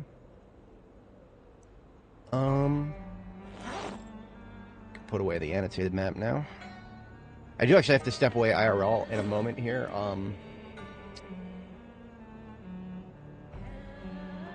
Just want to make sure that I'm good to go as soon as I get back here.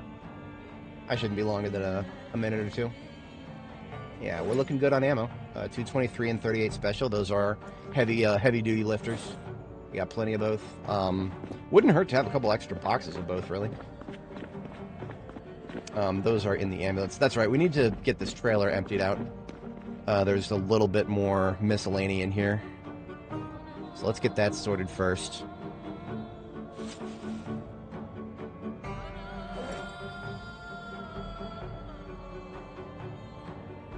There's some armor in here that was supposed to go in there that I forgot about.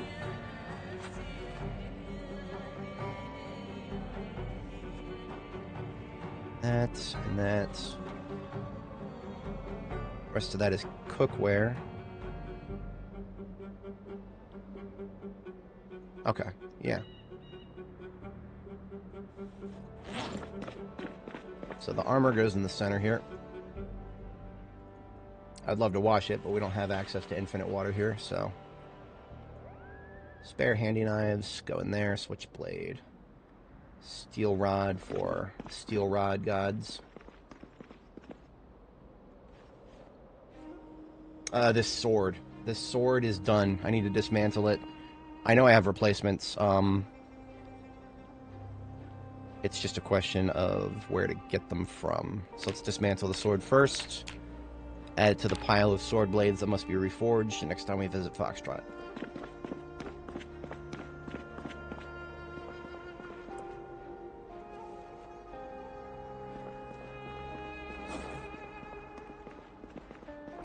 In the passenger seat of the white step van, I do believe I have an extra sword. Yep, because I was gonna take that with me and use it as needed while I'm out in, that was like a West Point in Indiana thing, but we are done out there now.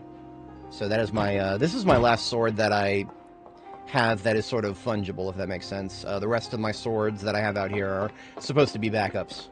And I don't want to eat into my backups if I don't have to. So we will, after this sword gets used up, then we'll go back to Foxtrot for a reforging run.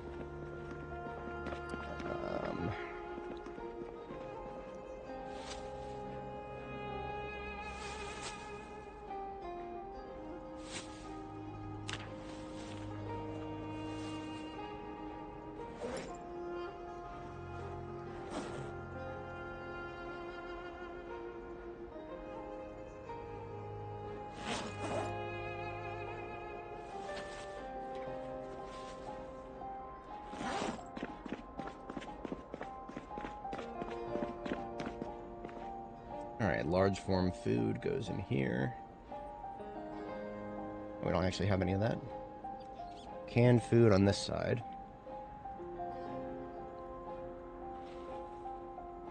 Boxes of canned food go above that.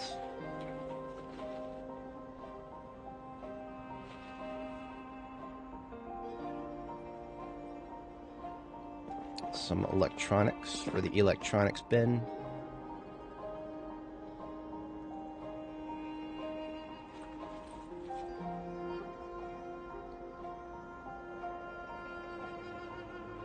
And first aid is supposed to go to the right of the electronics.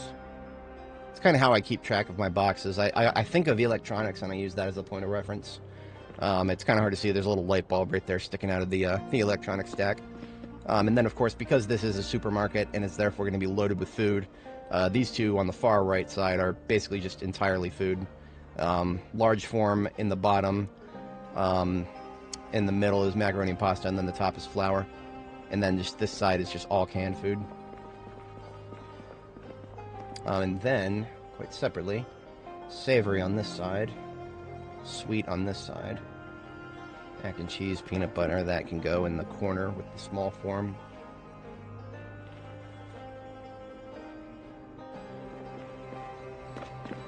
I don't have a home for everything in here yet, so all that stuff can go in there. I know where to go put the entertainment books, and I know where to put the map, photo album. That's miscellany over here. I was going to put a radio somewhere. That would be where the CDs go. Entertainment books here.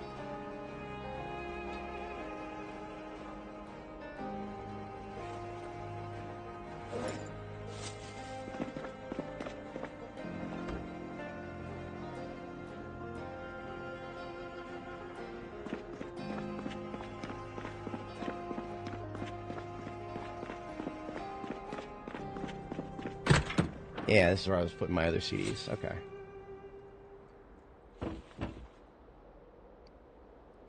Not that that particular bedstand is going to have much room left after a while. That's when I move the magazines.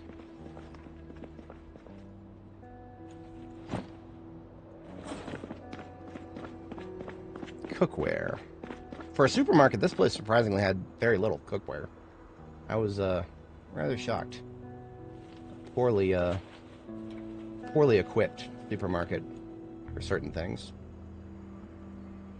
Large form, that's in the bottom.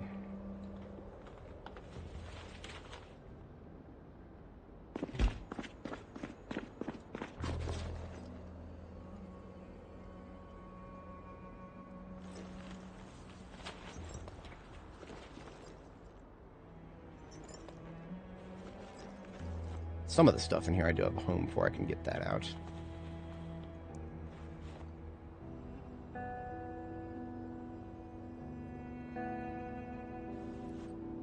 Improvised whetstone. I actually think those are worse than the actual whetstones.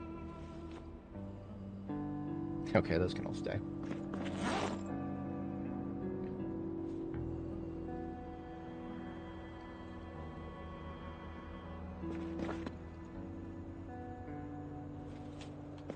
Some chips. Actually separated the candy from the chocolate. I could do meats on this side. It's a little presumptuous. I don't have a lot, but that's what I did in Riverside, because I eventually had a lot in Riverside. Alright, entertainment, first aid, and electronics. This was my life back in Riverside, looting 100% of everything and then finding a home for all of it. I'm not necessarily doing that all the time out here, but I am doing it, well, where it feels appropriate, I guess. Another seltzer water there. We'll use that to fill our...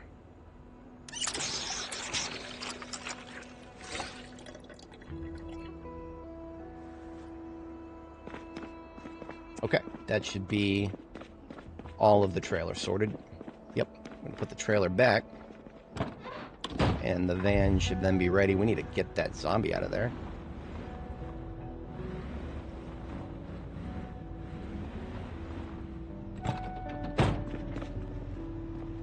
It's kind of hard to park trailers unless you're pulling through. And even then, sometimes they don't line up right.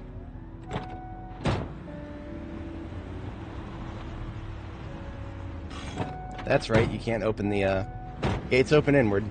If we tried to do that, we'd be blocked.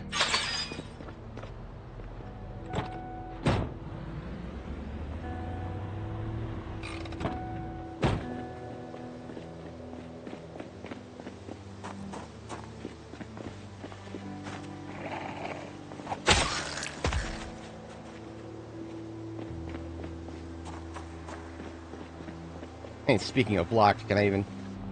Yeah, I can't close it. Now, that being said, I'm going to use these empty propane tanks for something useful. I'm going to use them to mark the, to mark where the gates finish opening. So that actually will help me when I'm driving up. I know where to stop.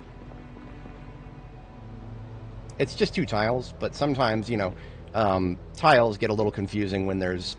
Every tile is split into a subgrid of 4s here because of the floor tiles.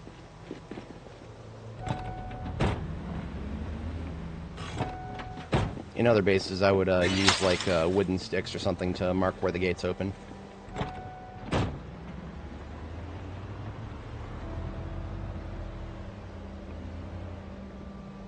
Double checking the trunk, looking okay. Chips in the driver's seat are good. We're going to drop off these bricks. This extinguisher actually needs to be here at this base. I brought it specifically for that, I thought? Or did I put it somewhere else? No, this one actually needs to come with me. The reason being I use fire bombs with this van, because this is my combat van. So every once in a while, maybe I'll use a firebomb and regret setting something on fire. I don't know. So I want to be prepared for that situation. Okay.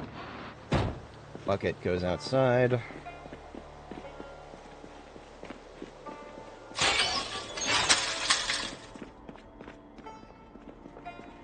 It feels appropriate to have an oxygen tank with the propane.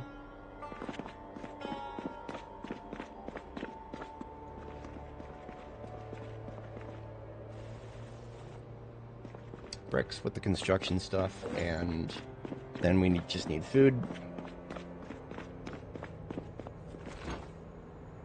I heard somebody...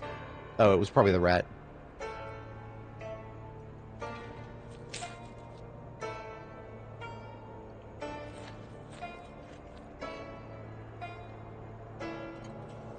Alright, bowls of stew come with us, and we are prepped.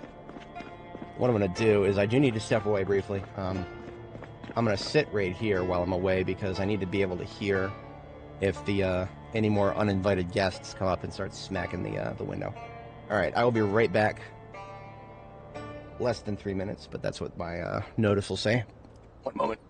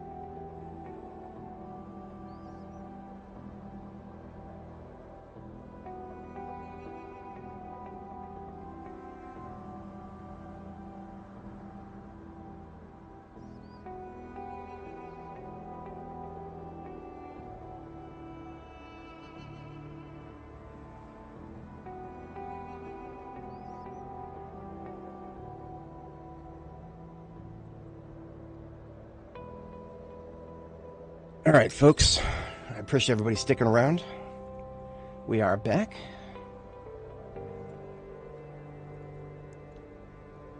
And we are deploying probably further south. Let's double check the map here.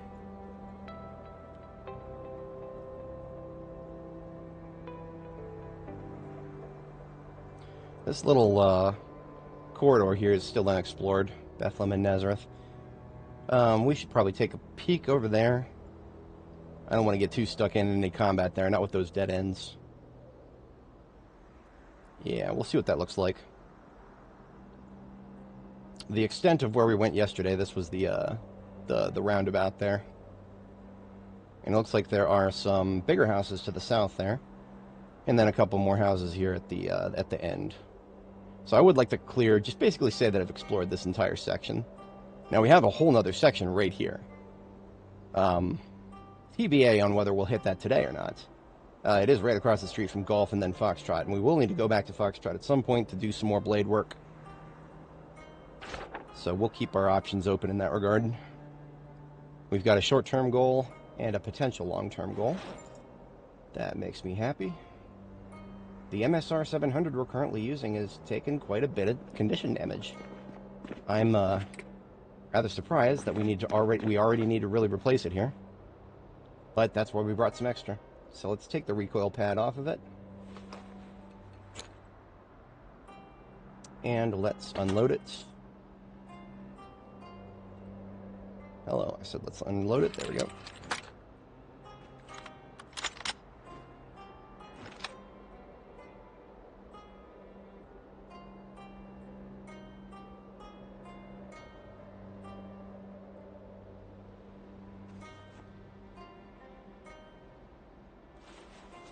Put a new one on my back, slap a recoil pad on it,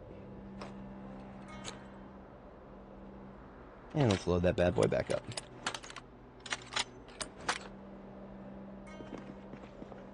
I've been rocking it without a scope for a little bit, even during the day. I might slap a 2x on it.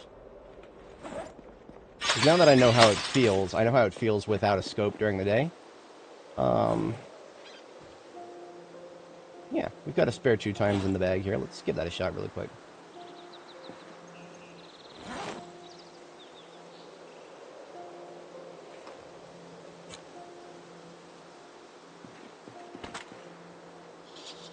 Visually, this 2x scope looks kind of the same as everything else. Any targets out here today? And of course, in the backpack, we still have the 8x if we want to go. Really long. I'm not predicting that we'll have a lot of opportunities for an 8x scope at the moment, given the current situation. And we do have our bowls of soup here. These are 50, so if I eat a quarter of them, we are able to top ourselves off. Okay, off we go.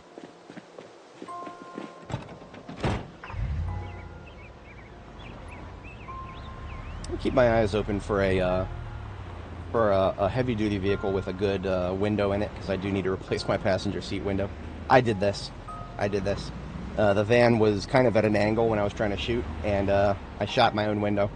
Yes, you can target windows accidentally with the new targeting system. Careful with that.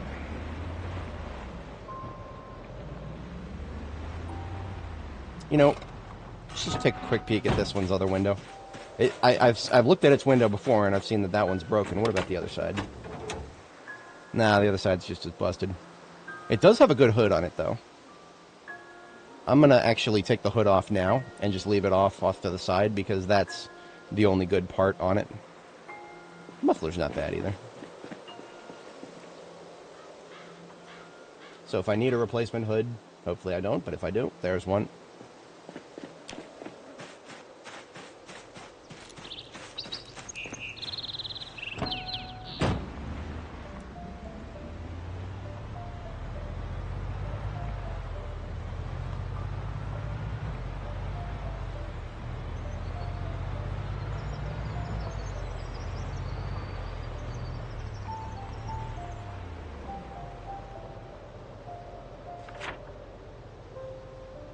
Alright, we want to turn north, go around that roundabout, and just keep following the main road and see what it looks like down there.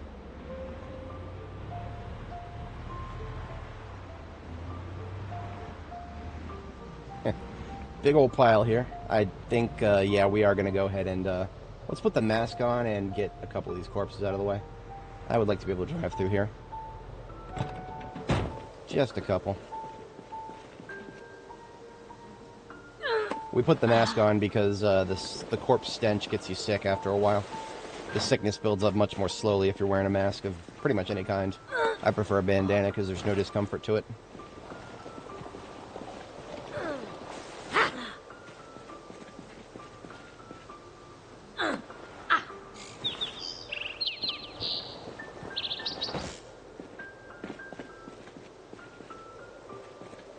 So we did a pretty good job, honestly. Considering that we only had to move, like, what was that, 4 corpses? 4, maybe 5? I didn't even count. And that leaves us with a nice drivable path. No damage to our tires.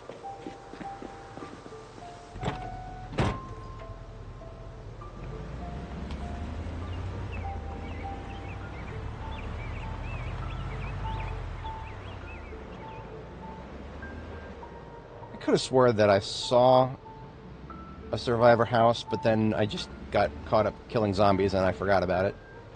But let's keep moving forward and see what we see. There's a volleyball net there. It was up here that we were gonna go, but now that we see some zombies there... Oh no, wait, we've already gone up there. Double checking the map here. Right, so this right here, there's not really this is not a dead end. We can off-road this very easily.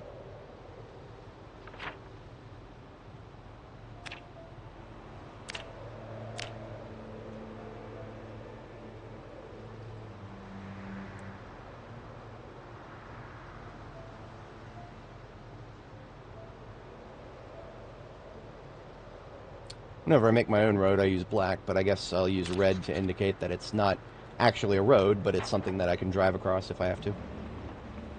So no survivor houses up here. Let's go ahead and back up and around and deal with these guys lurking around by the volleyball net.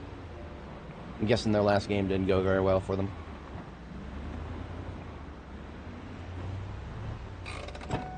Alright, 2x scope. Let's see what this feels like. I have tried it before. I never really made heads or tails of it last time, and I started to settle into the longer range scopes, but...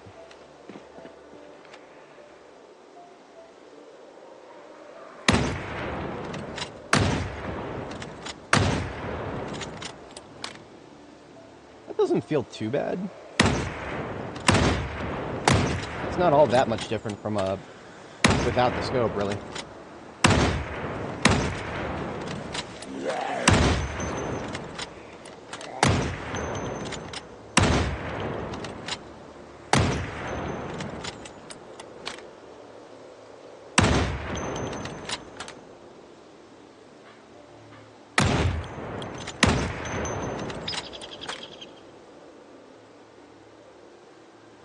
Not overly conducive to a clean street. Hello.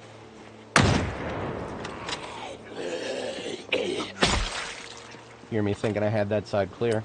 There's no clear here.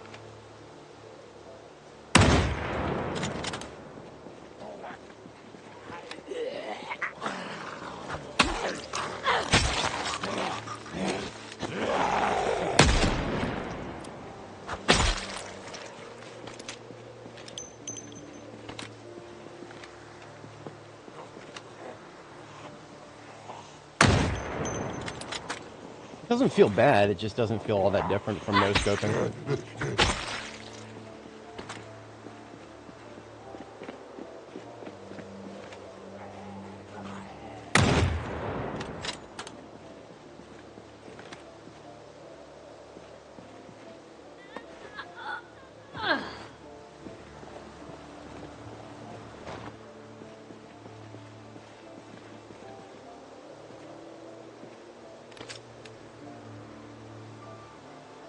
Yeah, I had a feeling.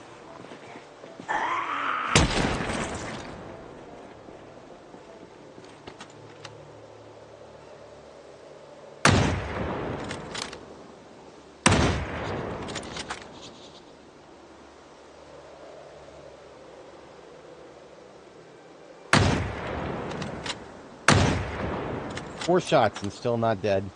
I mean, 2 of them were completely wasted because he was ragdolled. 5 shots, still not dead. Aiming level 9, everybody.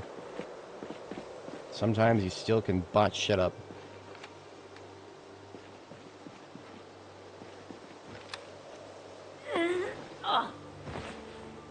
I'm definitely not feeling the 2-time scope.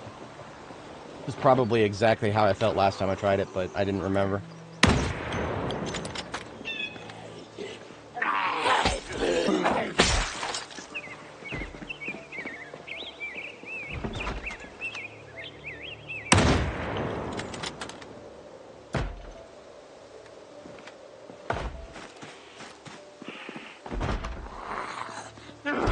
Nope.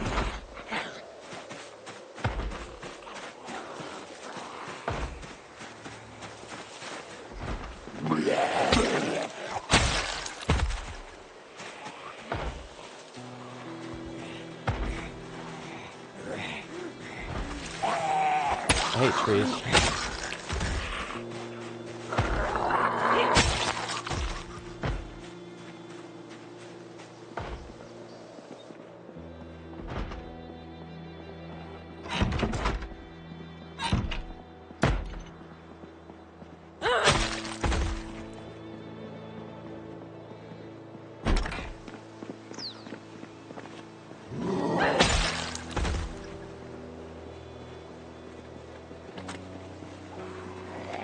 Alright, let's take that scope off.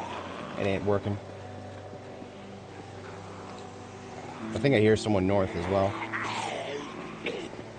No? Alright, as long as we got a clean flank.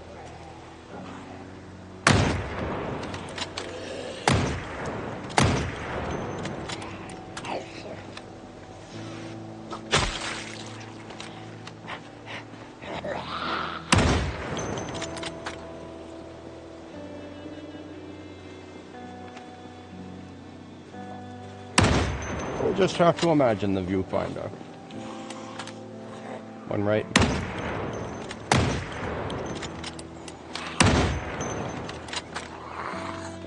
Hello.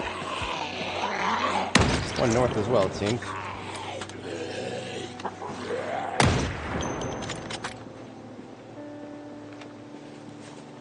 Come on out of there.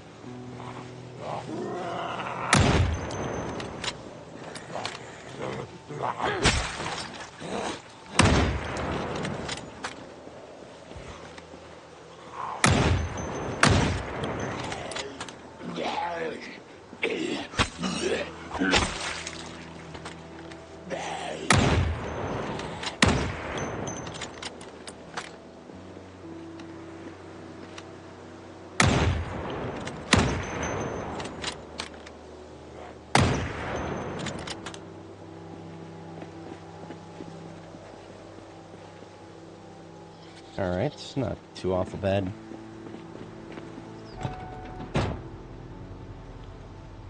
Put away that 2-time scope, it ain't worth nothing.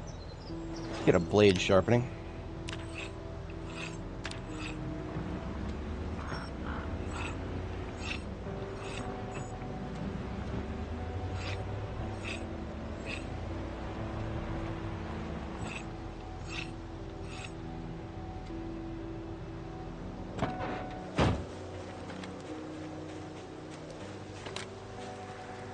Actually, wearing the mask does, I think, reduce your vision slightly. There's that. Let's put it away.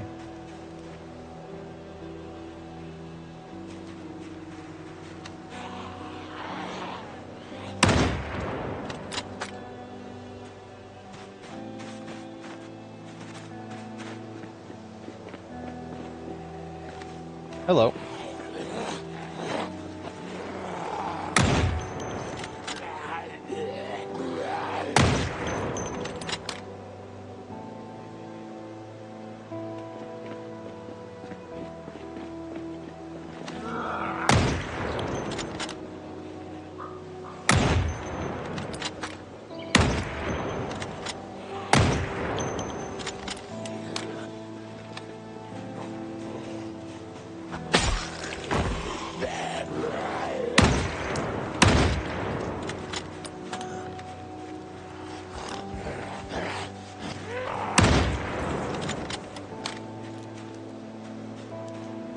About to get hungry.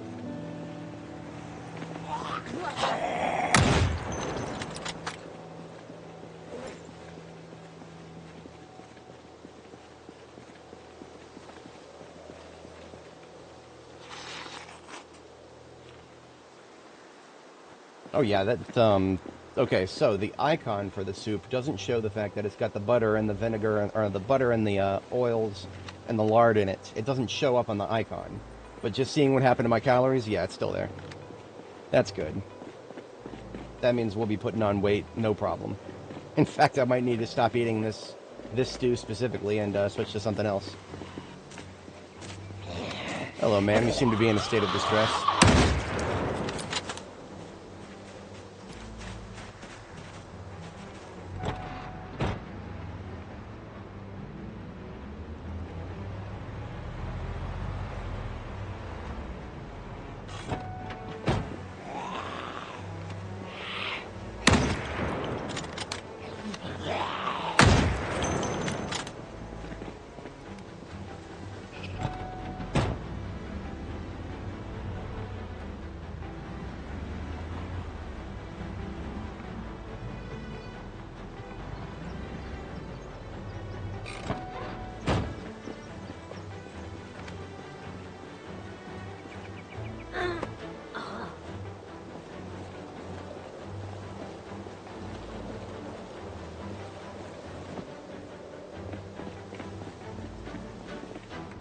Alright, let's see what the back of this area looks like.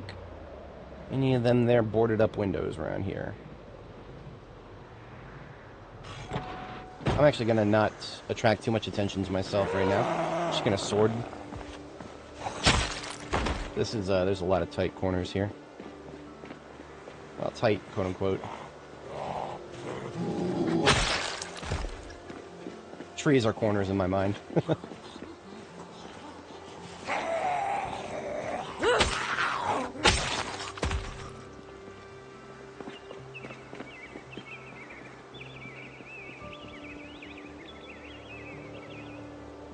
Is this drivable? Not really. How much effort would it take to make it drivable? Not much. 2 or 3 trees, 4 tops.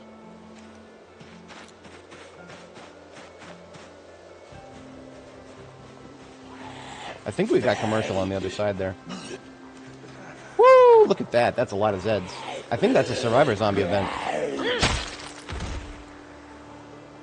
I mean, or it's just Louisville. It's actually kind of hard to tell. I don't see anybody with a bag. But let's operate under the assumption there might be one.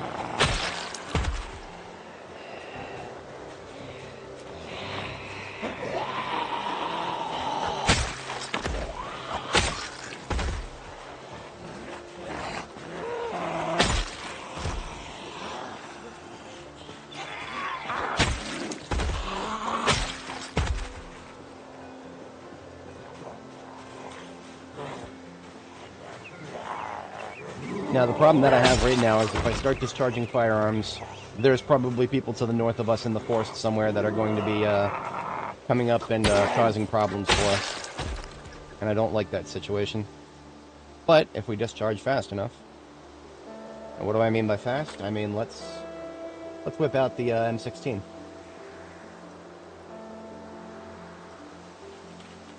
I think it's time for a little bit of M16.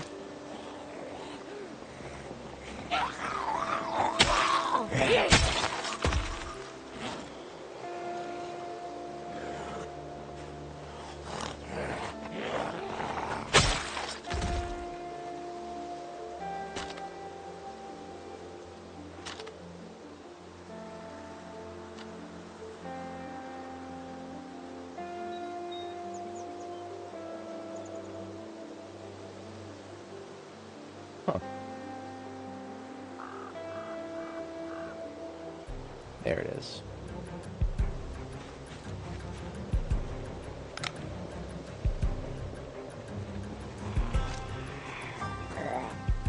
Counting down from 30.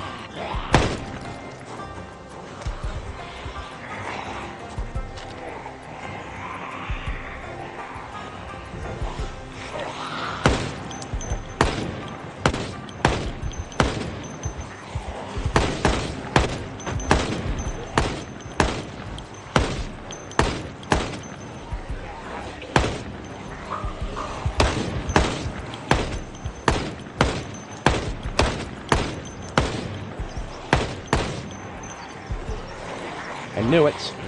Fucking knew it. Ammo check. And we have one left and then reload.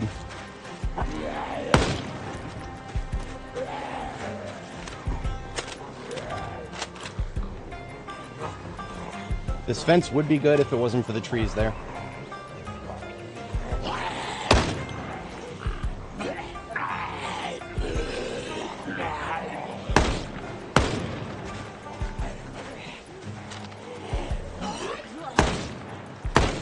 North, at least one.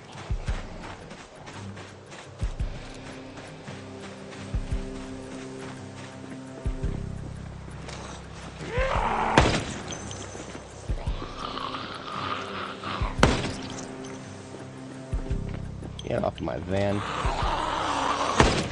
Both of y'all get off my van.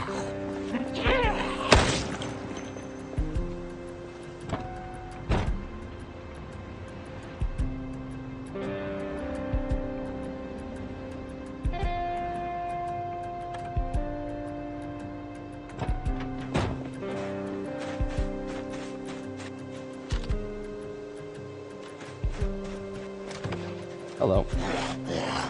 Unacceptable. There may be more of them. From that direction, rather.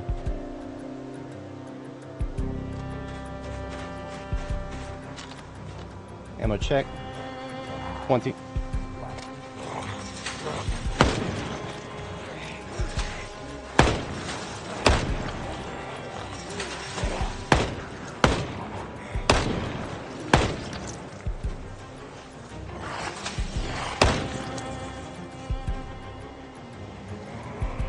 For 10 rounds.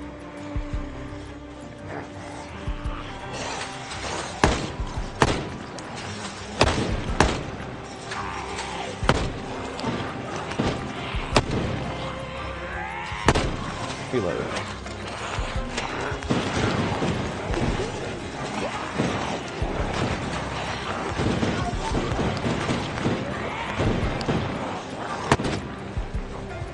Had a feeling.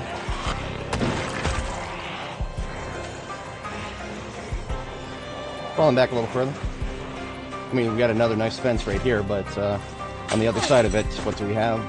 The volleyball net area, which should be clearer than, well, I'm not going to make any assumptions.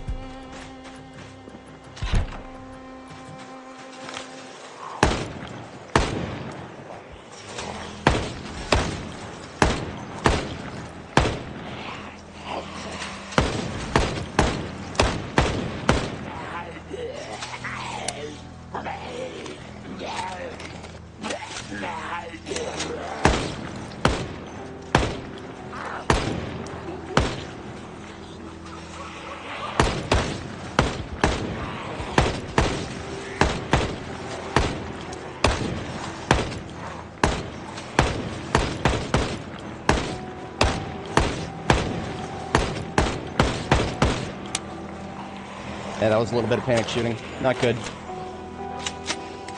We're putting the M16 away. Gotta take our toys away if we're not using them right.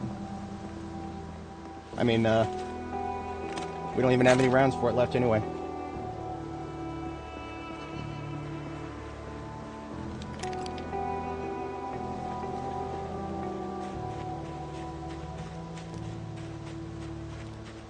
Ran out of battery for our flashlight in the middle of all that.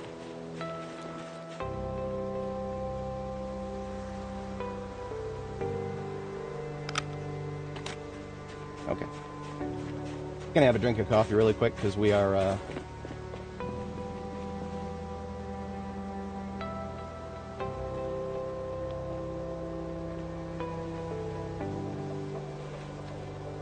Alright, that bought us some time. I like that girl's jacket right there. I want to take that.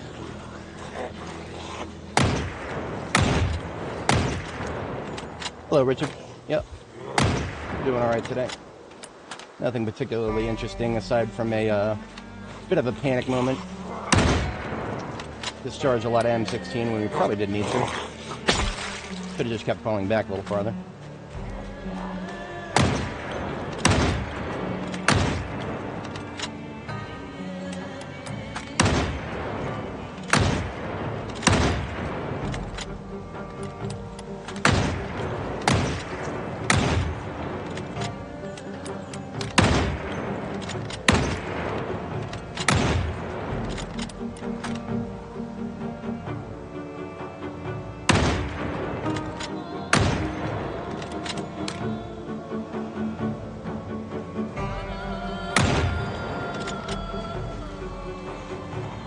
I fucking, my spidey senses kept tingling.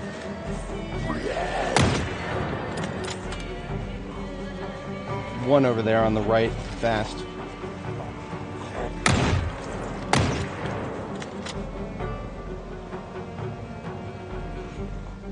We are out of loose 223. We are Magnum.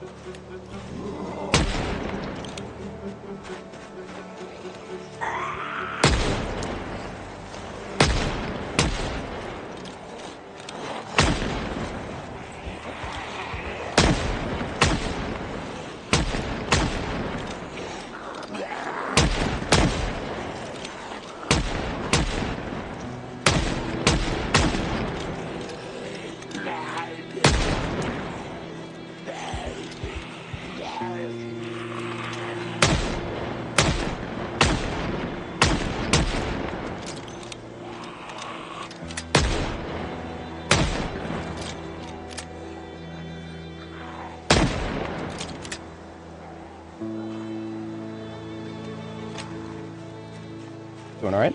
Doing alright? Doing alright?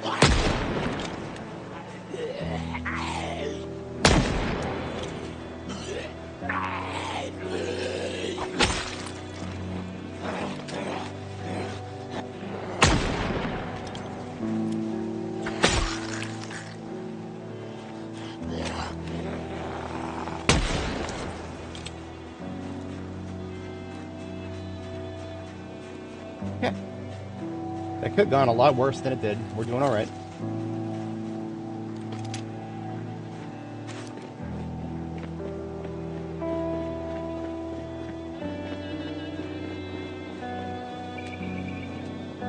We did have to leave behind our van. That's all right.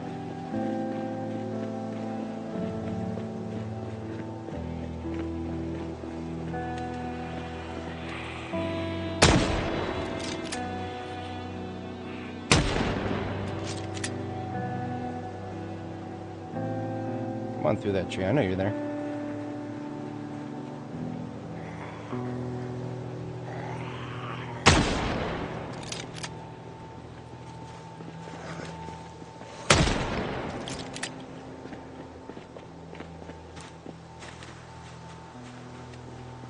Well, we killed quite a few at the fences, as intended. Sure, there's nobody on this side of the van.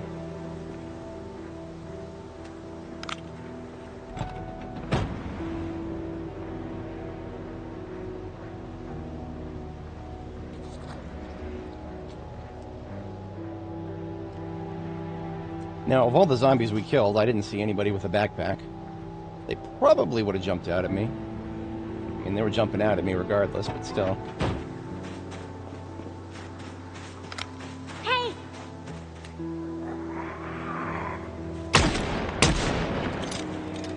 Good shot.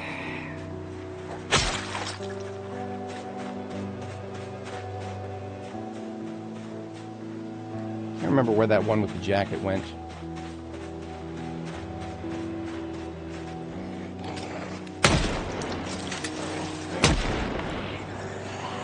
Several still alive here.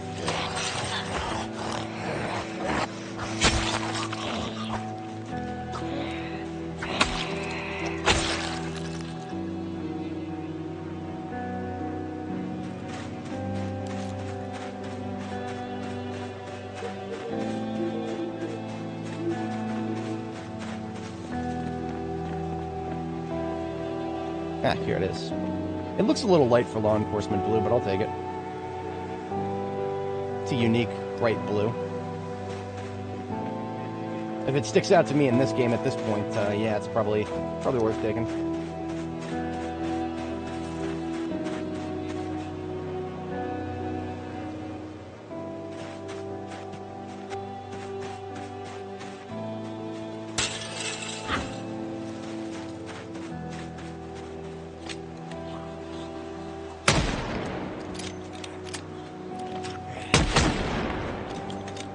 Shots.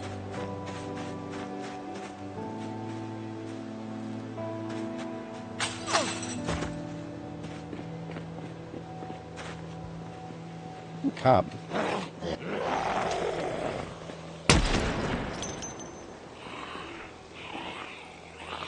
Anything? Take your badge. I guess you ain't got no gun, though.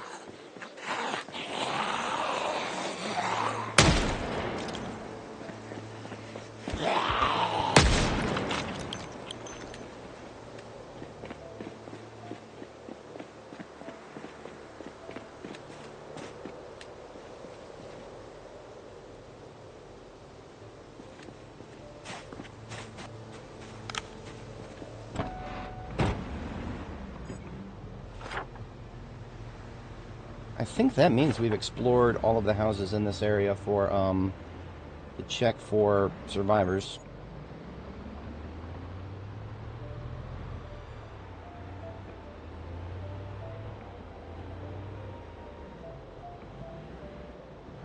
I do believe up here is where we did the big, shooting, event at night recently.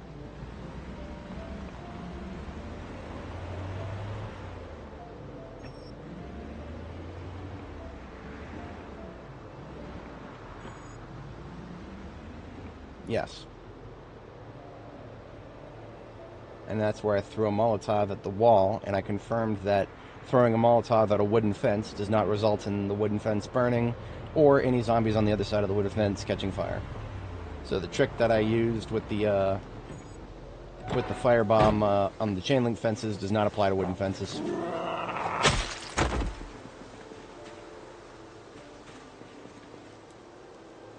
But that also means that this area right here on the other side of the these houses should probably be clear. Well, as clear as can be. We never did finish what we started back there.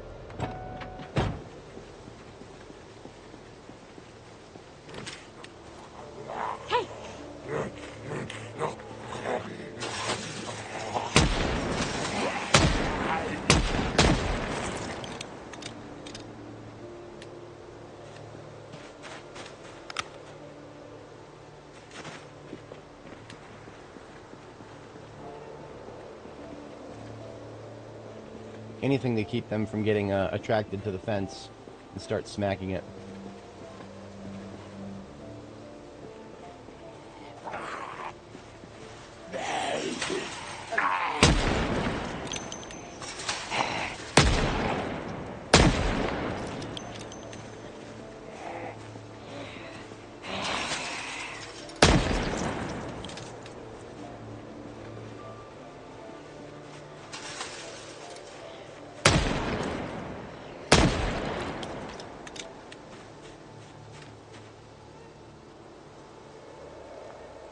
About 100 rounds left of 38 special.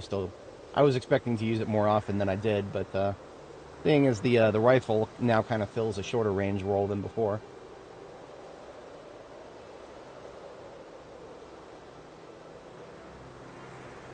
Now, I told myself before I am never going to go back here behind this massive fence, but now that we've done all that discharge, I feel a little bit more comfortable.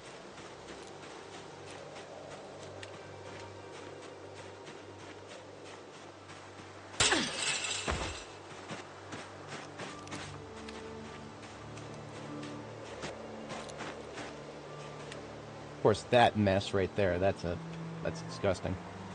It's disgusting. If I go directly parallel to the fence, there's a way through. I don't like it at all, though. I don't like anything about that. I'm going all the way around.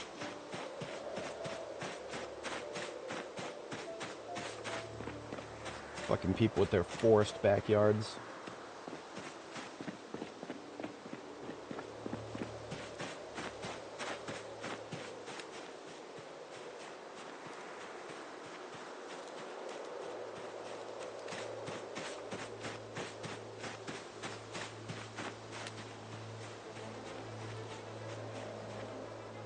Yeah. See, I threw a firebomb at the fence right here under the assumption that there were a bunch of them on the other side of it. And if there ever were, well, now there's not.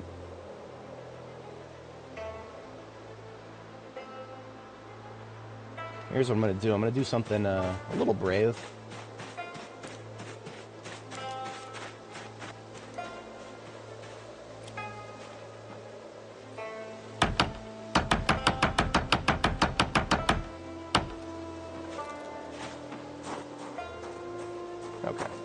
there were zombies on the other side of that, they would have heard me and possibly wandered up and been right in my face when I went through there.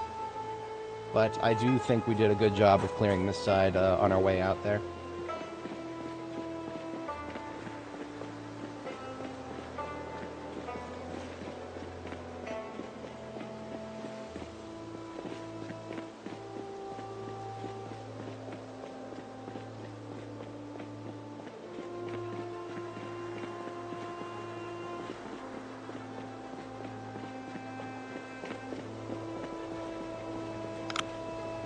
Alright, it's bedtime. We did have a little bit of coffee, so bedtime is less of a hard requirement, but we should get some sleep.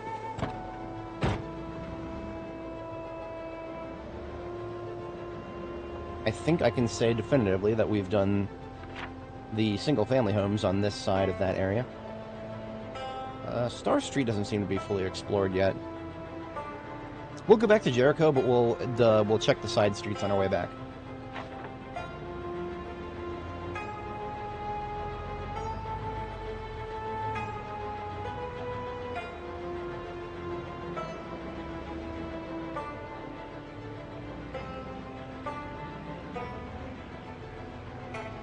So what are we doing that? We're about 5 hours in.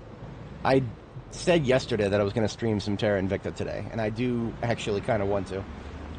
We'll continue with this run here on Project Zomboid for a bit. I do intend on, at some point here, calling it and switching to play some Terra Invicta. I don't yet know when that'll happen. I just kind of want to give a heads up. Sometime in the next couple of in-game days, most likely. We'll try to find a good stopping point.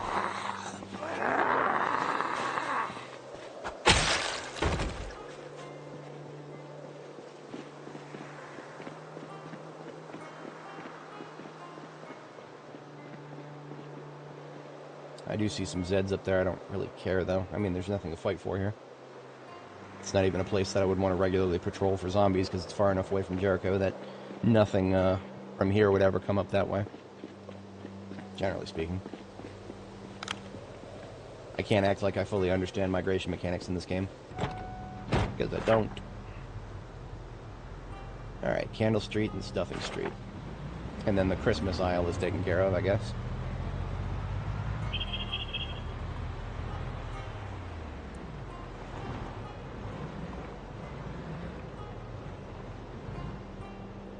Couple of Zeds, couple of intact houses.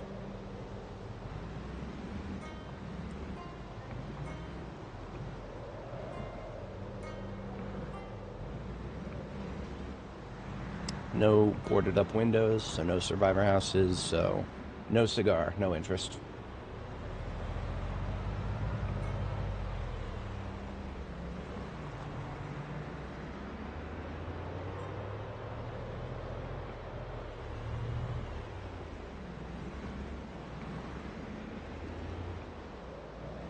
This is the area behind this, that's like a little park area right there with a track.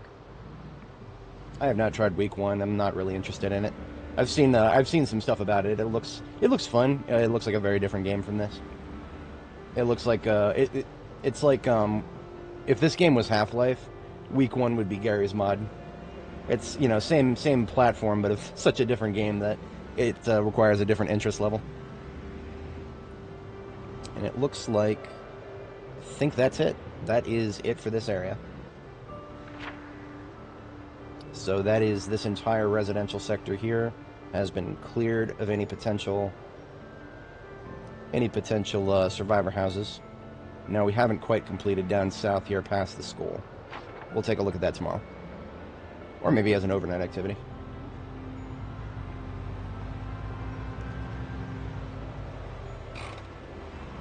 Stop in at Jericho and have a sleep.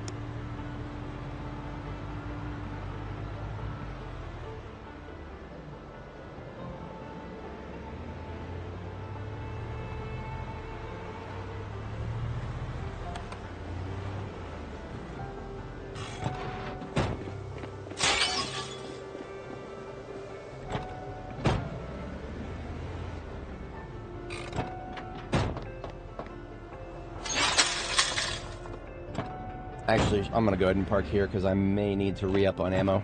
We'll find out tomorrow. Get a sleep for tonight, and we'll take a look at that as an overnight.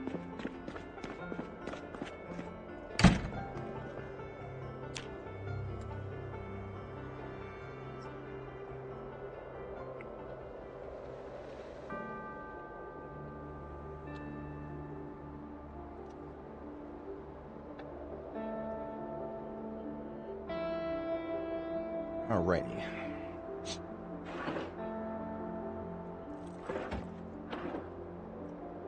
Get the reading material out of here. At least the ones that I've already read.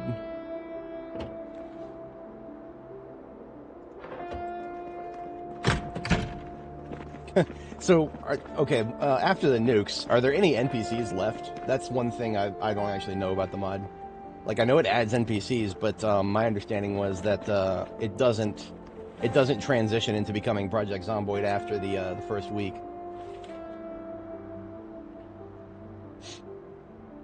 These photo albums need to go over here.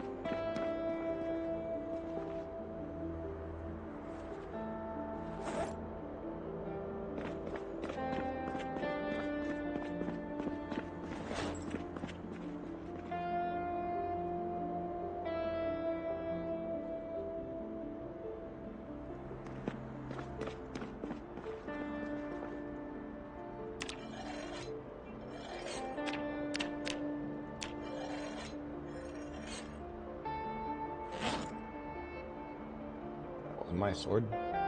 My sword is doing alright. Not in need of replacement just yet.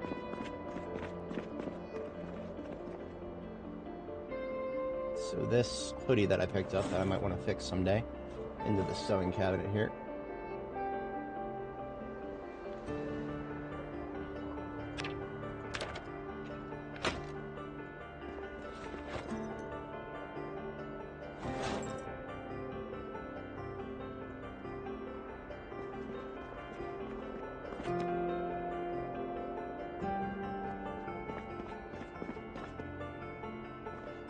Oh, interesting. Neat. I do look forward to NPCs being a thing actually added by the devs as opposed to mods. There is one mod project that I looked at one point that I was thinking about trying at some point. There was one, and I can't remember what the name was off the top of my head. I think I favorited it. Let me double check. PZ, Workshop, your favorites. I think this might have been it. Yes. And the reason, okay, so I'll put a link to this. I haven't tried it yet, but I've been following it closely. And the reason that I followed this one specifically is because it doesn't just activate the stuff that the Indie Stone already has in the game files, the really old NPC code for the NPCs that they removed a long time ago because they're not good.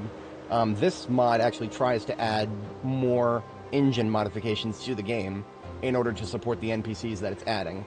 And so that was actually something that caught my interest, because my understanding of the game is that the modding system, where you just download a mod off the workshop, all that does is allow modding through Lua coding. And that, I already can tell you, just my small bit of experience working with Lua, you're not going to get as much out of it as you could if you had direct engine modification, which is what this mod actually tries to do. They give you some Java binaries that you have to add, which normally that would be a bit of a sus thing to do. Don't normally do that. In this particular case, because this mod's been up there for a very long time now and everybody's giving it 5 stars, I'd say it's safe, generally speaking. But there is a reason the devs don't allow the workshop to just add extra unsigned Java binaries to the game, because that can actually be a security problem. Basically, the long and short of it is mods like that would actually add novel Java code to the game. They're going to be a little bit more expansive than anything that just tries to leverage what's in there already. Alright, so we are still in weight gain, but we dropped below 300 lipids. So we're just gaining weight slowly, which is actually fine, because 85 kilos is the ceiling and we're at 83. So we don't want to, no need to rush. No need to rush, we're good. Completely out of 223. We need to retool our ammo, but it is already 4 a.m., so we'll get our second sleep in. And then we will refuel our ammo and deploy to the south, past the gas station, and check the last of those houses in that section. And then we will assess what to look at next. There's some commercial that is unexplored. That was just a regular nightmare, wasn't it? Yeah. Or read of a magazine then to get rid of the stress.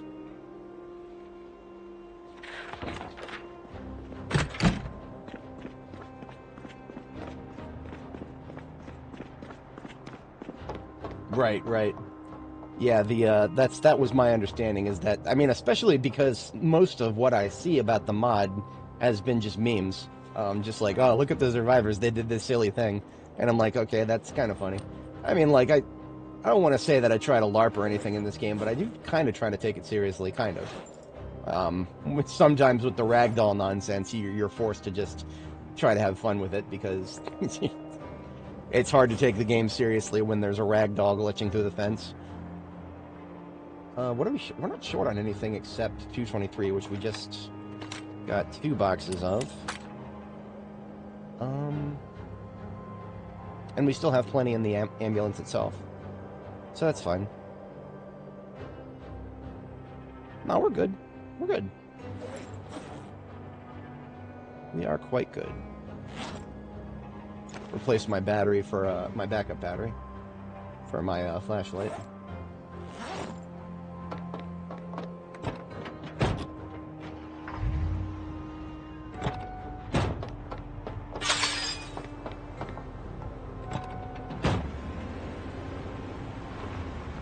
Ah, fog today. Lovely. Fog reduces your capability to aim with firearms at a distance. Point blank, I think, is always going to be fine, even if it's dark or if it's foggy. But you try to do long-range shooting, even in very light fog. Nope. Nope.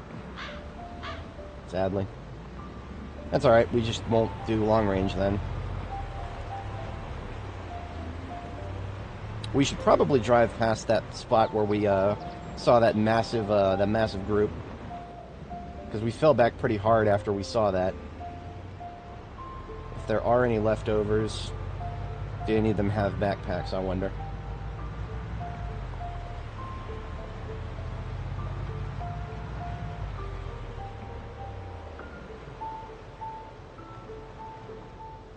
You know, I try really hard to keep my roads clean, and sometimes it just doesn't work.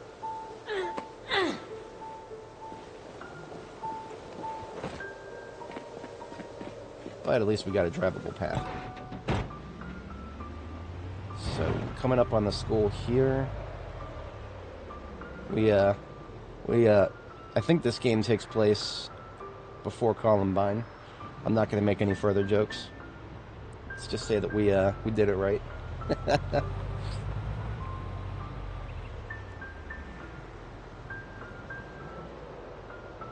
Okay, we're not actually edging into the territory I thought we were here.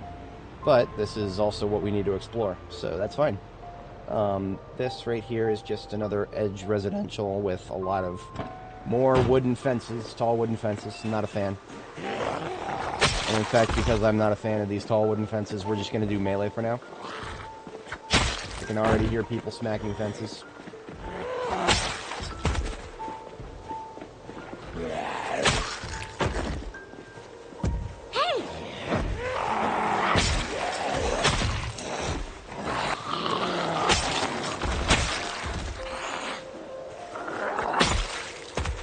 Just one. Good. Very good. I really dislike these tall fences now. They used to be so useful. And then the devs added zombies can smack fences.exe to the game, and suddenly fences are just fucking annoying, because zombies smack them as if magnetized to them. So if there's a bunch of zombies on the other side of this fence, like right here, for example, and we fire a gun once, thumpity thump on the fence, and our stress goes right to 100. Because every single time your character hears a single thump on the fence, +1 stress. So that adds up very fast. And what does stress really do, more than anything? It's yet another factor that reduces your aiming accuracy. So not only would we be dealing with fog and wind, then we'd be dealing with stress.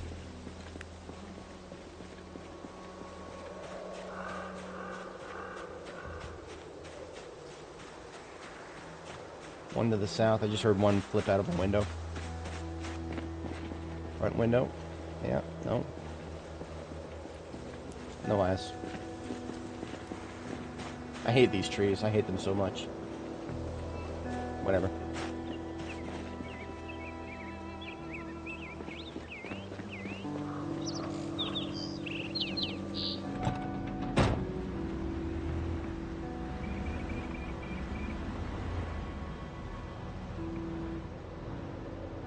Alright, little group to the left there. See, these tall fences, as if I didn't hate them enough. Now they're making it hard to tell if anything is a survivor house here. I'm just going to try to blitz through this. I don't want to get caught up in fights with this many tall fences. It's just going to annoy me. Ooh, look at that. The military helmets. This is a group of military zombies. Okay, my calculus just shifted a little bit. I don't know what kind of loot they'll have. It's been a long time since I've done a group of those. But maybe I can get away with sorting them over here.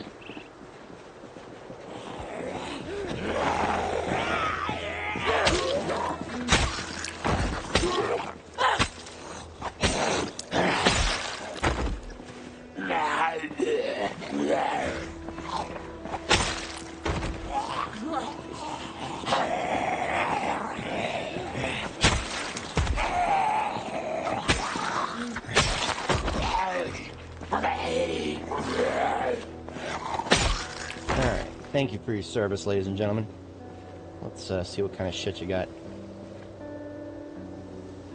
Bulletproof vest. Leather water bag. Hell yeah. Matches. M625. Terrible condition. Shotgun that's got ammo in it. I'll take the ammo.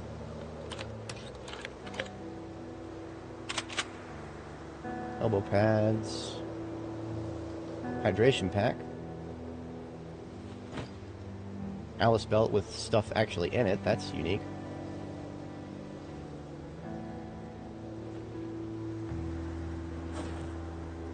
Not that the stuff in it is actually much good, but...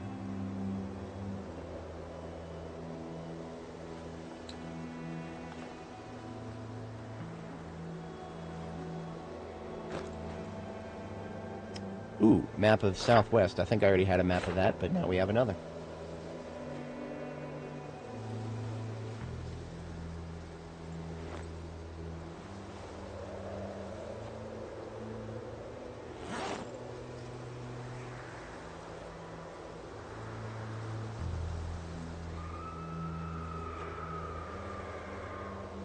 Shotgun is in decent condition. Yeah, so guns are... I don't hate them. I don't hate them. I got a video on my channel, a separate video, that demonstrates a decent usage of them. They're not...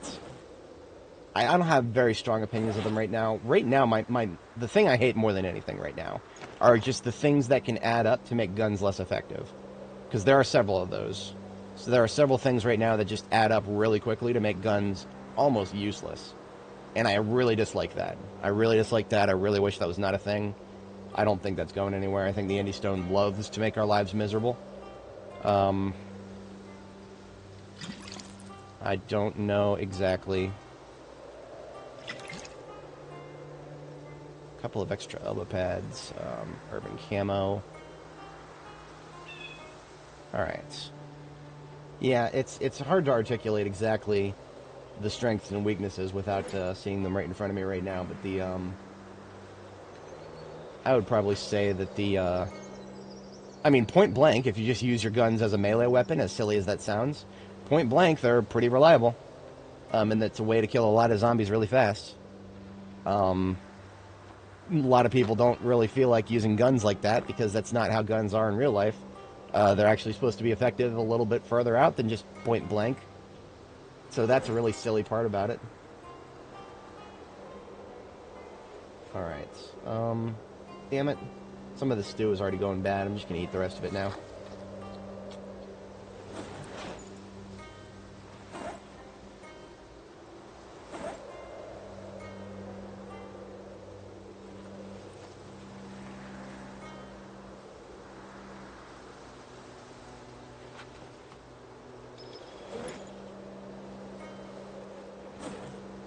Okay.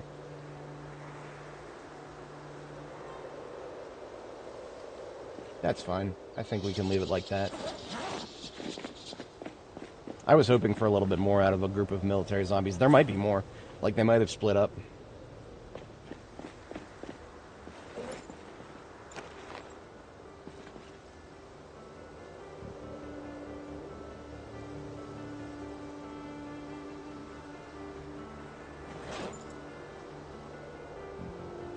Just in the off chance that they actually did add some more military gear. I'll take this. Just put it in a garbage bag to separate it from the other stuff. Most of that will go to the sewing station.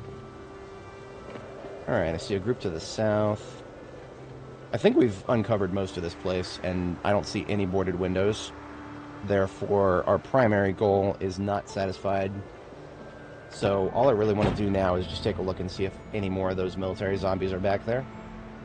Sometimes when you see a group of those, you'll see one with a backpack. Yeah.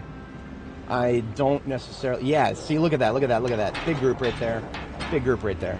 We are not done with the military group yet. I'm just going to move all the way up here so that I don't have to park the van on a north facing. I dread the day that we have to worry about NPCs shooting at us. That's going to change a lot about how I play this game. And not all of it for the better. Some of it for the very worse.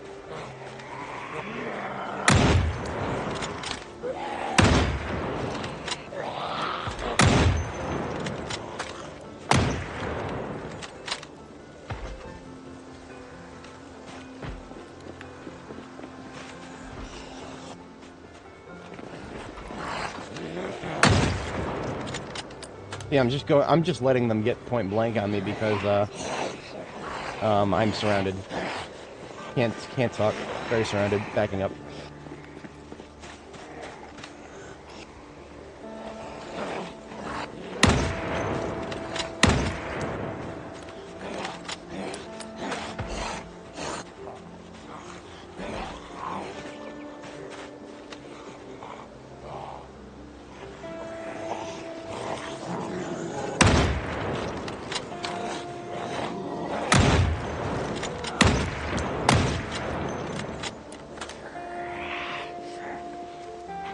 If it looks like I'm making them work, well, it's because I'm using them as a glorified melee weapon right now.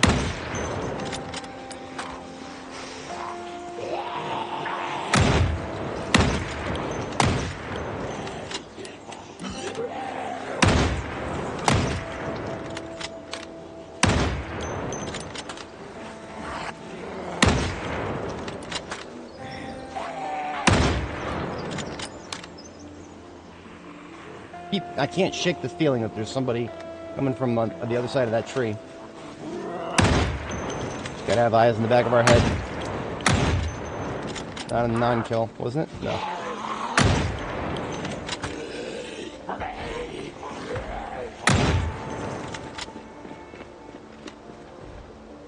I can hear multiple zombies smacking fences, but not enough to cause problems just yet.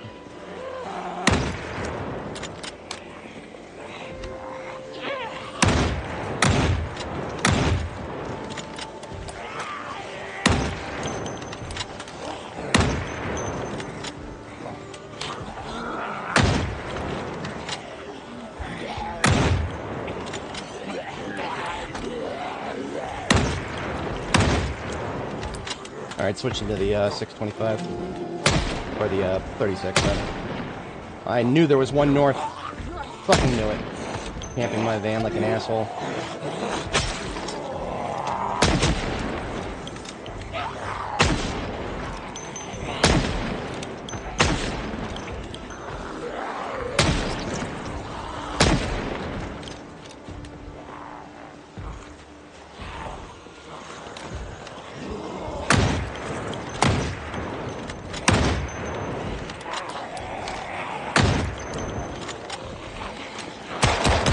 Damn, I was hoping to get a good shot on those. Backing up, backing up, backing up.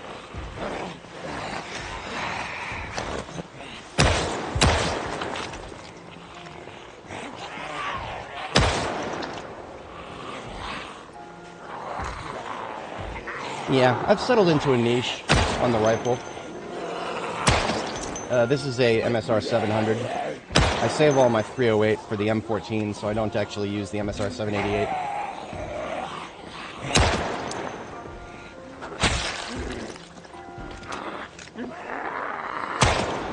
Ammo check. 3 rounds. Come on, out of the road.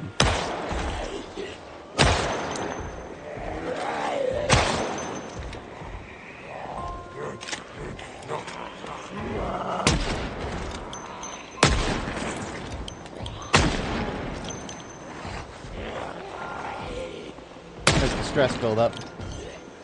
About to hit tier 2.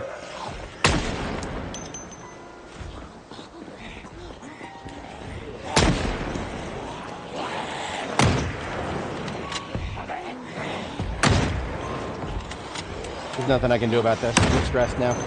Melee for a minute.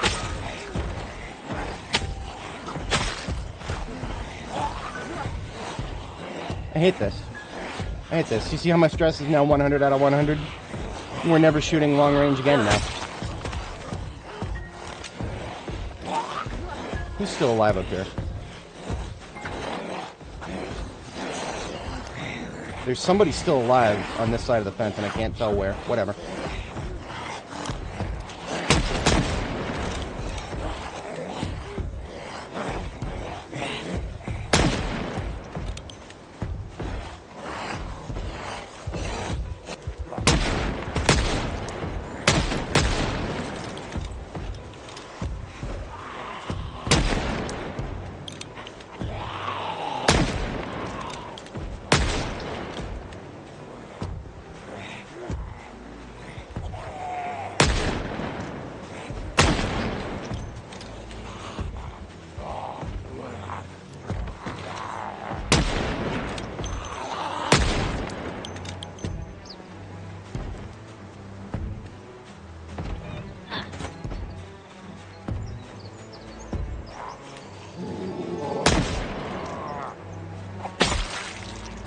I hate fence thumpers so fucking much in this game. Anyway. I don't know what's going on there. I might not be able to show that on YouTube. Shield your eyes, children. Zombies are doing something not allowed.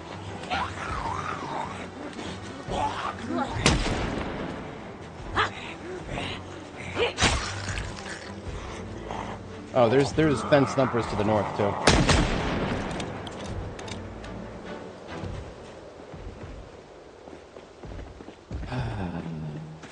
It's also tiresome.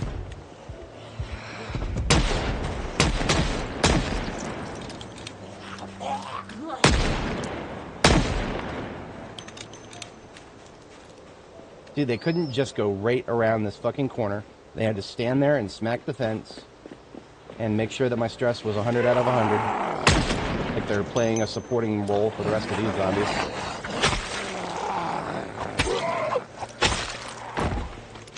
Hello there, Layla.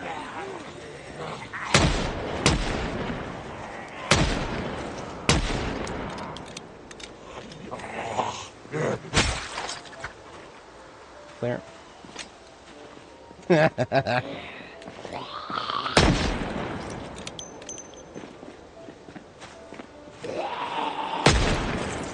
I like her jacket. We're taking that one too.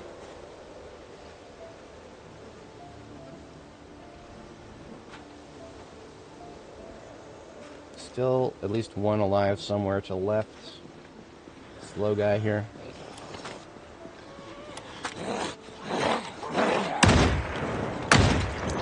So the first shot hit a ragdoll. There he is. That is a fundamental problem with the new targeting system that I'm sure the devs are going to fix eventually, but right now it is nightmarish. Sometimes if you try to shoot a zombie that is right in front of you, the aiming system will be like, oh yeah, you meant to hit that zombie that's on the floor, right? Fuck you, dude. I want to get the one that's in my face out of my face, please. That is a very serious problem with aiming right now. Yeah, well actually, okay, so the first days of this run, I've actually looked at the video for it a few times while thinking about making supercuts.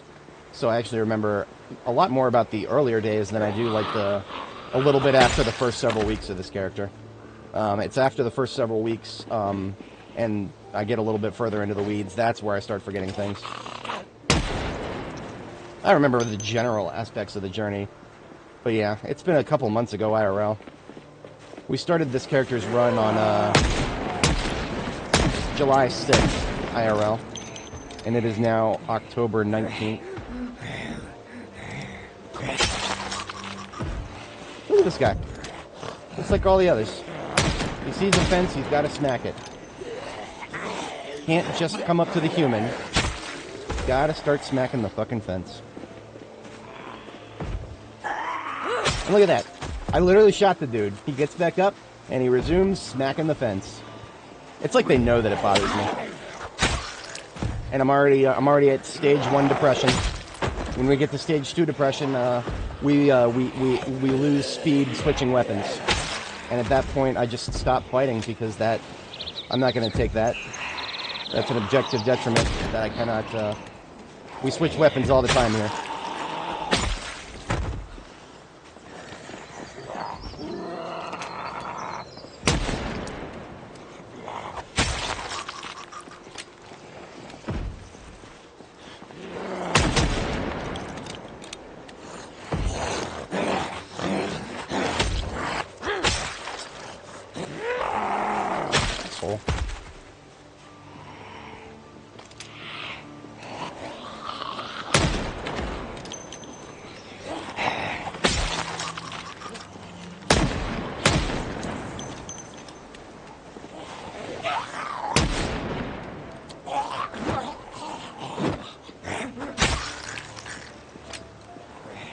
Hello there, Bloody.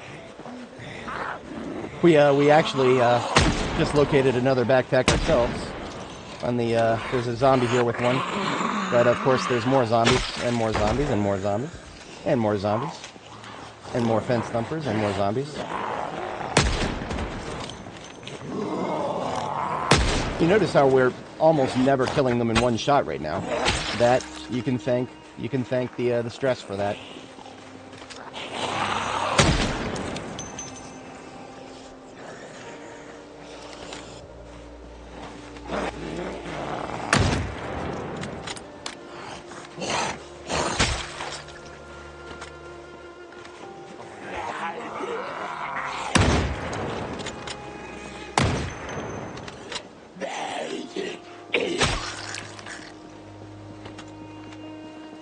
Alright, we're sick, we're depressed, we're stressed, we're the best. Should probably divest, I don't know. Let's get this military backpack off of this guy. Now observe, look at how slow I move when I try to switch weapons. That is what happens when your character is depressed. Annie is currently not happy. I can't blame her. He's dealing with some bullshit. I'm not happy either. I feel what she feels right now. I'm not depressed, but I'm pretty annoyed. And the weapon switching is an objective problem that we are not going to put up with long. We're trying to grab the loot and get out of here. There was one zombie with a gun somewhere over here. Somewhere in this fucking pile. There it is, JS2000. I don't care about emptying it right now. Just take their badge and their gun, get the fuck up out of there. Anybody else in this pile? This one guy had a nightstick. Bulletproof vest will just drop on the ground. Yeah, I see you. Give me a second, would you? Okay, we're done with this pile. Backing up.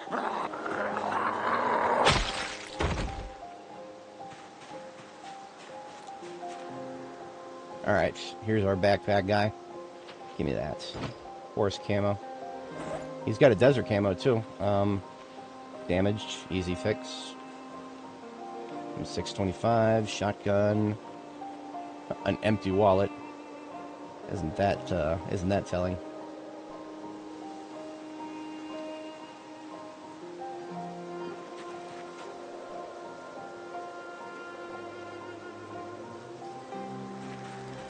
Now there were a few more military zombies somewhere in this mess.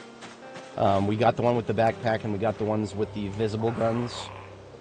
I think that's about it. Yeah, zombie recognition is a big problem. If it's behavioral, then we should be able to follow the Shaun of the Dead rule and just shamble around like a moron and camouflage ourselves. But if it is scent-based, well then World War Z rules. Don't know if I would want to go by that. Could be thermal-based or something that a lot of people don't consider. The devs of this game in their lore writing have not ruled out supernatural explanations. They keep referencing it as if it is a possible thing. And so, to be entirely honest, just knowing what I know about everything I've learned about physics, a supernatural explanation is probably the most believable thing for zombies, actually. Because if you want to say that zombies are somehow doing what they do in this game, and somehow still abiding by the laws of thermodynamics, that's a hell of a lot less believable than just telling me that they're fucking supernatural monsters brought down by a Nurgle.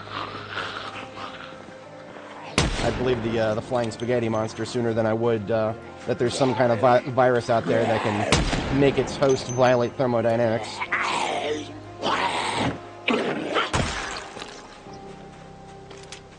Because we're 18 months in right now. Corpses decay a lot faster than 18 months. So all these guys who presumably died somewhere close to 18 months ago, they should be dust right now. They should be dust. But somehow they continue to move and do things, rather strenuous things. Where do they get that energy from? Where does it come from? Things to think about. Energy is not free. And if it is free, well, at that point, you're just writing fantasy. Might as well add a magic system to the game. I mean, I'm wearing a witch hat, and I'm eating soup out of a cauldron. We might as well, let's just take it to the next level. I want to cast Fireball. Come on now. That's a good, yeah, I mean, there you go. Why do you even try to explain it? It's a zombie game. Zombies, well, you know, I'm one of those guys who loves explanations, even if they are ridiculous. If you ever read the book that I publish someday, you'll see exactly what I'm talking about. It's, more than 500,000 pages of notes before I even really, got halfway done the first draft. And the first draft still isn't done. We're about 131,000 words through the first draft. I turned too early here. I'm actually stuck on one of the silliest things right now. Not necessarily a plot hole, but there is a character motivation gap that I'm really struggling with. One of my characters is preordained to do something, but it really is not measuring up with how I've explained her as a character. So I kind of need to square that circle somehow. If I ever get past that, that'll be a miracle. Alright, so we need to deal with a number of things before we start sorting through all that nonsense right there. Shut the engine off. No. Words, not pages. Words. In terms of pages, I don't have a count yet because I'm drafting it on 8.5 by 11 pages, like your standard Microsoft Word size. And I don't even count that because it doesn't translate to smaller pages that you would see in a book very well. I do count words though. Let's have a bite of this here 50 soup. This will give us some happies. Possibly not enough, but some.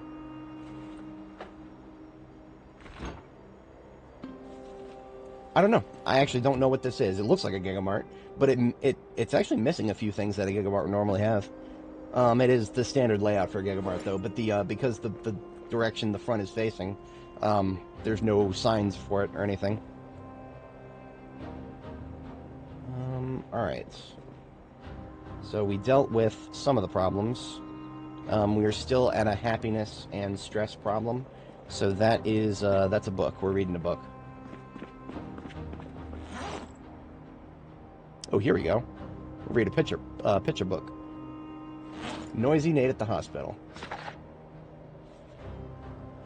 But yeah, if we look at my notes here, documents, total word count is not updated because it should be.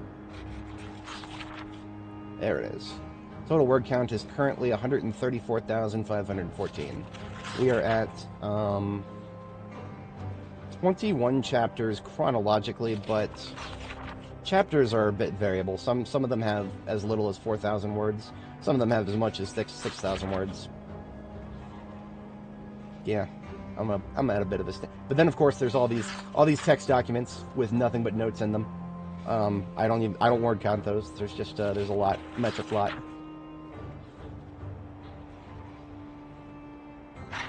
All right. That should take care of a good chunk of the stress. Took care of all the unhappies. I'm just going to read this regular magazine to get rid of the rest of the stress. Now, in a world where the Indie Stone cared a little bit more about smokers, smoking wouldn't be broken, and we would be able to actually smoke a cigarette or two out in the field, and that would get rid of some of the stress before the depression starts to kick in. That would be awesome. I would actually, like, even though I'm not a smoker, I would absolutely love to smoke right now, but I can't, because smoking is broken. You can smoke, it just doesn't do anything for you. Literally just makes you sick, and does not reduce any stress. Another hoodie to be fixed here. And we got some guns, so let's get the ammo out of this shotty here.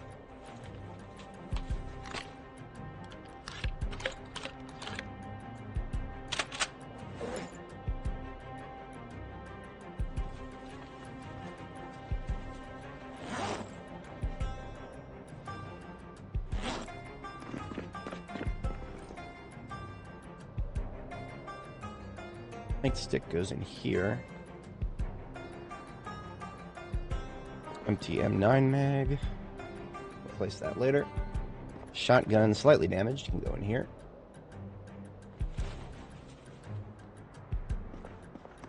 M625 goes in with the other ones here.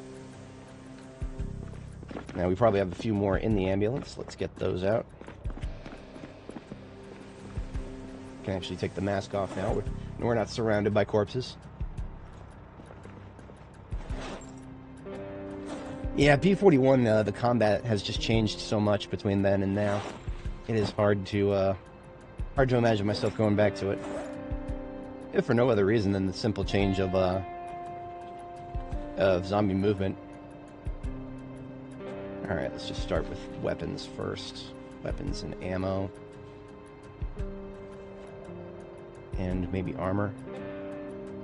Count that as gear.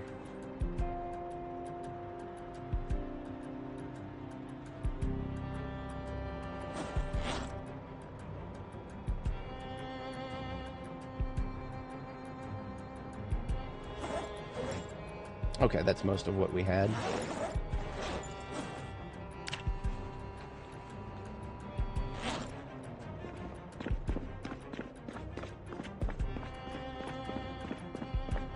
So anything I picked up that is going to need to be fixed up through tailoring, literally all of that can go in here.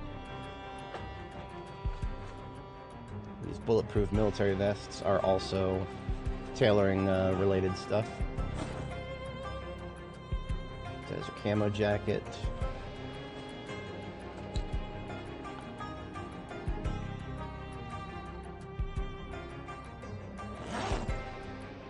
And all the rest of this is gear that is more or less good, just dirty and bloody.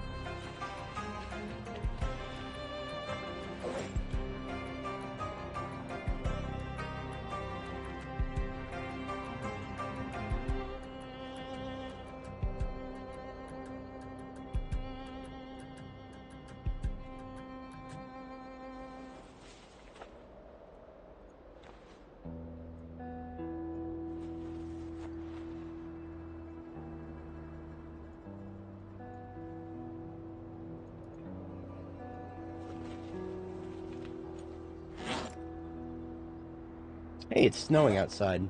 That means we get a little bit of water. The rain barrels actually do fill up a little bit with snow.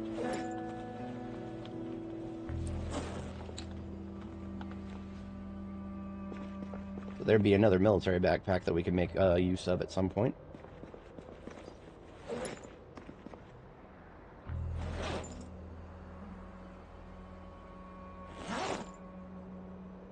Both of those shotguns have been unloaded. We can go into the shotgun box. More shotguns for the shotgun god. This box is going to fill up any minute now. Let's unload this 625 we found.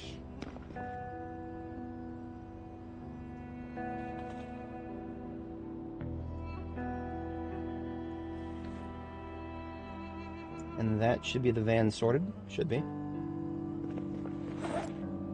Was there a hydration pack? Yes.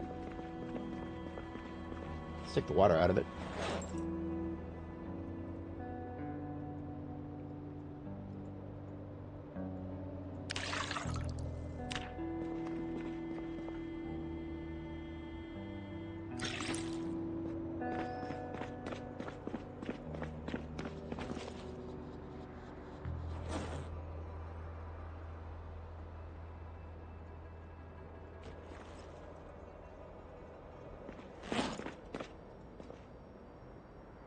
Maps of almost all of Louisville here. East, north, northeast, southwest. I think there is regular west. And then regular south, maybe? I'm not sure. But our collection grows.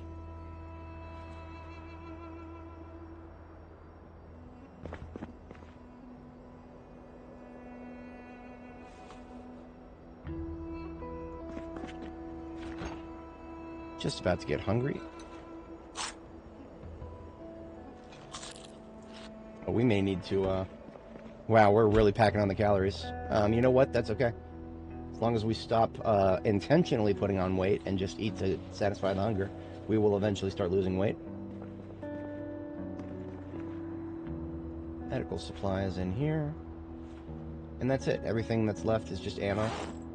And this hydration pack is going in the, I don't know what to do with, bag.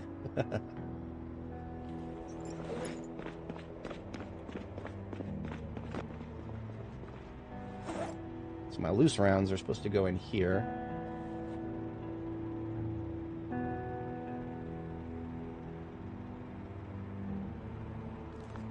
I can just straight up open this box of 38 special that I found. So that can go straight into my bandolier.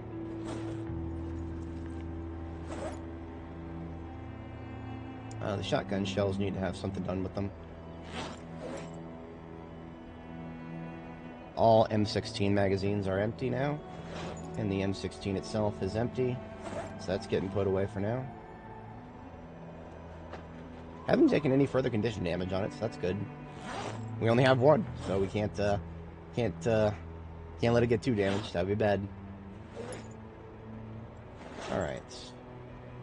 That's all looking good. That's all looking good.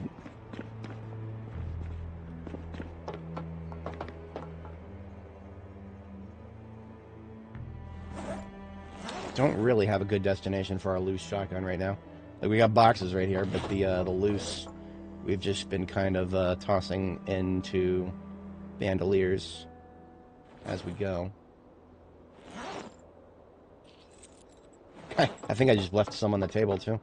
By now we might have enough loose to make another box though. Let's try that.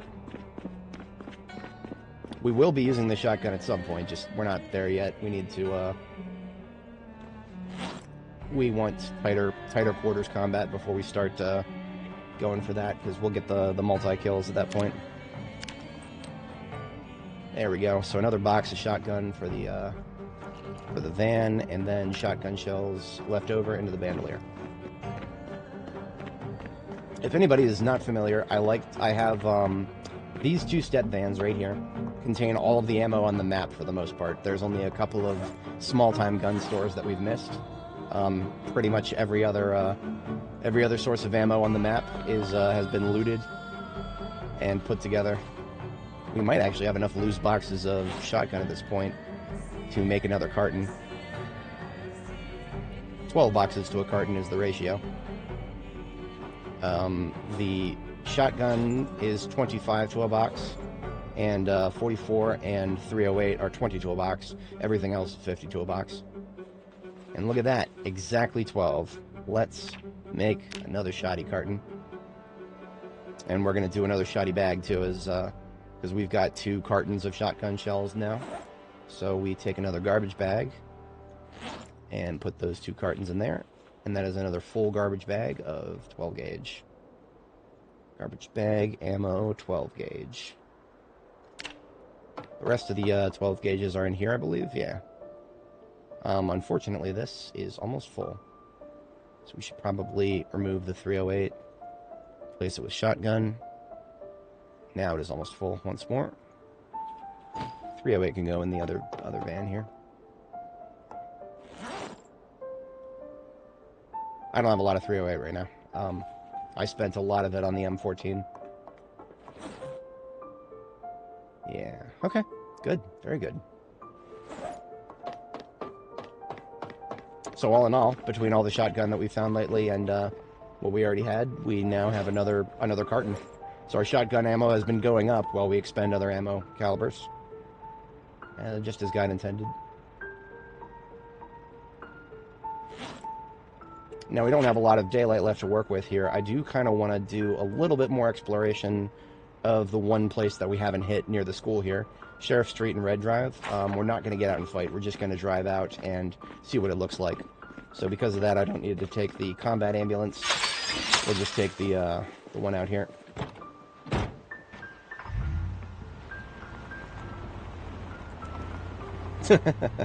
Yeah, I'm not going to complain about that, Bloody. Needing to find a cardboard box would be realistic but annoying, and unfortunately that is probably the realistic but annoying thing that the devs would love to add. Meanwhile, the realistic but convenient things, no, let's forget about those. Oops. Now the school, I think, is directly behind the gas station, if I'm not mistaken. No, it's kind of like down on an L shape here. So let's go past the gas station, turn at the school, and then take the next right after the school.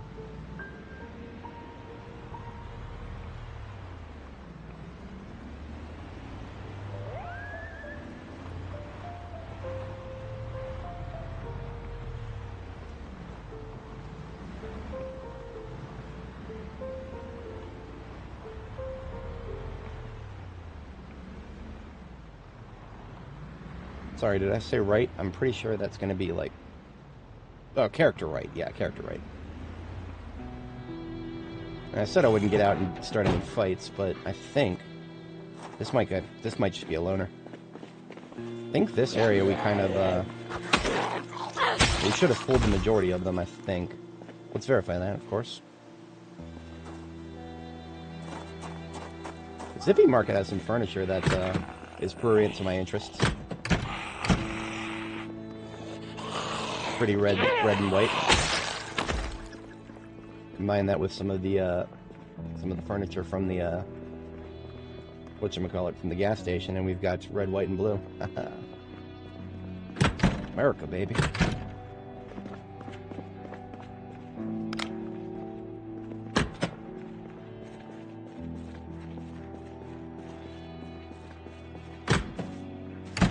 Yeah, I'm gonna come out and deal with him out there. Too many trees for me to want to take an approach from that angle.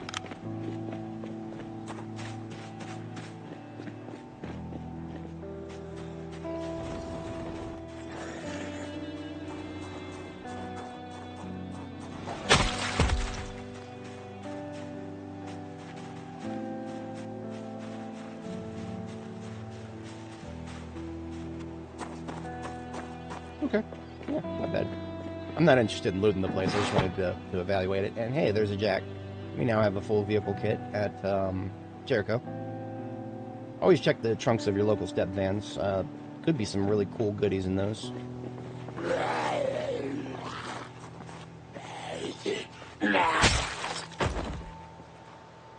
Okay, I see a group down there. This is the neighborhood I wanted to peek at. And I'm peeking at it, and there's no boarded windows. But there was another house beyond that. Yeah, there's like 2 or 3 houses we could not see just now. So we could just do a sneaky sneak.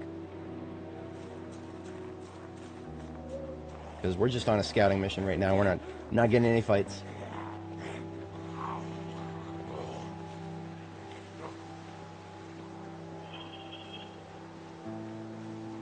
A lot of Zeds. A lot of Zeds in those trees between the buildings. Feeling very vindicated about my sneaky sneak right now.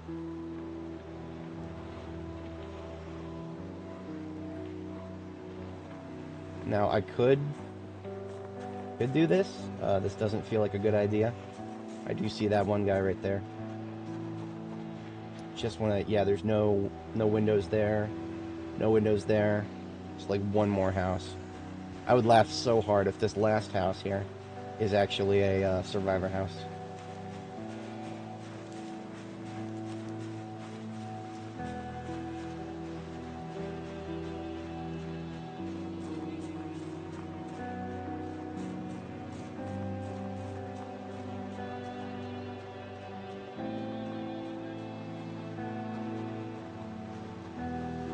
Wait a minute, am I going insane? I thought I actually explored this part. Sheriff Street. No, we're supposed to take a look at Sheriff Street. So that's exactly what we're doing. We're just going to keep up the sneaky sneak. I am by far and away not a stealthy character. Conspicuous, clumsy. I prefer loud and proud frontal confrontation. I subscribe to the Malcolm Reynolds School of Combat. If I kill you, you'll be in front of me and you'll be armed. That kind of thing. Zombies are armed with their teeth, so that counts. I ain't seen no survivor houses, though. I'm mad about it. I'm mad about it. We found like 2 in a row, and then the rest of the entire sector down here, nothing.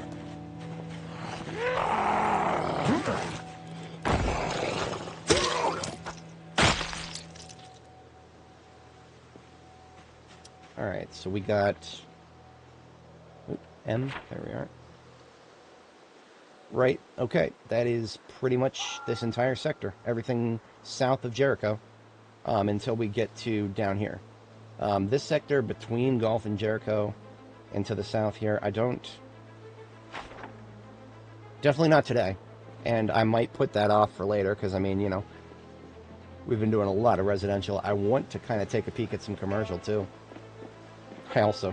Terra Invicta is also supposed to be on the docket for today, but, I haven't decided about that yet. Like, I do want to play it. It's one of the games I'm currently actively streaming. I also want to grow my channel. Zomboid is a lot more popular, so it is, that's another factor, and I'm also just, sometimes I just don't want to stop what I'm doing, because, we're making good progress here. We're really close to aiming level 10. Oh, holy shit, no. We're gonna kill some more zombies with guns, not tonight, but like tomorrow morning, and then we're gonna get aiming level 10. I would like to see that very much, because we're really close. Like, 100 more experience, that's just a couple dozen kills tops. Oh, look at that. There's a group right in my way now. I can still slip past these guys.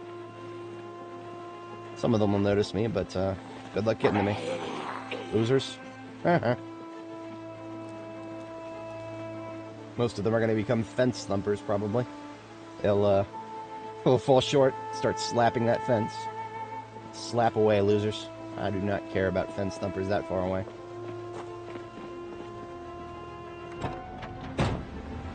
Alright. Residential exploration success. For the most part. I do kind of want to make it a point to check sheds. If for no other reason than a possibility of some generators. Oh, nothing in there. Don't care.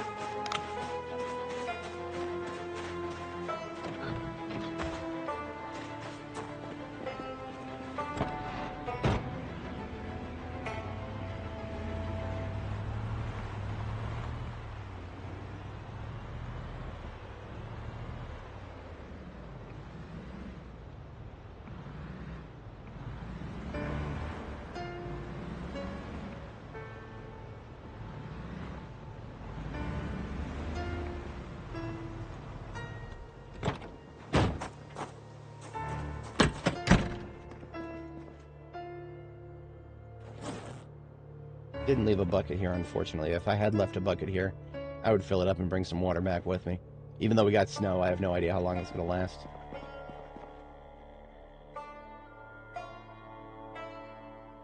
Don't think there's anything that I need from here. And I'm trying not to think about furniture. Ever since I stopped by that Zippy Market, I was like, oh man, I'm going to start decorating. God help me. If I start decorating, I'll spend 6 hours on it without blinking an eye. It's dangerous. dangerous. Let's just get to sleep early here since it's right in front of us.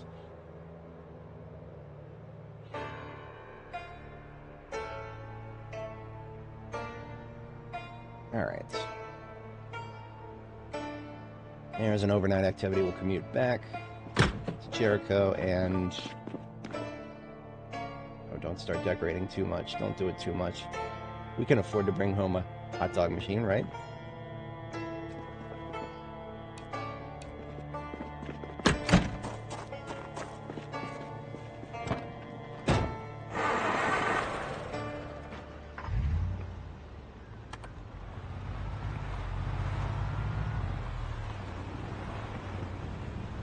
Ooh.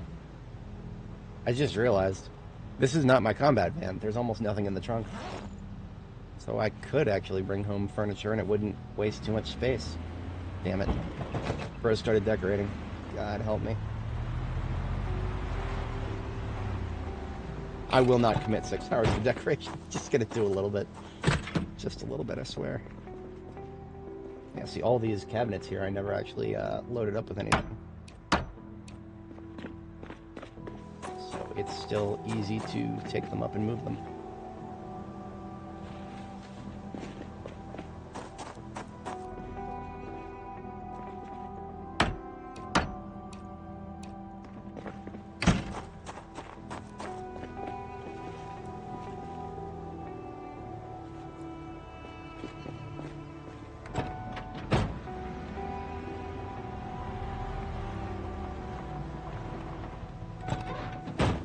I don't think running over cones actually hurts your vehicle.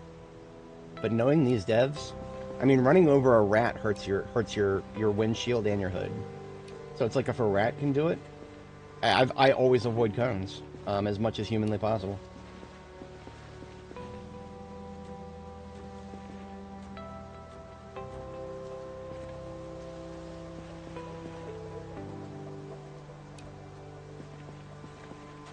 You can dodge a rat, you can dodge a cone.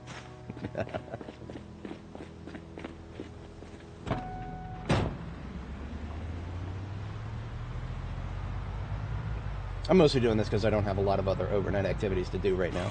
We actually already have cooked food, and I need to eat something that doesn't have too many calories in it right now because my at this rate we are going to be overweight.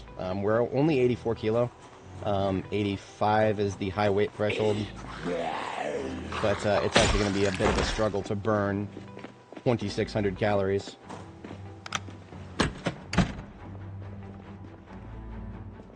Man, yeah, you can't threaten me with this. This is a lot of pretty things right here.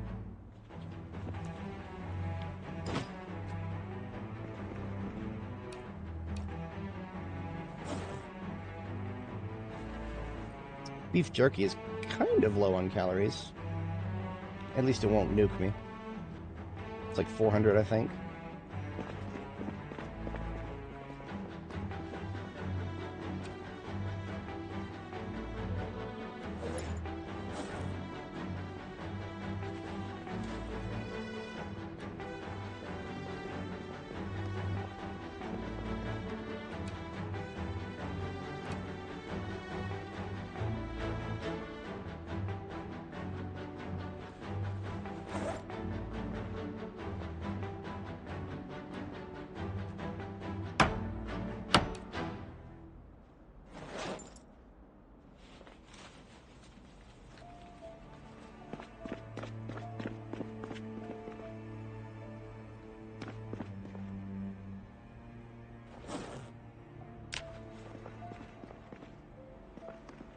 Soda can sit for a minute.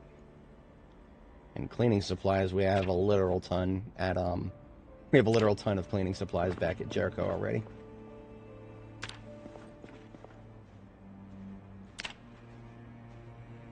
Yeah, I hear you making your footsteps outside. Why don't you footstep on somewhere else?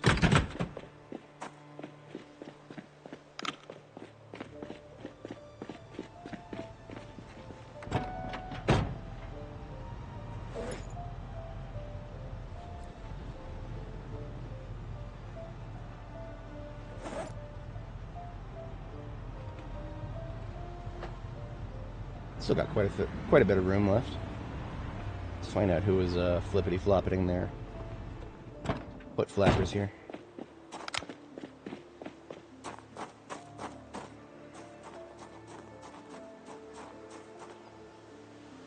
I know what I heard. I know I heard footsteps back here. Okay. There doesn't have to be footsteps. That's okay.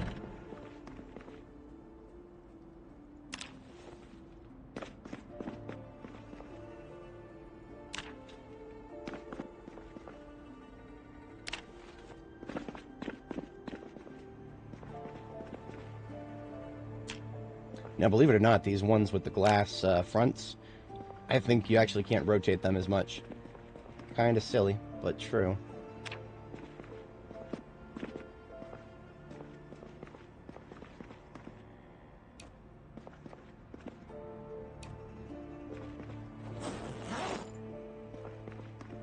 Oh, we were allowed to limit break for that.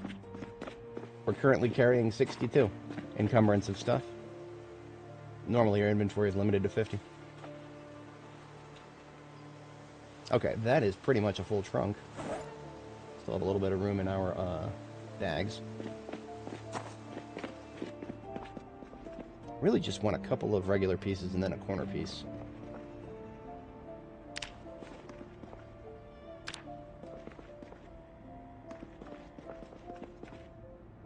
Regular shelves are not necessary.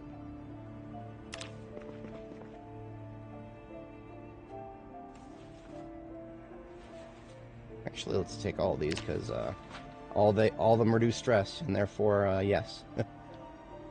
They reduce stress, I say yes.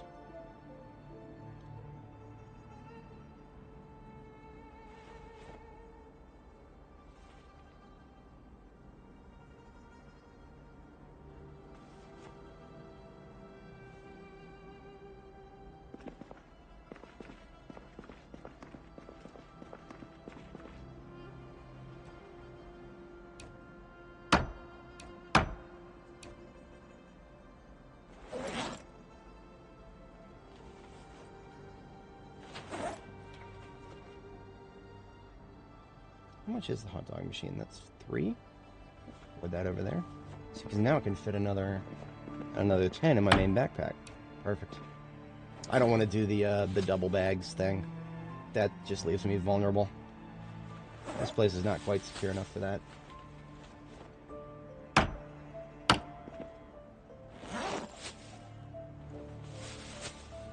Let's verify what I just said about these rotations. You can rotate these, but yeah, so you can only face them facing left or right. You can't go the other ways, so never mind on those. And nothing else of particular interest. Lighters, smokables, candles are actually really useful for pottery if you do large amounts of it. Threaten me with a good time, I'll take an iron pipe.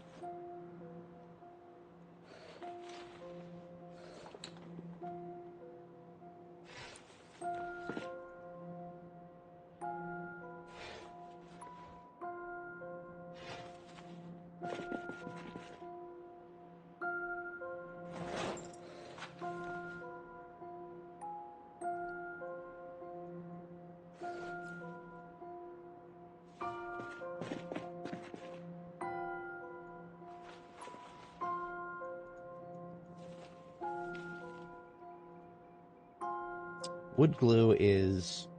I'm kind of annoyed about the fact that wood glue is not a substitute for actual glue in most recipes, which baffles me.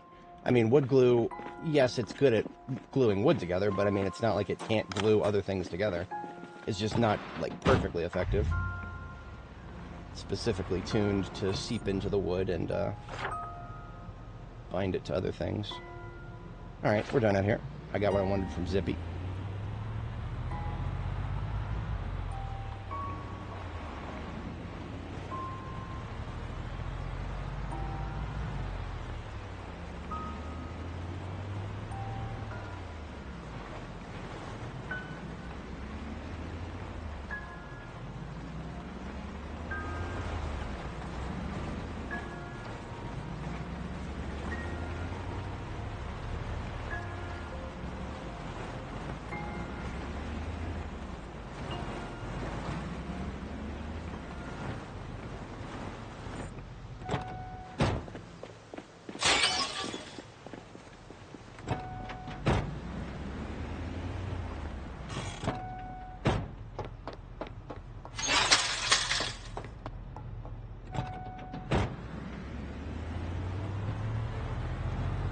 Alright, bros. Our kitchen is about to level up.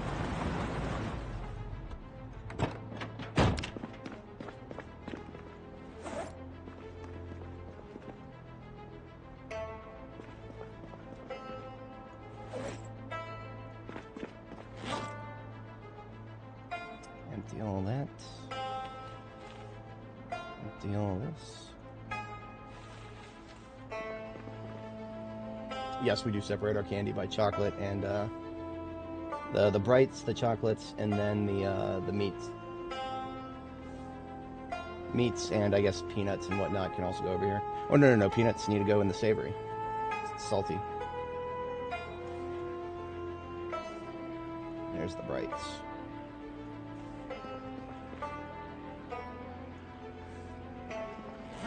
Perfect.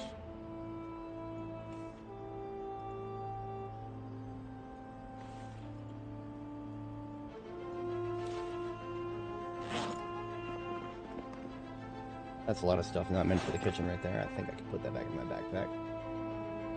No, it won't fit. Let's put it all over here then. Building tools mostly just go over here for now.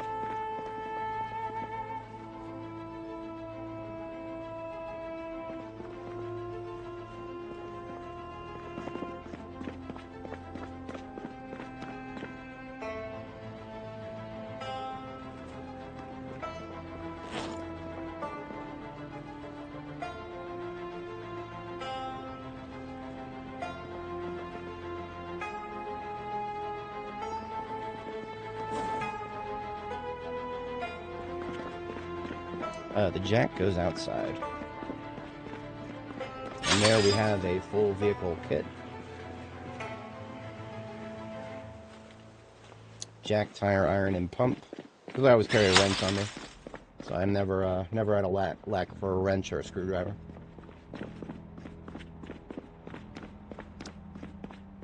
Thus far, I haven't burned any more time on this than I would have as an overnight activity. So we're actually not wasting too much time here. Depending on what your definitions of wasting time are. Playing Zomboid can be considered a waste of time, depending on how hard you want it.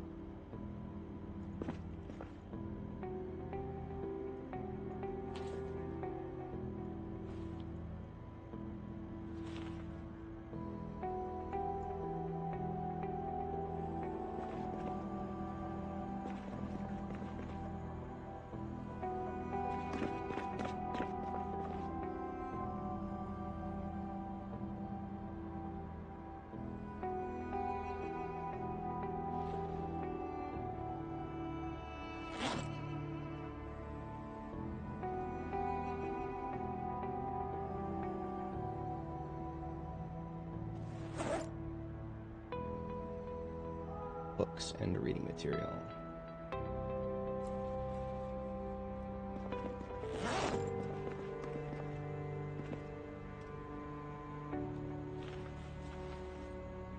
Now, if I was going to do a red and white themed kitchen, how would I go about it? I don't really want to move the display cases because I kind of like where they're at now. Let's get these bags on this side out of the way.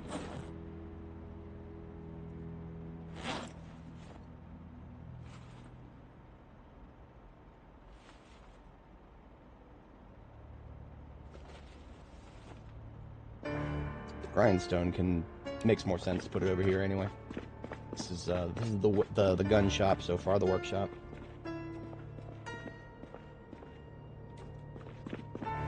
If I was going to do a forge and a furnace, I've already got a spot for them right here.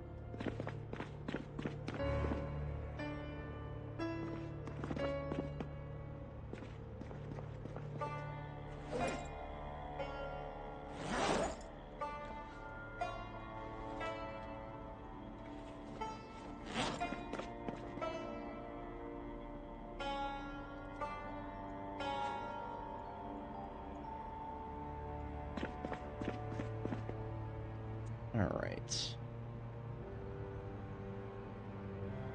Citrus signs are easy. We'll put them behind the sinks.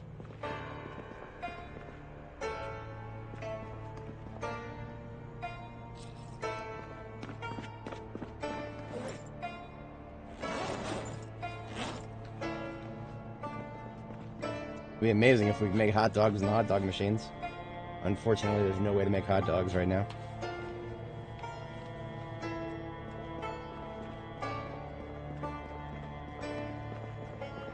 Does this layer correctly? No, it doesn't layer correctly. For some reason, the silly dispenser layers in front of the paper towel dispenser. Oh well.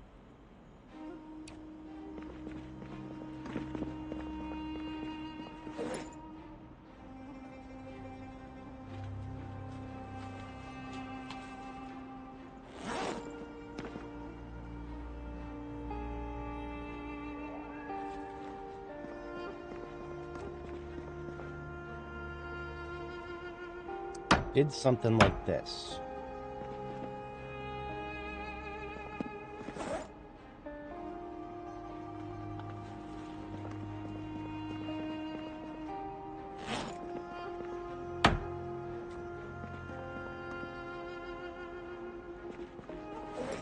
Then we did a red top right in front of it.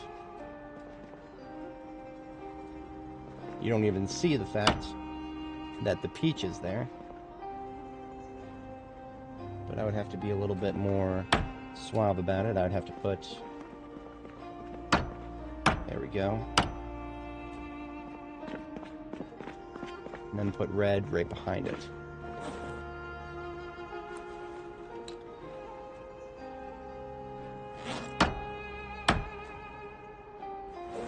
And we have a corner, red-topped corner. Do we? It's in my backpack. Alright, we've already gone past our second bedtime a little bit.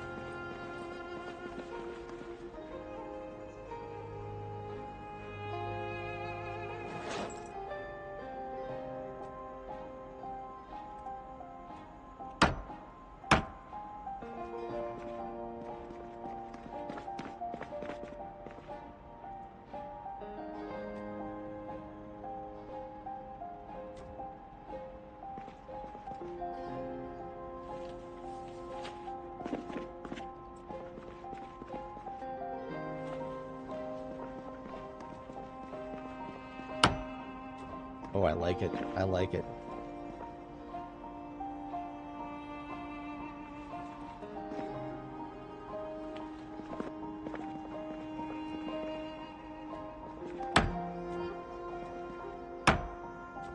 Hell yeah. Oh, I like it a lot.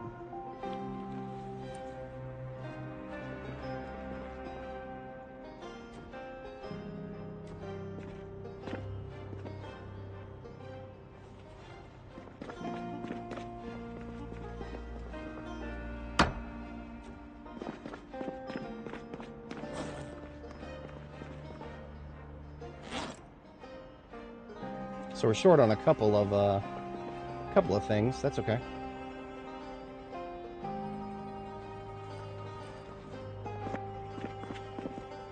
We could also just do this.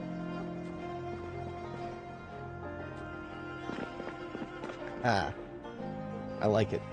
We'll do the arcade machines tomorrow. We're past our bedtime, but yeah, I like it. I like it a lot. Hell yeah.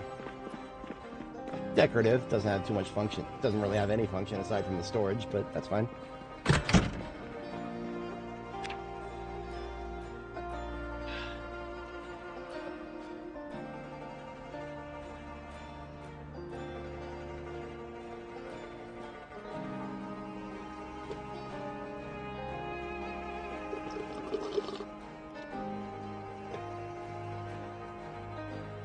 We didn't get the best of sleep. Might actually have a little coffee with that.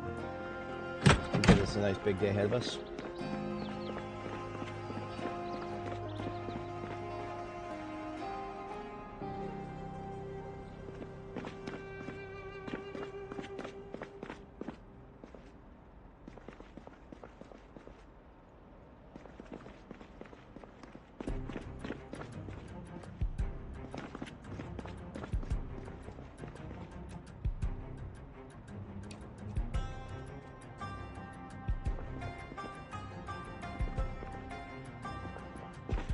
Just want to see what this would look like.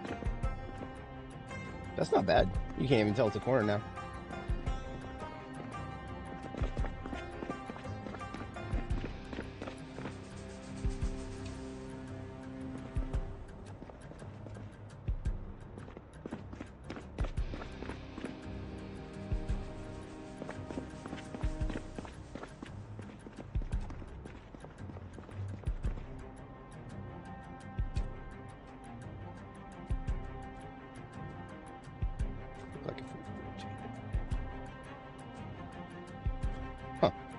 supposed to be rotating, but it just doesn't work. Okay. Whatever you say, game.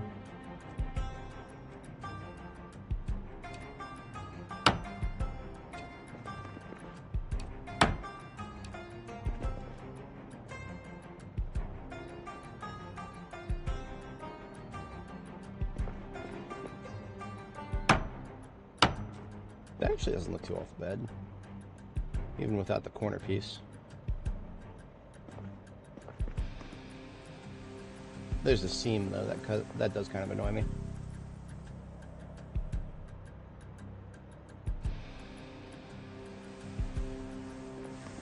Yeah, that's fine.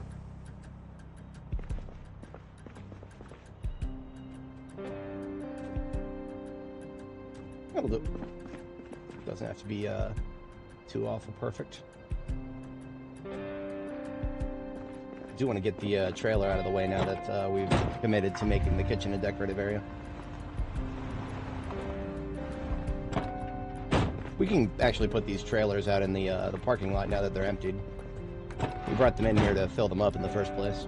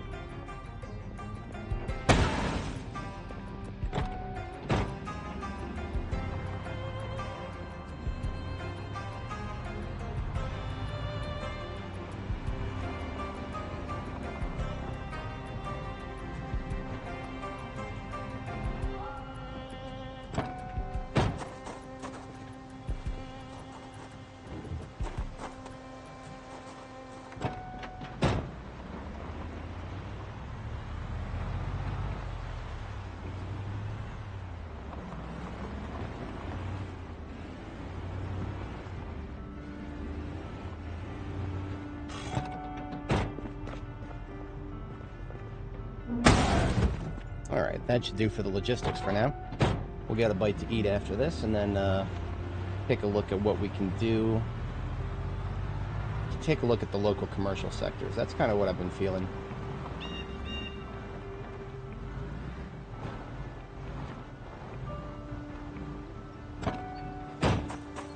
We have unfortunately found no good indications of Longblade 5 anytime soon. We're about a we're already about, what is that? Maybe 2/5. We're about 2/5 of the way through level 8 already, without the book. I don't expect level 10 to come at all anytime soon without the book, though. Level 9 maybe, but level 10.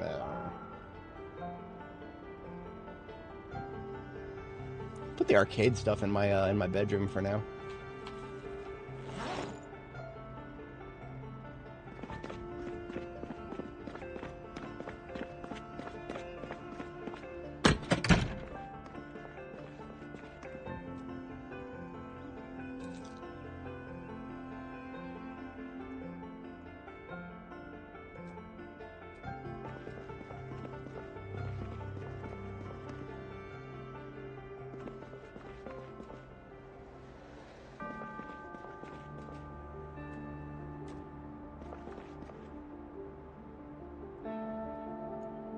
Yeah.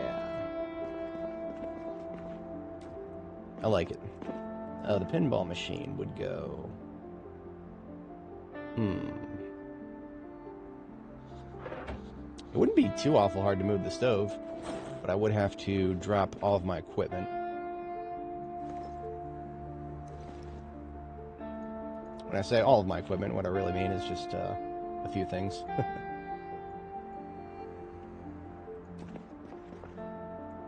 Still too heavy.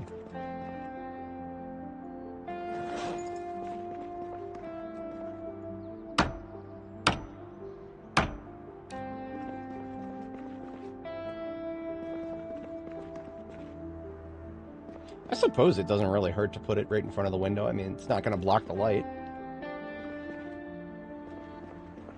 It just needs to be close enough to the bed so that when we sleep, we're warm. That's fine.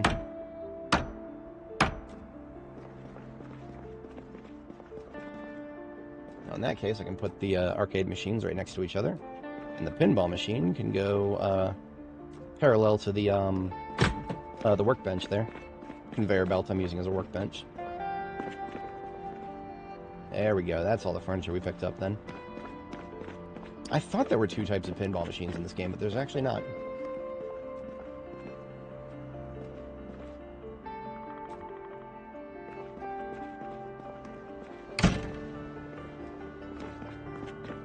And I don't think we need to do any preparation for gun work. I think we're still relatively well armed.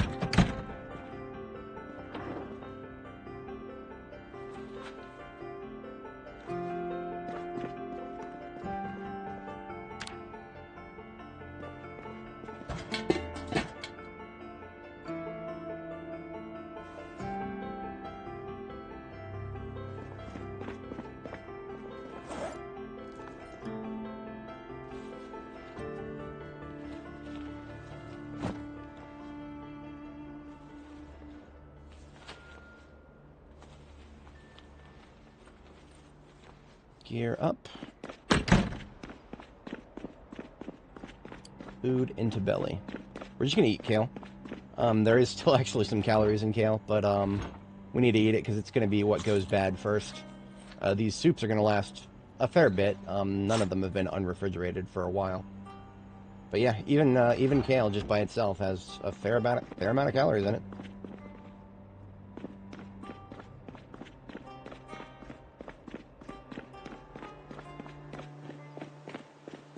Just taking the combat ambulance for now. Did I need a replacement for... Yeah, we need a 1 M9 magazine.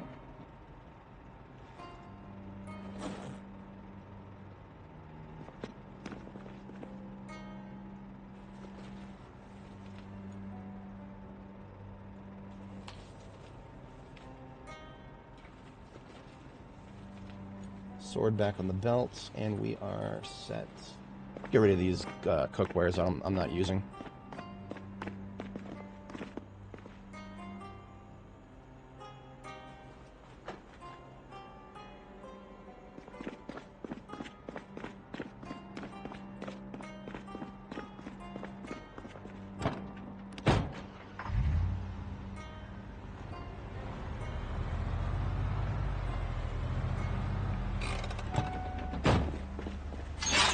I feel like going north. We do have places to the south we can explore, but I feel like going north. So the train station, I know there's going to be a lot of zombies there. I don't think there's actually going to be a lot of interesting anything there.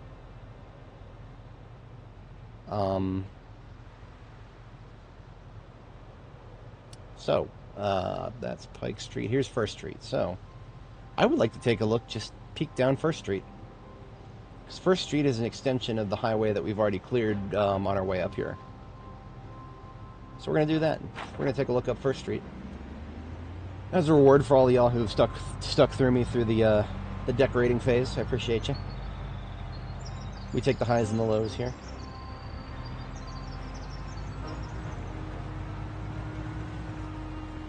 Don't know if this snow is going to stick, but it is definitely cold enough that it might not turn into rain.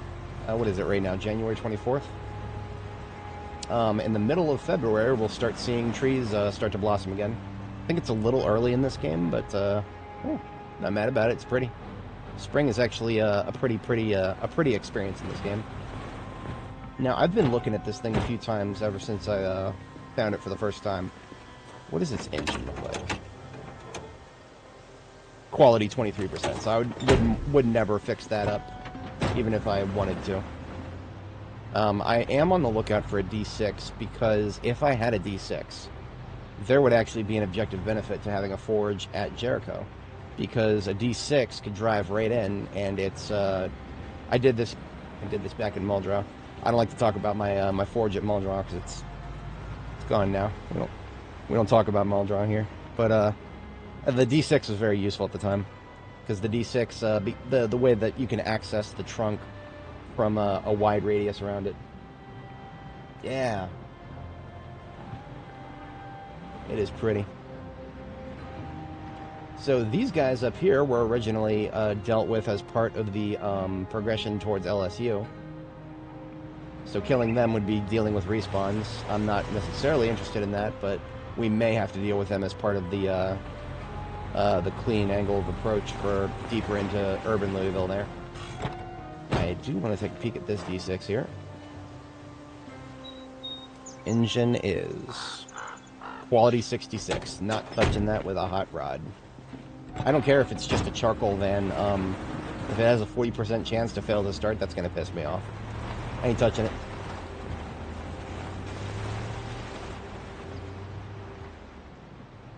I don't even know what that is on the right side there. Just a, it looks a little big of a parking lot for a convenience store. Oh, KY Transit. Okay. I'm expecting office loot. All right, now look at this. All right, ladies and gentlemen, it's going to be firebomb time here. We've got a massive swarm of zombies on the other side of that fence there. And they are going to come up to that fence, and they're going to start smacking it. And it's going to piss me off, and I'm going to get mad about it. Instead, what we could do is take a remote controller. Got ourselves a remote controller and a noise generator. Also a remote controller and a firebomb. We're going to set a little fire up here. I do have pipe bombs. Pipe bombs are going to be reserved for areas beyond just fences. So we're going to link up the firebomb to the remote controller with the channel starting with 68 here. So the firebomb is now linked. So what we're going to do is we're going to sneak up to the corner of that fence. We're going to plant the noise generator and then the firebomb. And then we're going to, well, we're already going to cut the ambulance. Leave it in position for a quick getaway, but we are going to cut the engine. What we want to do is leave the noise generator running and then lose line of sight of that group over there on the left. And maybe we can actually catch them in the fire too. So sneaky sneak initiated. Noise generator gets planted first, bomb gets planted second, and then the trigger for the noise generator.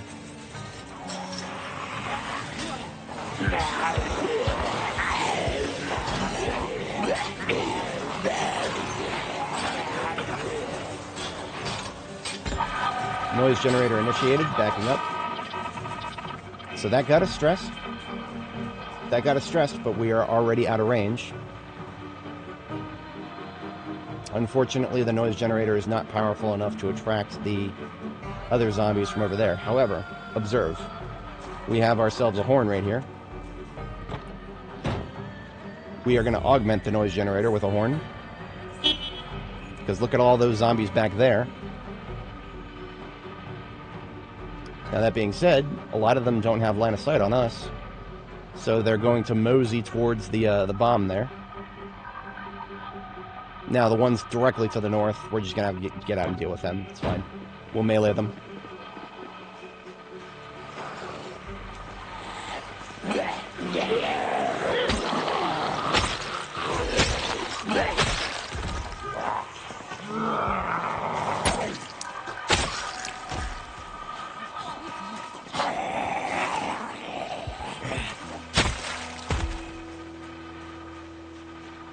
Oh yeah, I see all them zombies up there. See all them zombies up there? It even looks like some of them are... Look at that, some of them are going straight for it from... Oh, no, they stopped, okay. The noise generator actually stopped. That's okay. We're going to move up and trigger the bomb.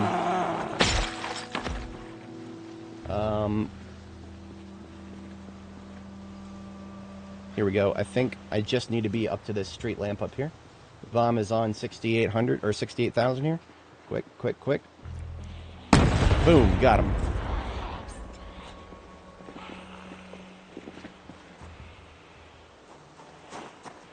I don't understand exactly why so many of them just decided to start moving away.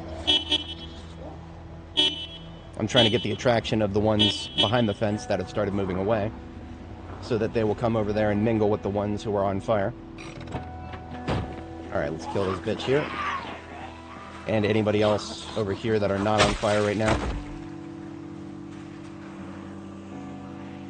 We got one that's on fire on this side of the fence, but she is not spreading. We do want to be very wary of zombies who are spreading fire that can reach us, because if they touch it or if they get close enough, we could catch on fire ourselves. We don't want that.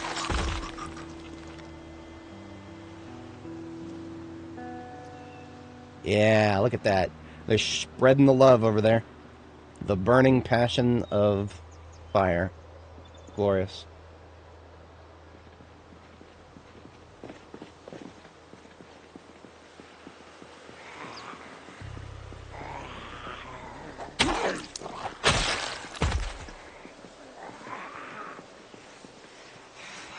Perfect, she's going that way.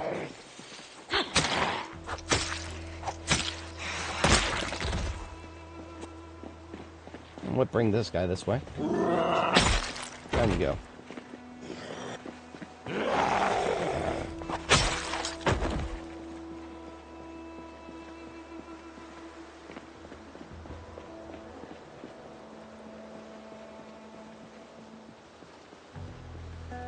Still a lot of cooking going on there.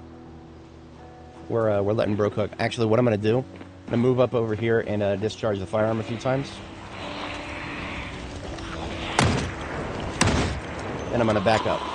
Because all I want to do is get the ones that are on the other side of the fence there to kind of stay grouped up towards us if I can manage. It's not a perfect solution, but that way they'll cook and they'll stay within range of where we can watch them cook. Because they do have to actually be within visual range for the fire to continue affecting them. You see all these guys? They're just kind of moseying. It feels like they're moseying out of range of us. And I don't want them to go too far out of range.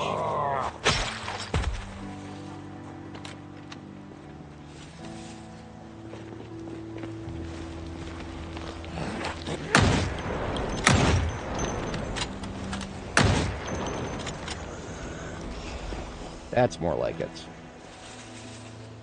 Backing up further. Just keep the fire stoked, as it were. Oh, hello there. Woo! I couldn't see him behind the trees from the isometric view.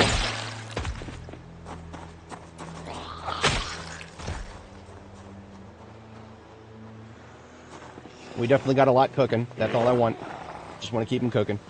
It takes them a long time to burn, so we got to, and here, this is bad. This is bad. We do not want this. We don't want people who are currently on fire anywhere near us.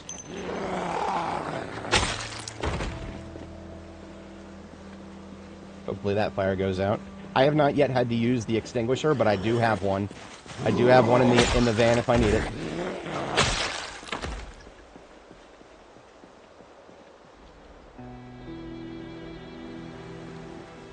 Oh, what is burning right there? Why is the gravel on fire? I don't know. This is just Zomboid things right now.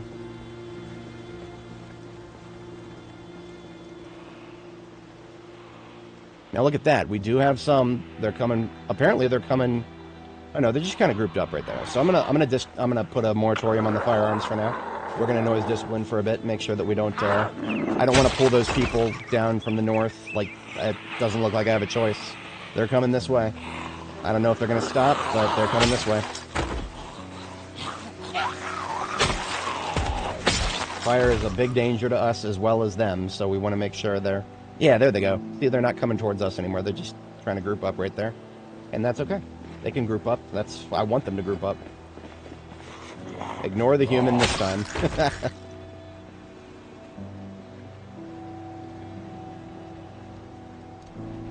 Keep an eye on the fire here. I do see a Z to the south. I don't know where she's going, though. Away from us. Sharpen a bit. They cooking. They cooking. Willie Pete at its finest. I like simple things. Gunpowder, dynamite, gasoline.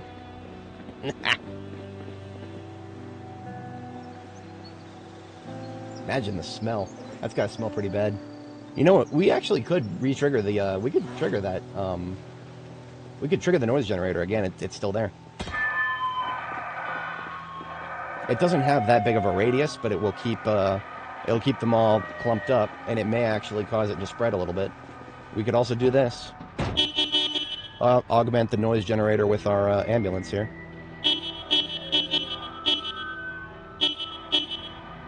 Ah, looks like we do have some on this side of the fence who are coming over here to Hellbring.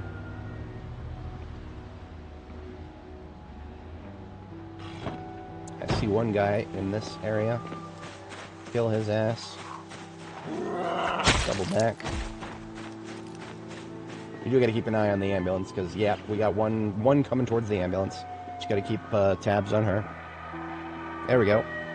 That's what I want. That's what I like to see. They can group up all they want. Hello there. Party's over that way, bud. But I'll gladly cut your head off.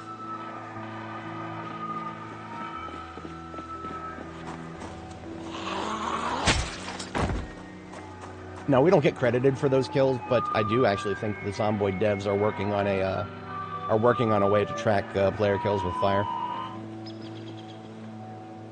Haha, he cooked out. Excellent.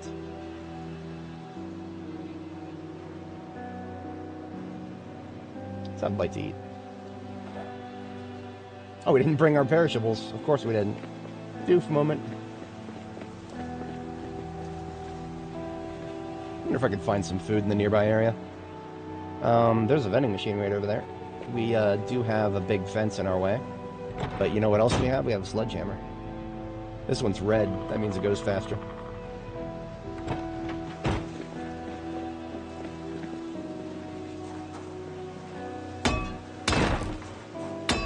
The thing is, we can't leave this area just yet because we need to keep, we need to watch them cook. That's how fire works in this game. If you aren't watching them cook, they'll stop cooking. So we'll just kind of operate in this general area for a minute.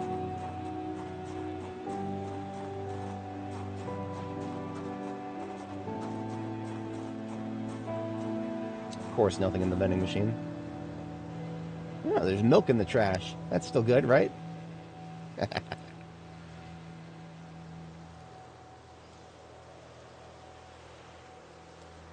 Whole ass bag of plaster powder in the trash? Okay. Yeah, I mean, if you want to give me one, I'll take it.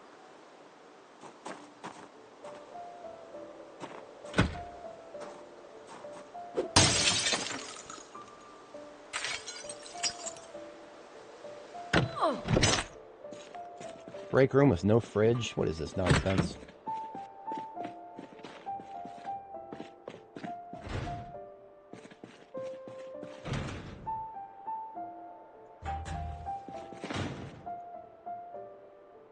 Ooh, perfect performance tire for heavy duty. Right, me with a good time.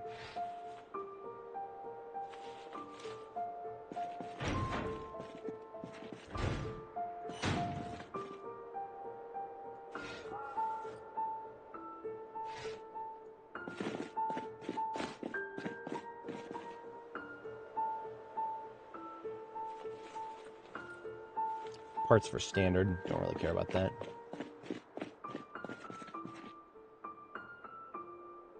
Respirator filters, yes please. Use another pair of pliers at the Jericho. Hey, another performance for heavy duty. Glorious.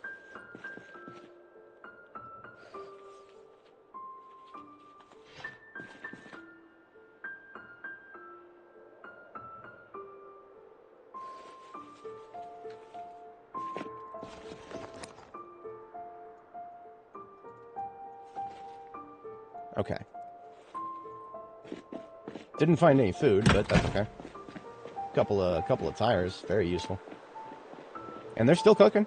They're still cooking. To be entirely honest, I don't really care how many I kill. I just want many to die. This is Louisville. There's always going to be more zombies, but concentration is what's important. So that's 2 performance tires for heavy duty that are in perfect condition. If we find 2 more that are in good condition, then we are doing a full upgrade for our current vehicle. It looks like our sword is about to break, sadly. Bit sad. It's served us well.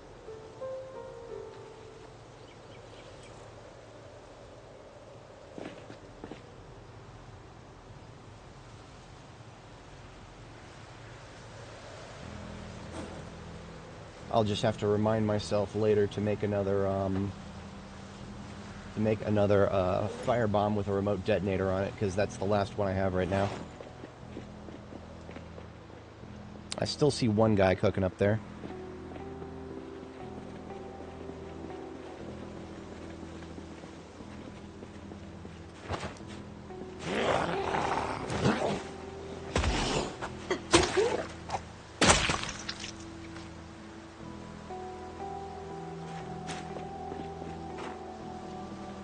Two guys cooking.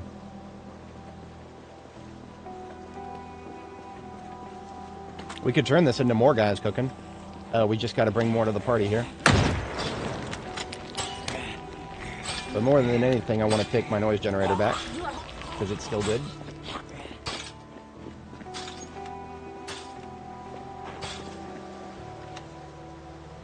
Yeah, see, look at that. By discharging the firearm, we're bringing a whole bunch more back to the party. It's not over yet. We just got to prevent people from leaving early. Maybe I shouldn't have removed the noise generator yet.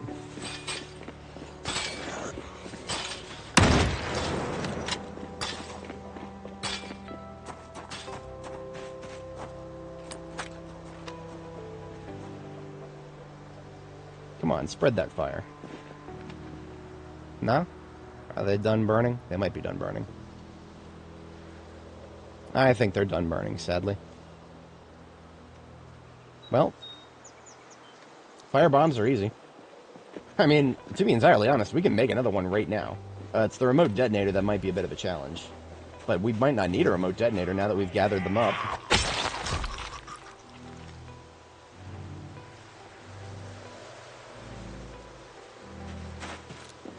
So all we need to make a firebomb is a crafting surface and a bottle full of gasoline. Of course, all the plastic bottles we have right now are the big ones. I'm supposed to carry around a few of those with me. Damn. Oh, here we go. Yeah. I just need to separate them. So I'm going to take the 2 liters out of my inventory so that I have 2 1-liters left. What's going on here? Did y'all just suddenly figure out that I'm out here? I mean, alright, I'll kill your asses. Fucking care. Backing up.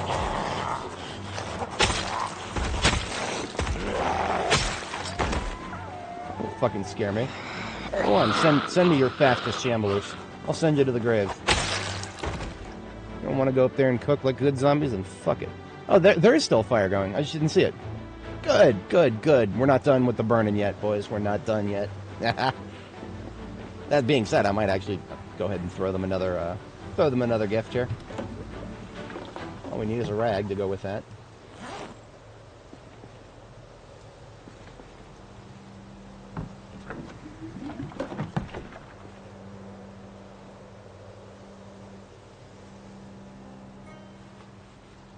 Alright, we got 2 plastic bottles of gasoline. Let's kill these guys who seem to want to come over here for some reason.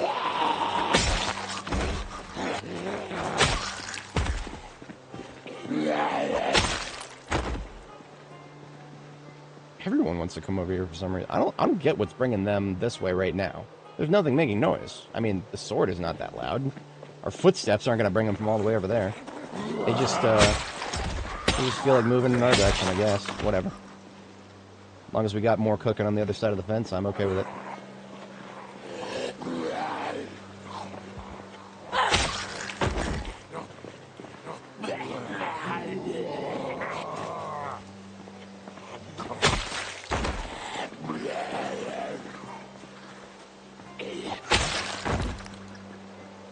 Yeah, I mean, I was getting ready to make another one, but I don't know if I need to now. Now, I predict that there's going to be like a somewhat large group of them on this side of the fence up here somewhere that I can't really see clearly because of the trees. It's like, yeah, where are these guys going? I think they're trying to group up. Now, throwing a firebomb at them would be a bad idea because they could reach us. It's the ones on the side of the fence that can't easily reach us that I want to see them cooked.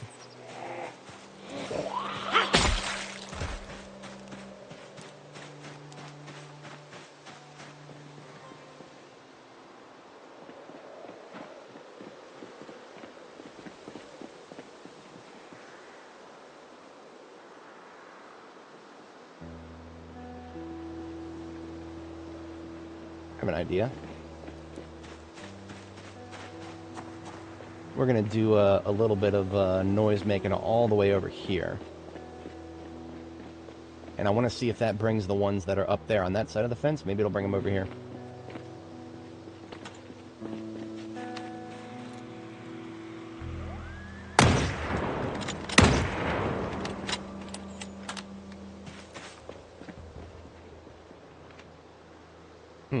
It's just making them smack the fence from that side. Damn, okay.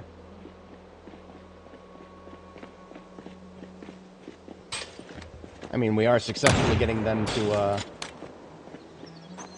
spread a little bit. I don't think we're going to put that building over there at risk just yet, as long as the fire stays close to the fence on this side. I don't particularly see it going all the way across that asphalt parkway, or the parking lot. Doesn't mean it won't, but I don't see it happening. Oh, look at that. Some of them know exactly how to go around the fence. How did that happen, I wonder?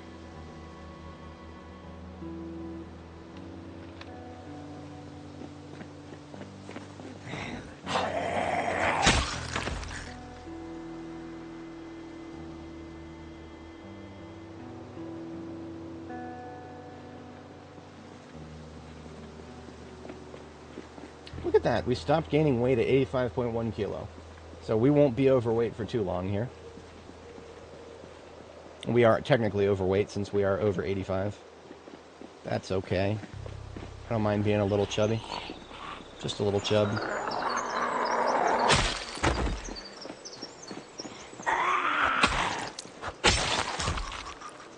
This sword is like on its last leg.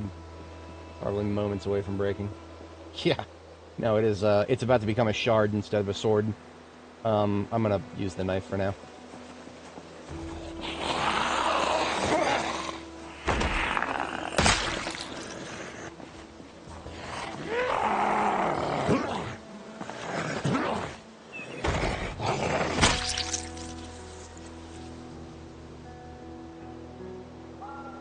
Yeah, it's still spreading a little bit. Great. We're getting a lot out of a single bomb right now. So that's I'm happy with that. Kills are just a number. I would normally not have a problem with just killing these guys through the fence if it wasn't for the stress problem. Right now, I care more about avoiding that stupid stress buildup than anything. Because it is so annoying. It just makes you combat ineffective, and it pisses your character off, and it's just a bad time all around.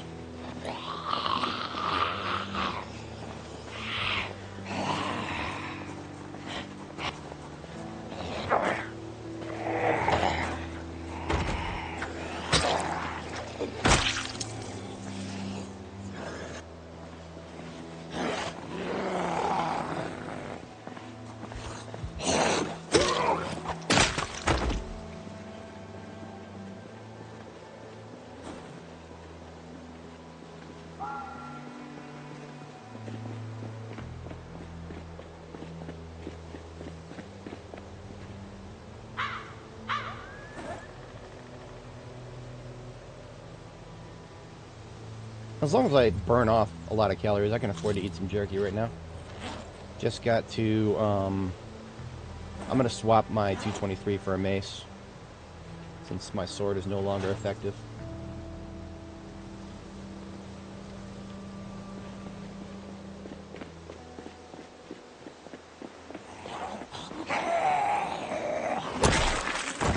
Just burn off about 200 or so calories. before we go to sleep, because if we go to sleep while we're putting on weight, that's no good.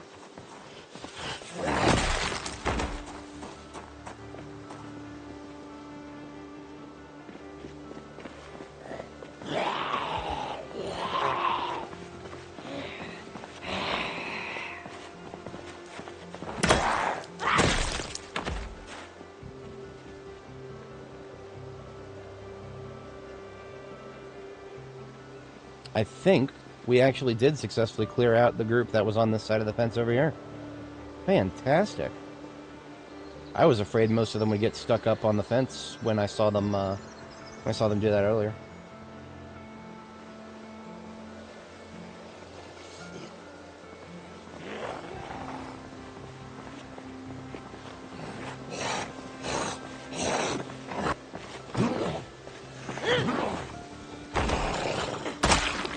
What I don't want is Blaze McFireton over there to decide to...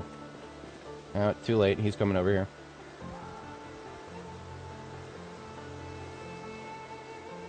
Or he's just cooking. That's okay. He can cook. Let bro cook.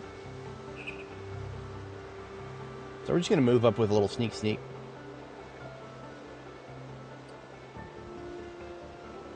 I don't even know what this is on the left side here.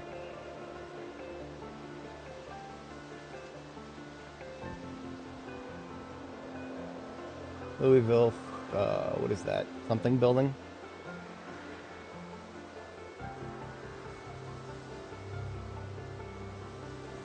Rogers Humanities Building. Is that part of LSU? Yeah, that's part of LSU. Interesting. Okay. I didn't realize LSU reached all the way over there, but, yeah.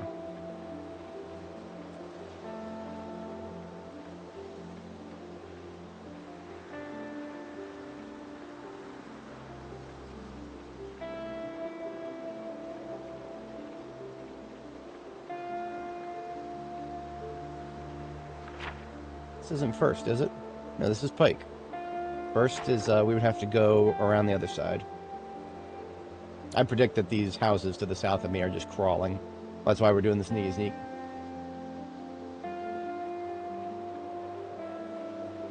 Now, that means I have definitely not wiped out LSU. Because the Rogers Humanities Building, that is huge.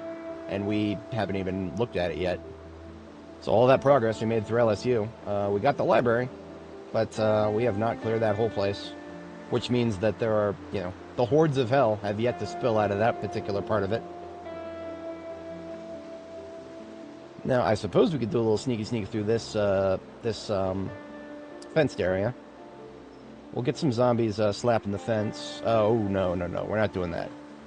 We're not doing that. We could make it through if we sprinted, but we're not doing that, no. We'll just, we'll go around.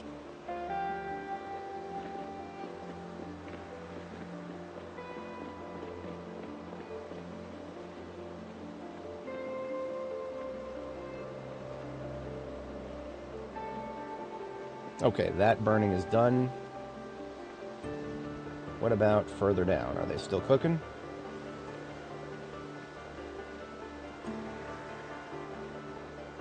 There's still a lot of them in there. And it's hard to say exactly how much a lot means. I just know that every time I pass one of these trees, I see a little bit more. But the cooking is done, so...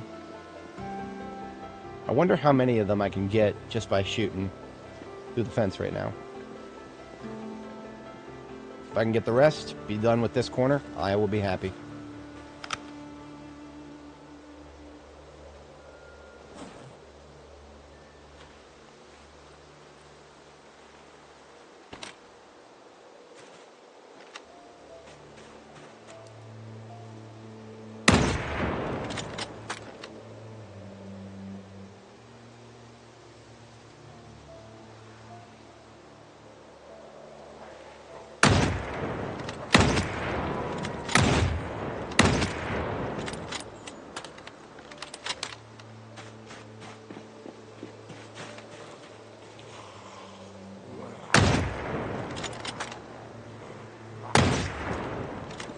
Patience, young Skywalker.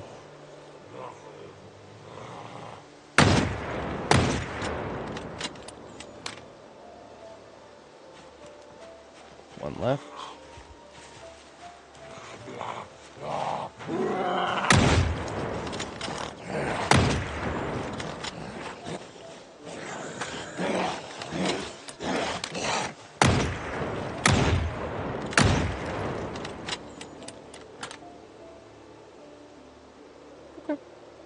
If we prevent them from ever smacking the fence, then there's no stress to be had.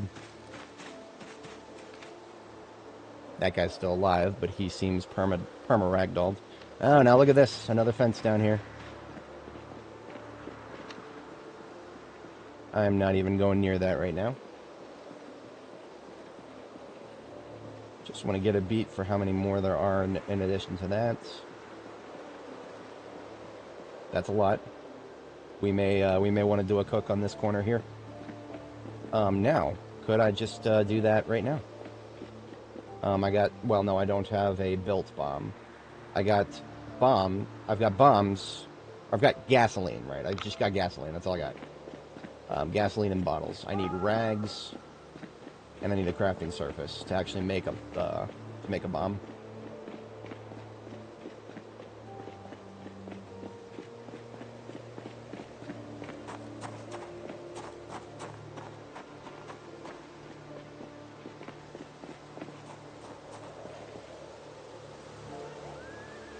Sledge out another 2 parts of this fence, make this a vehicle traversable hole.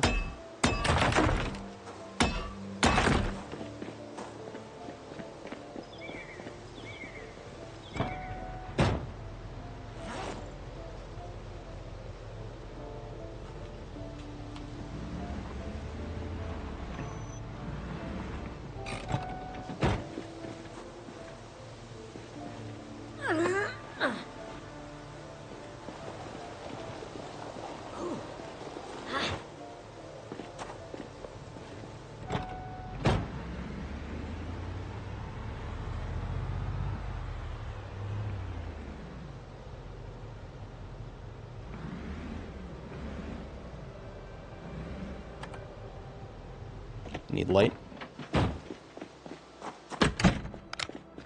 We'll also need rags. There's no rag that I can see immediately here. Already checked the trash, I think. A lot of random crap in here. Nothing of what I'm looking for. Sewing kits. In a commercial bathroom. More likely than you think.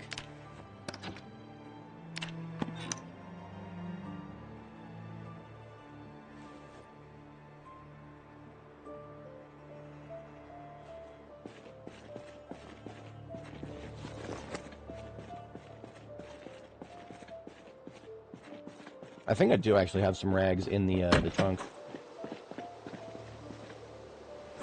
Yeah, of course I do. This is a bomb-making kit. I should have materials for making bombs.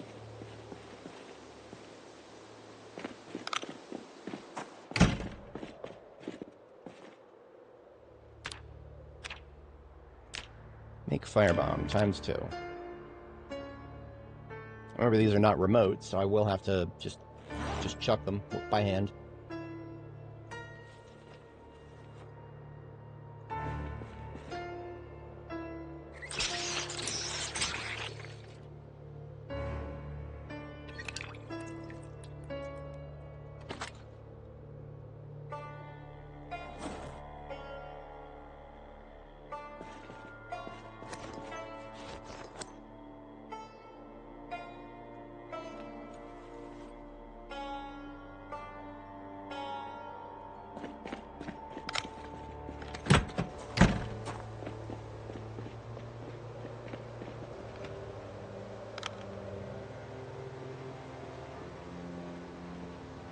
Should be some up there near the corner, right?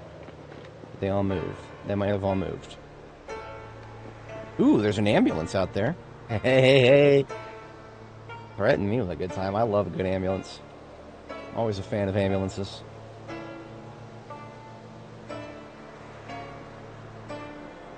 I feel like there's more in this parking lot than I actually see. But, there's so few that it's probably better to just shoot them. Shoot her!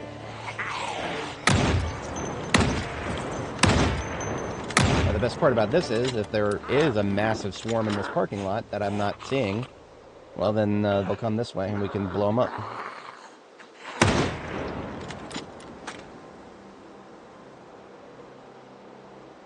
I don't think there's a massive swarm in this parking lot that I'm not seeing. I think this parking lot is as quiet as it looks. Because we actually, that right there, that corner in the very far south, that is a place we blew up the pipe bomb.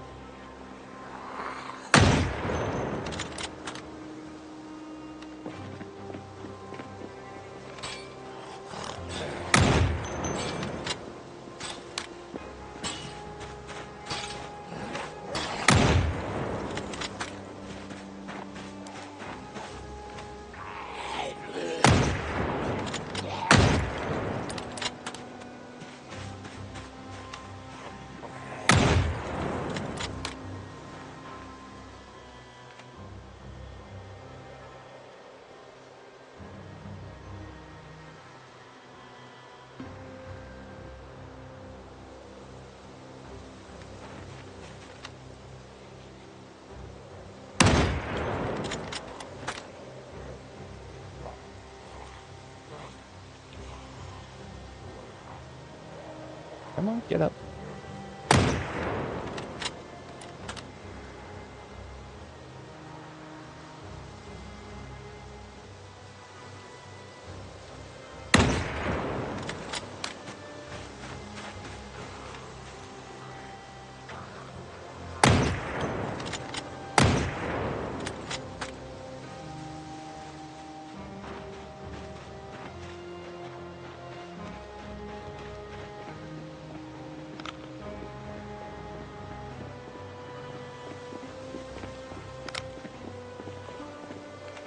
What's up, fool?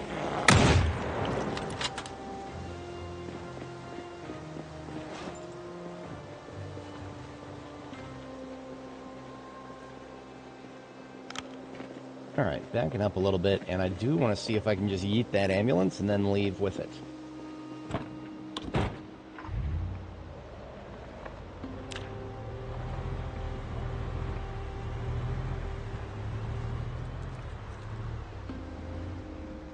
I saw you. Can't hide from me. I need this road clear, thank you very much. Hello. Is that the shove bug? Still seem to work there. Dunno. Maybe I'm just really blessed and I haven't been hit by the shove bug at all. I feel like there was one time I might have seen it, but then it's kind of hard to differentiate that from just a skill issue.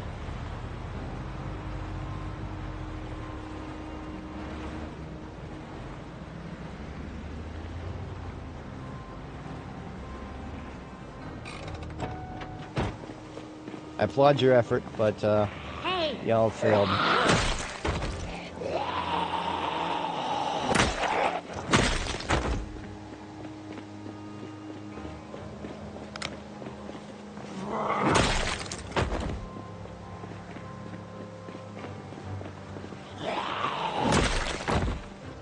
Alright, let's peek and see if this is actually worth it. All we gotta do is check the engine. I mean, look at it, it's pretty. It's pretty. I'm feeling very happy just looking at it, but maybe the engine is 2%. Engine quality 69. Normally I'd make a nice joke, but you know, it's that what that means, what that really means, is 41% chance, or 39% chance to fail to start. That's garbage, and there's nothing I can do about that. However, this is also a very pretty van. God damn it, I'm actually conflicted now. Ooh, well, I mean, we're in the market for a D6.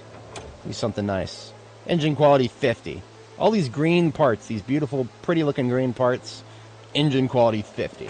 So all those green parts, and it still fails to start half the time. Fuck you.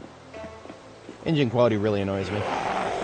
Mechanics level 10. Let me fix engines, for God's sake. Slap the fence. Slap this bitch. Here's your fence right here.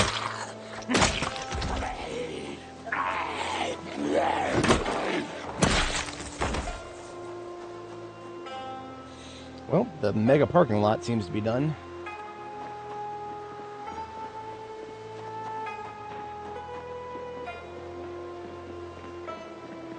I would laugh if it's one of the ugly D6s over here, like one of these. Maybe it has a perfect engine. It has no correlation to what the outside, what the rest of it looks like. Yeah, engine quality 58. I've seen this ambulance that we have right here that has the 100% quality engine. That was a wreck when we found it. So engine quality means absolutely nothing compared to what you see on the outside.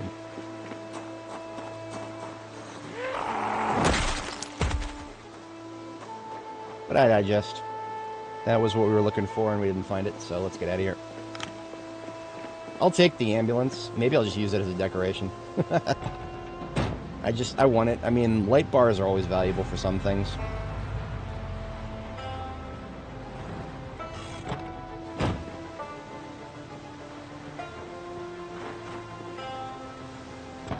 Bro loves to collect ambulances.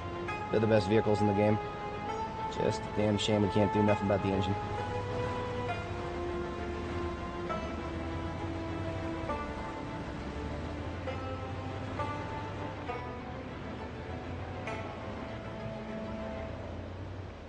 Alright, what's our best route? We are... highway. It's got to be the highway.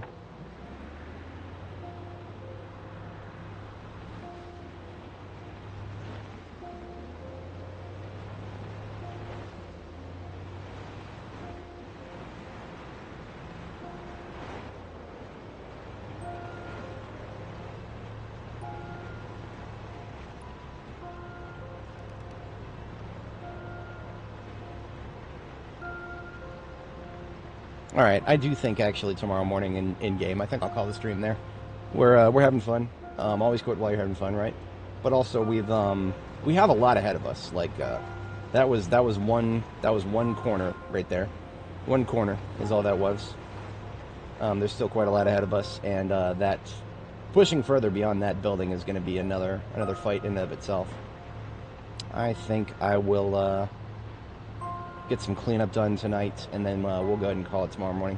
So if you guys are here for the combat, the big combat, that will be, we're pretty much done with that for today. We're going to spend the rest of the stream getting things situated at base, and then we are, I'll be streaming Terra and Vic after this. I'm not sure how much of my Zomboid audience is interested in that, but if you are, that is on the docket. Terra Invicta is a deep state simulator where you resist an alien invasion. You have to take control of nations of the Earth and use their resources to build up a space program and eventually build ships to fight the aliens. Very interesting game. A lot of people have trouble getting through the early game, and the early game is admittedly a slog. I mean, for me, right where I'm at right now, I've got full control of the United States, which is always a very useful thing. We've got full control of certain nations in the South Pacific and spreading our influence there, and then next, of course, the big target is China. We're 3 out of 6 control points on China.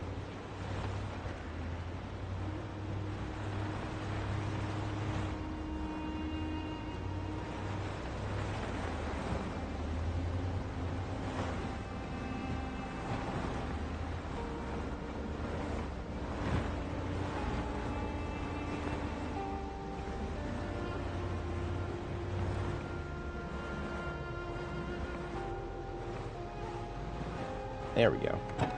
Not a perfect parking job, but considering we were towing it backwards, not bad.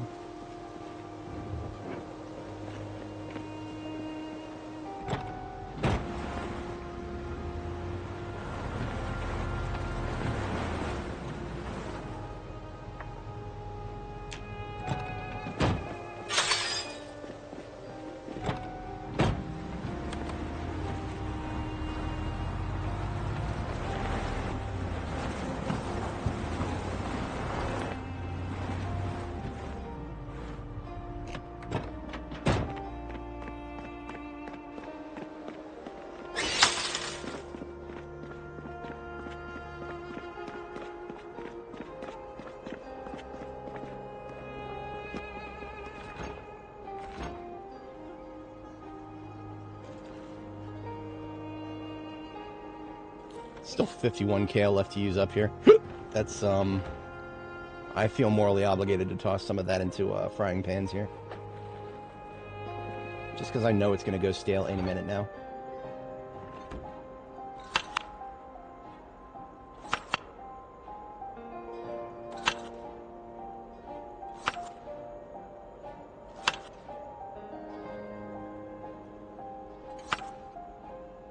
By tossing them into a stir fry now, even if we don't cook it, it resets the freshness on the ingredient itself.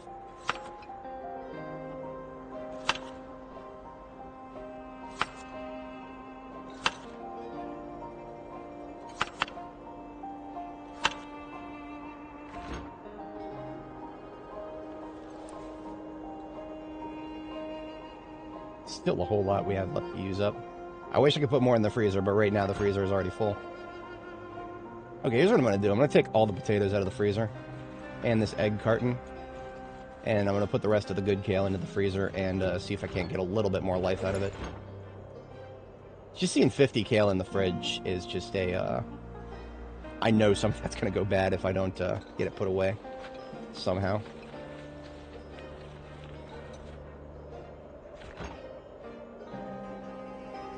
Okay, that's better. That's much better.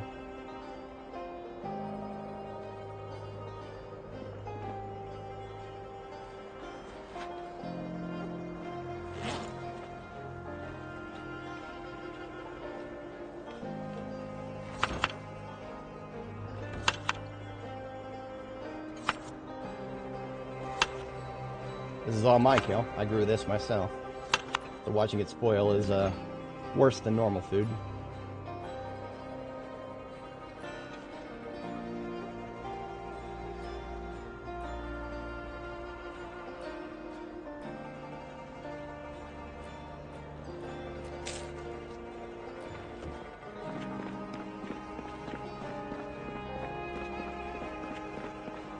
Alright, so we'll get one sleep in.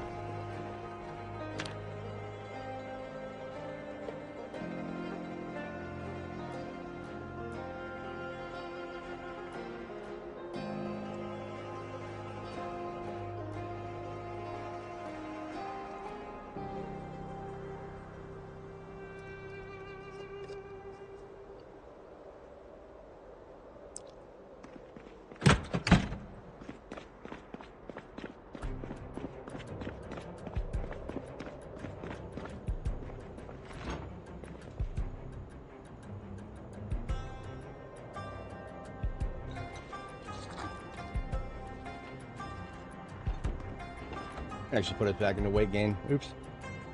Oh well.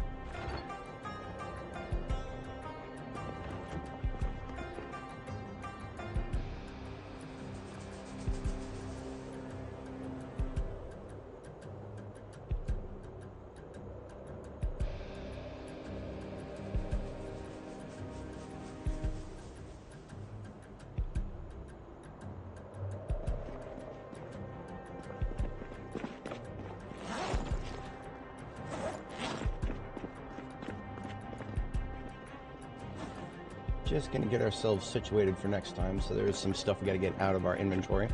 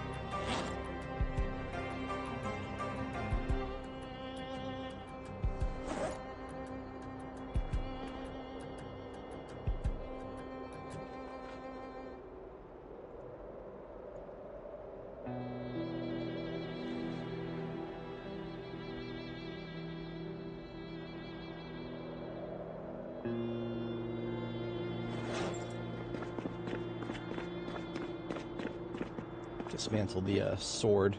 That's something we'll have to do first thing next run is do some blade work early on next time. So we are now out of we're out of swords that are designated to be used that are not backups. Right, so we have backups, like each vehicle has a backup, but we would rather not have to delve into them. The whole point of that is to not plan to use them. Vehicular parts down here.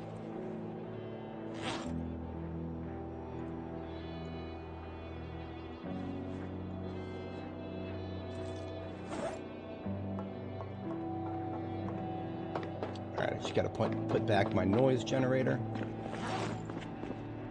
And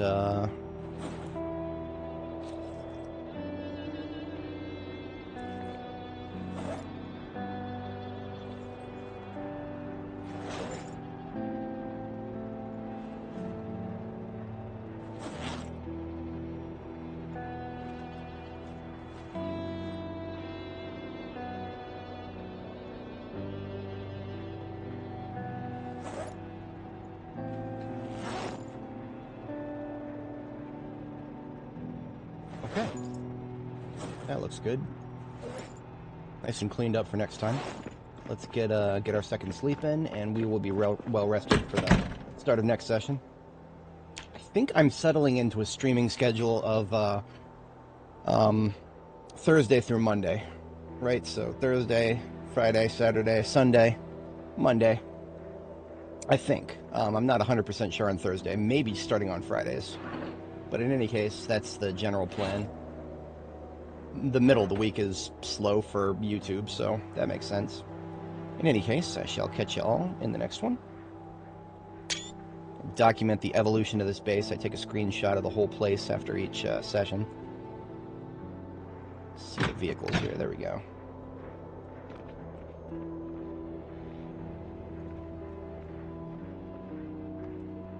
Show me the... Come on, show me the pinball machine. Never mind, that's fine. That works. Alright, I shall catch you all in the next one. Last thing we do is back up our save. Save, we are currently on our 53rd backup, I think. Yep. This is part 53, 53rd save backup. I'm going to upload these at some point if people are interested in trying to continue from certain points in my journey, if they feel like they could have done something better. I don't know when and where I'll upload them, but I'll make a post on my channel. So subscribe if you're interested in that or future streams.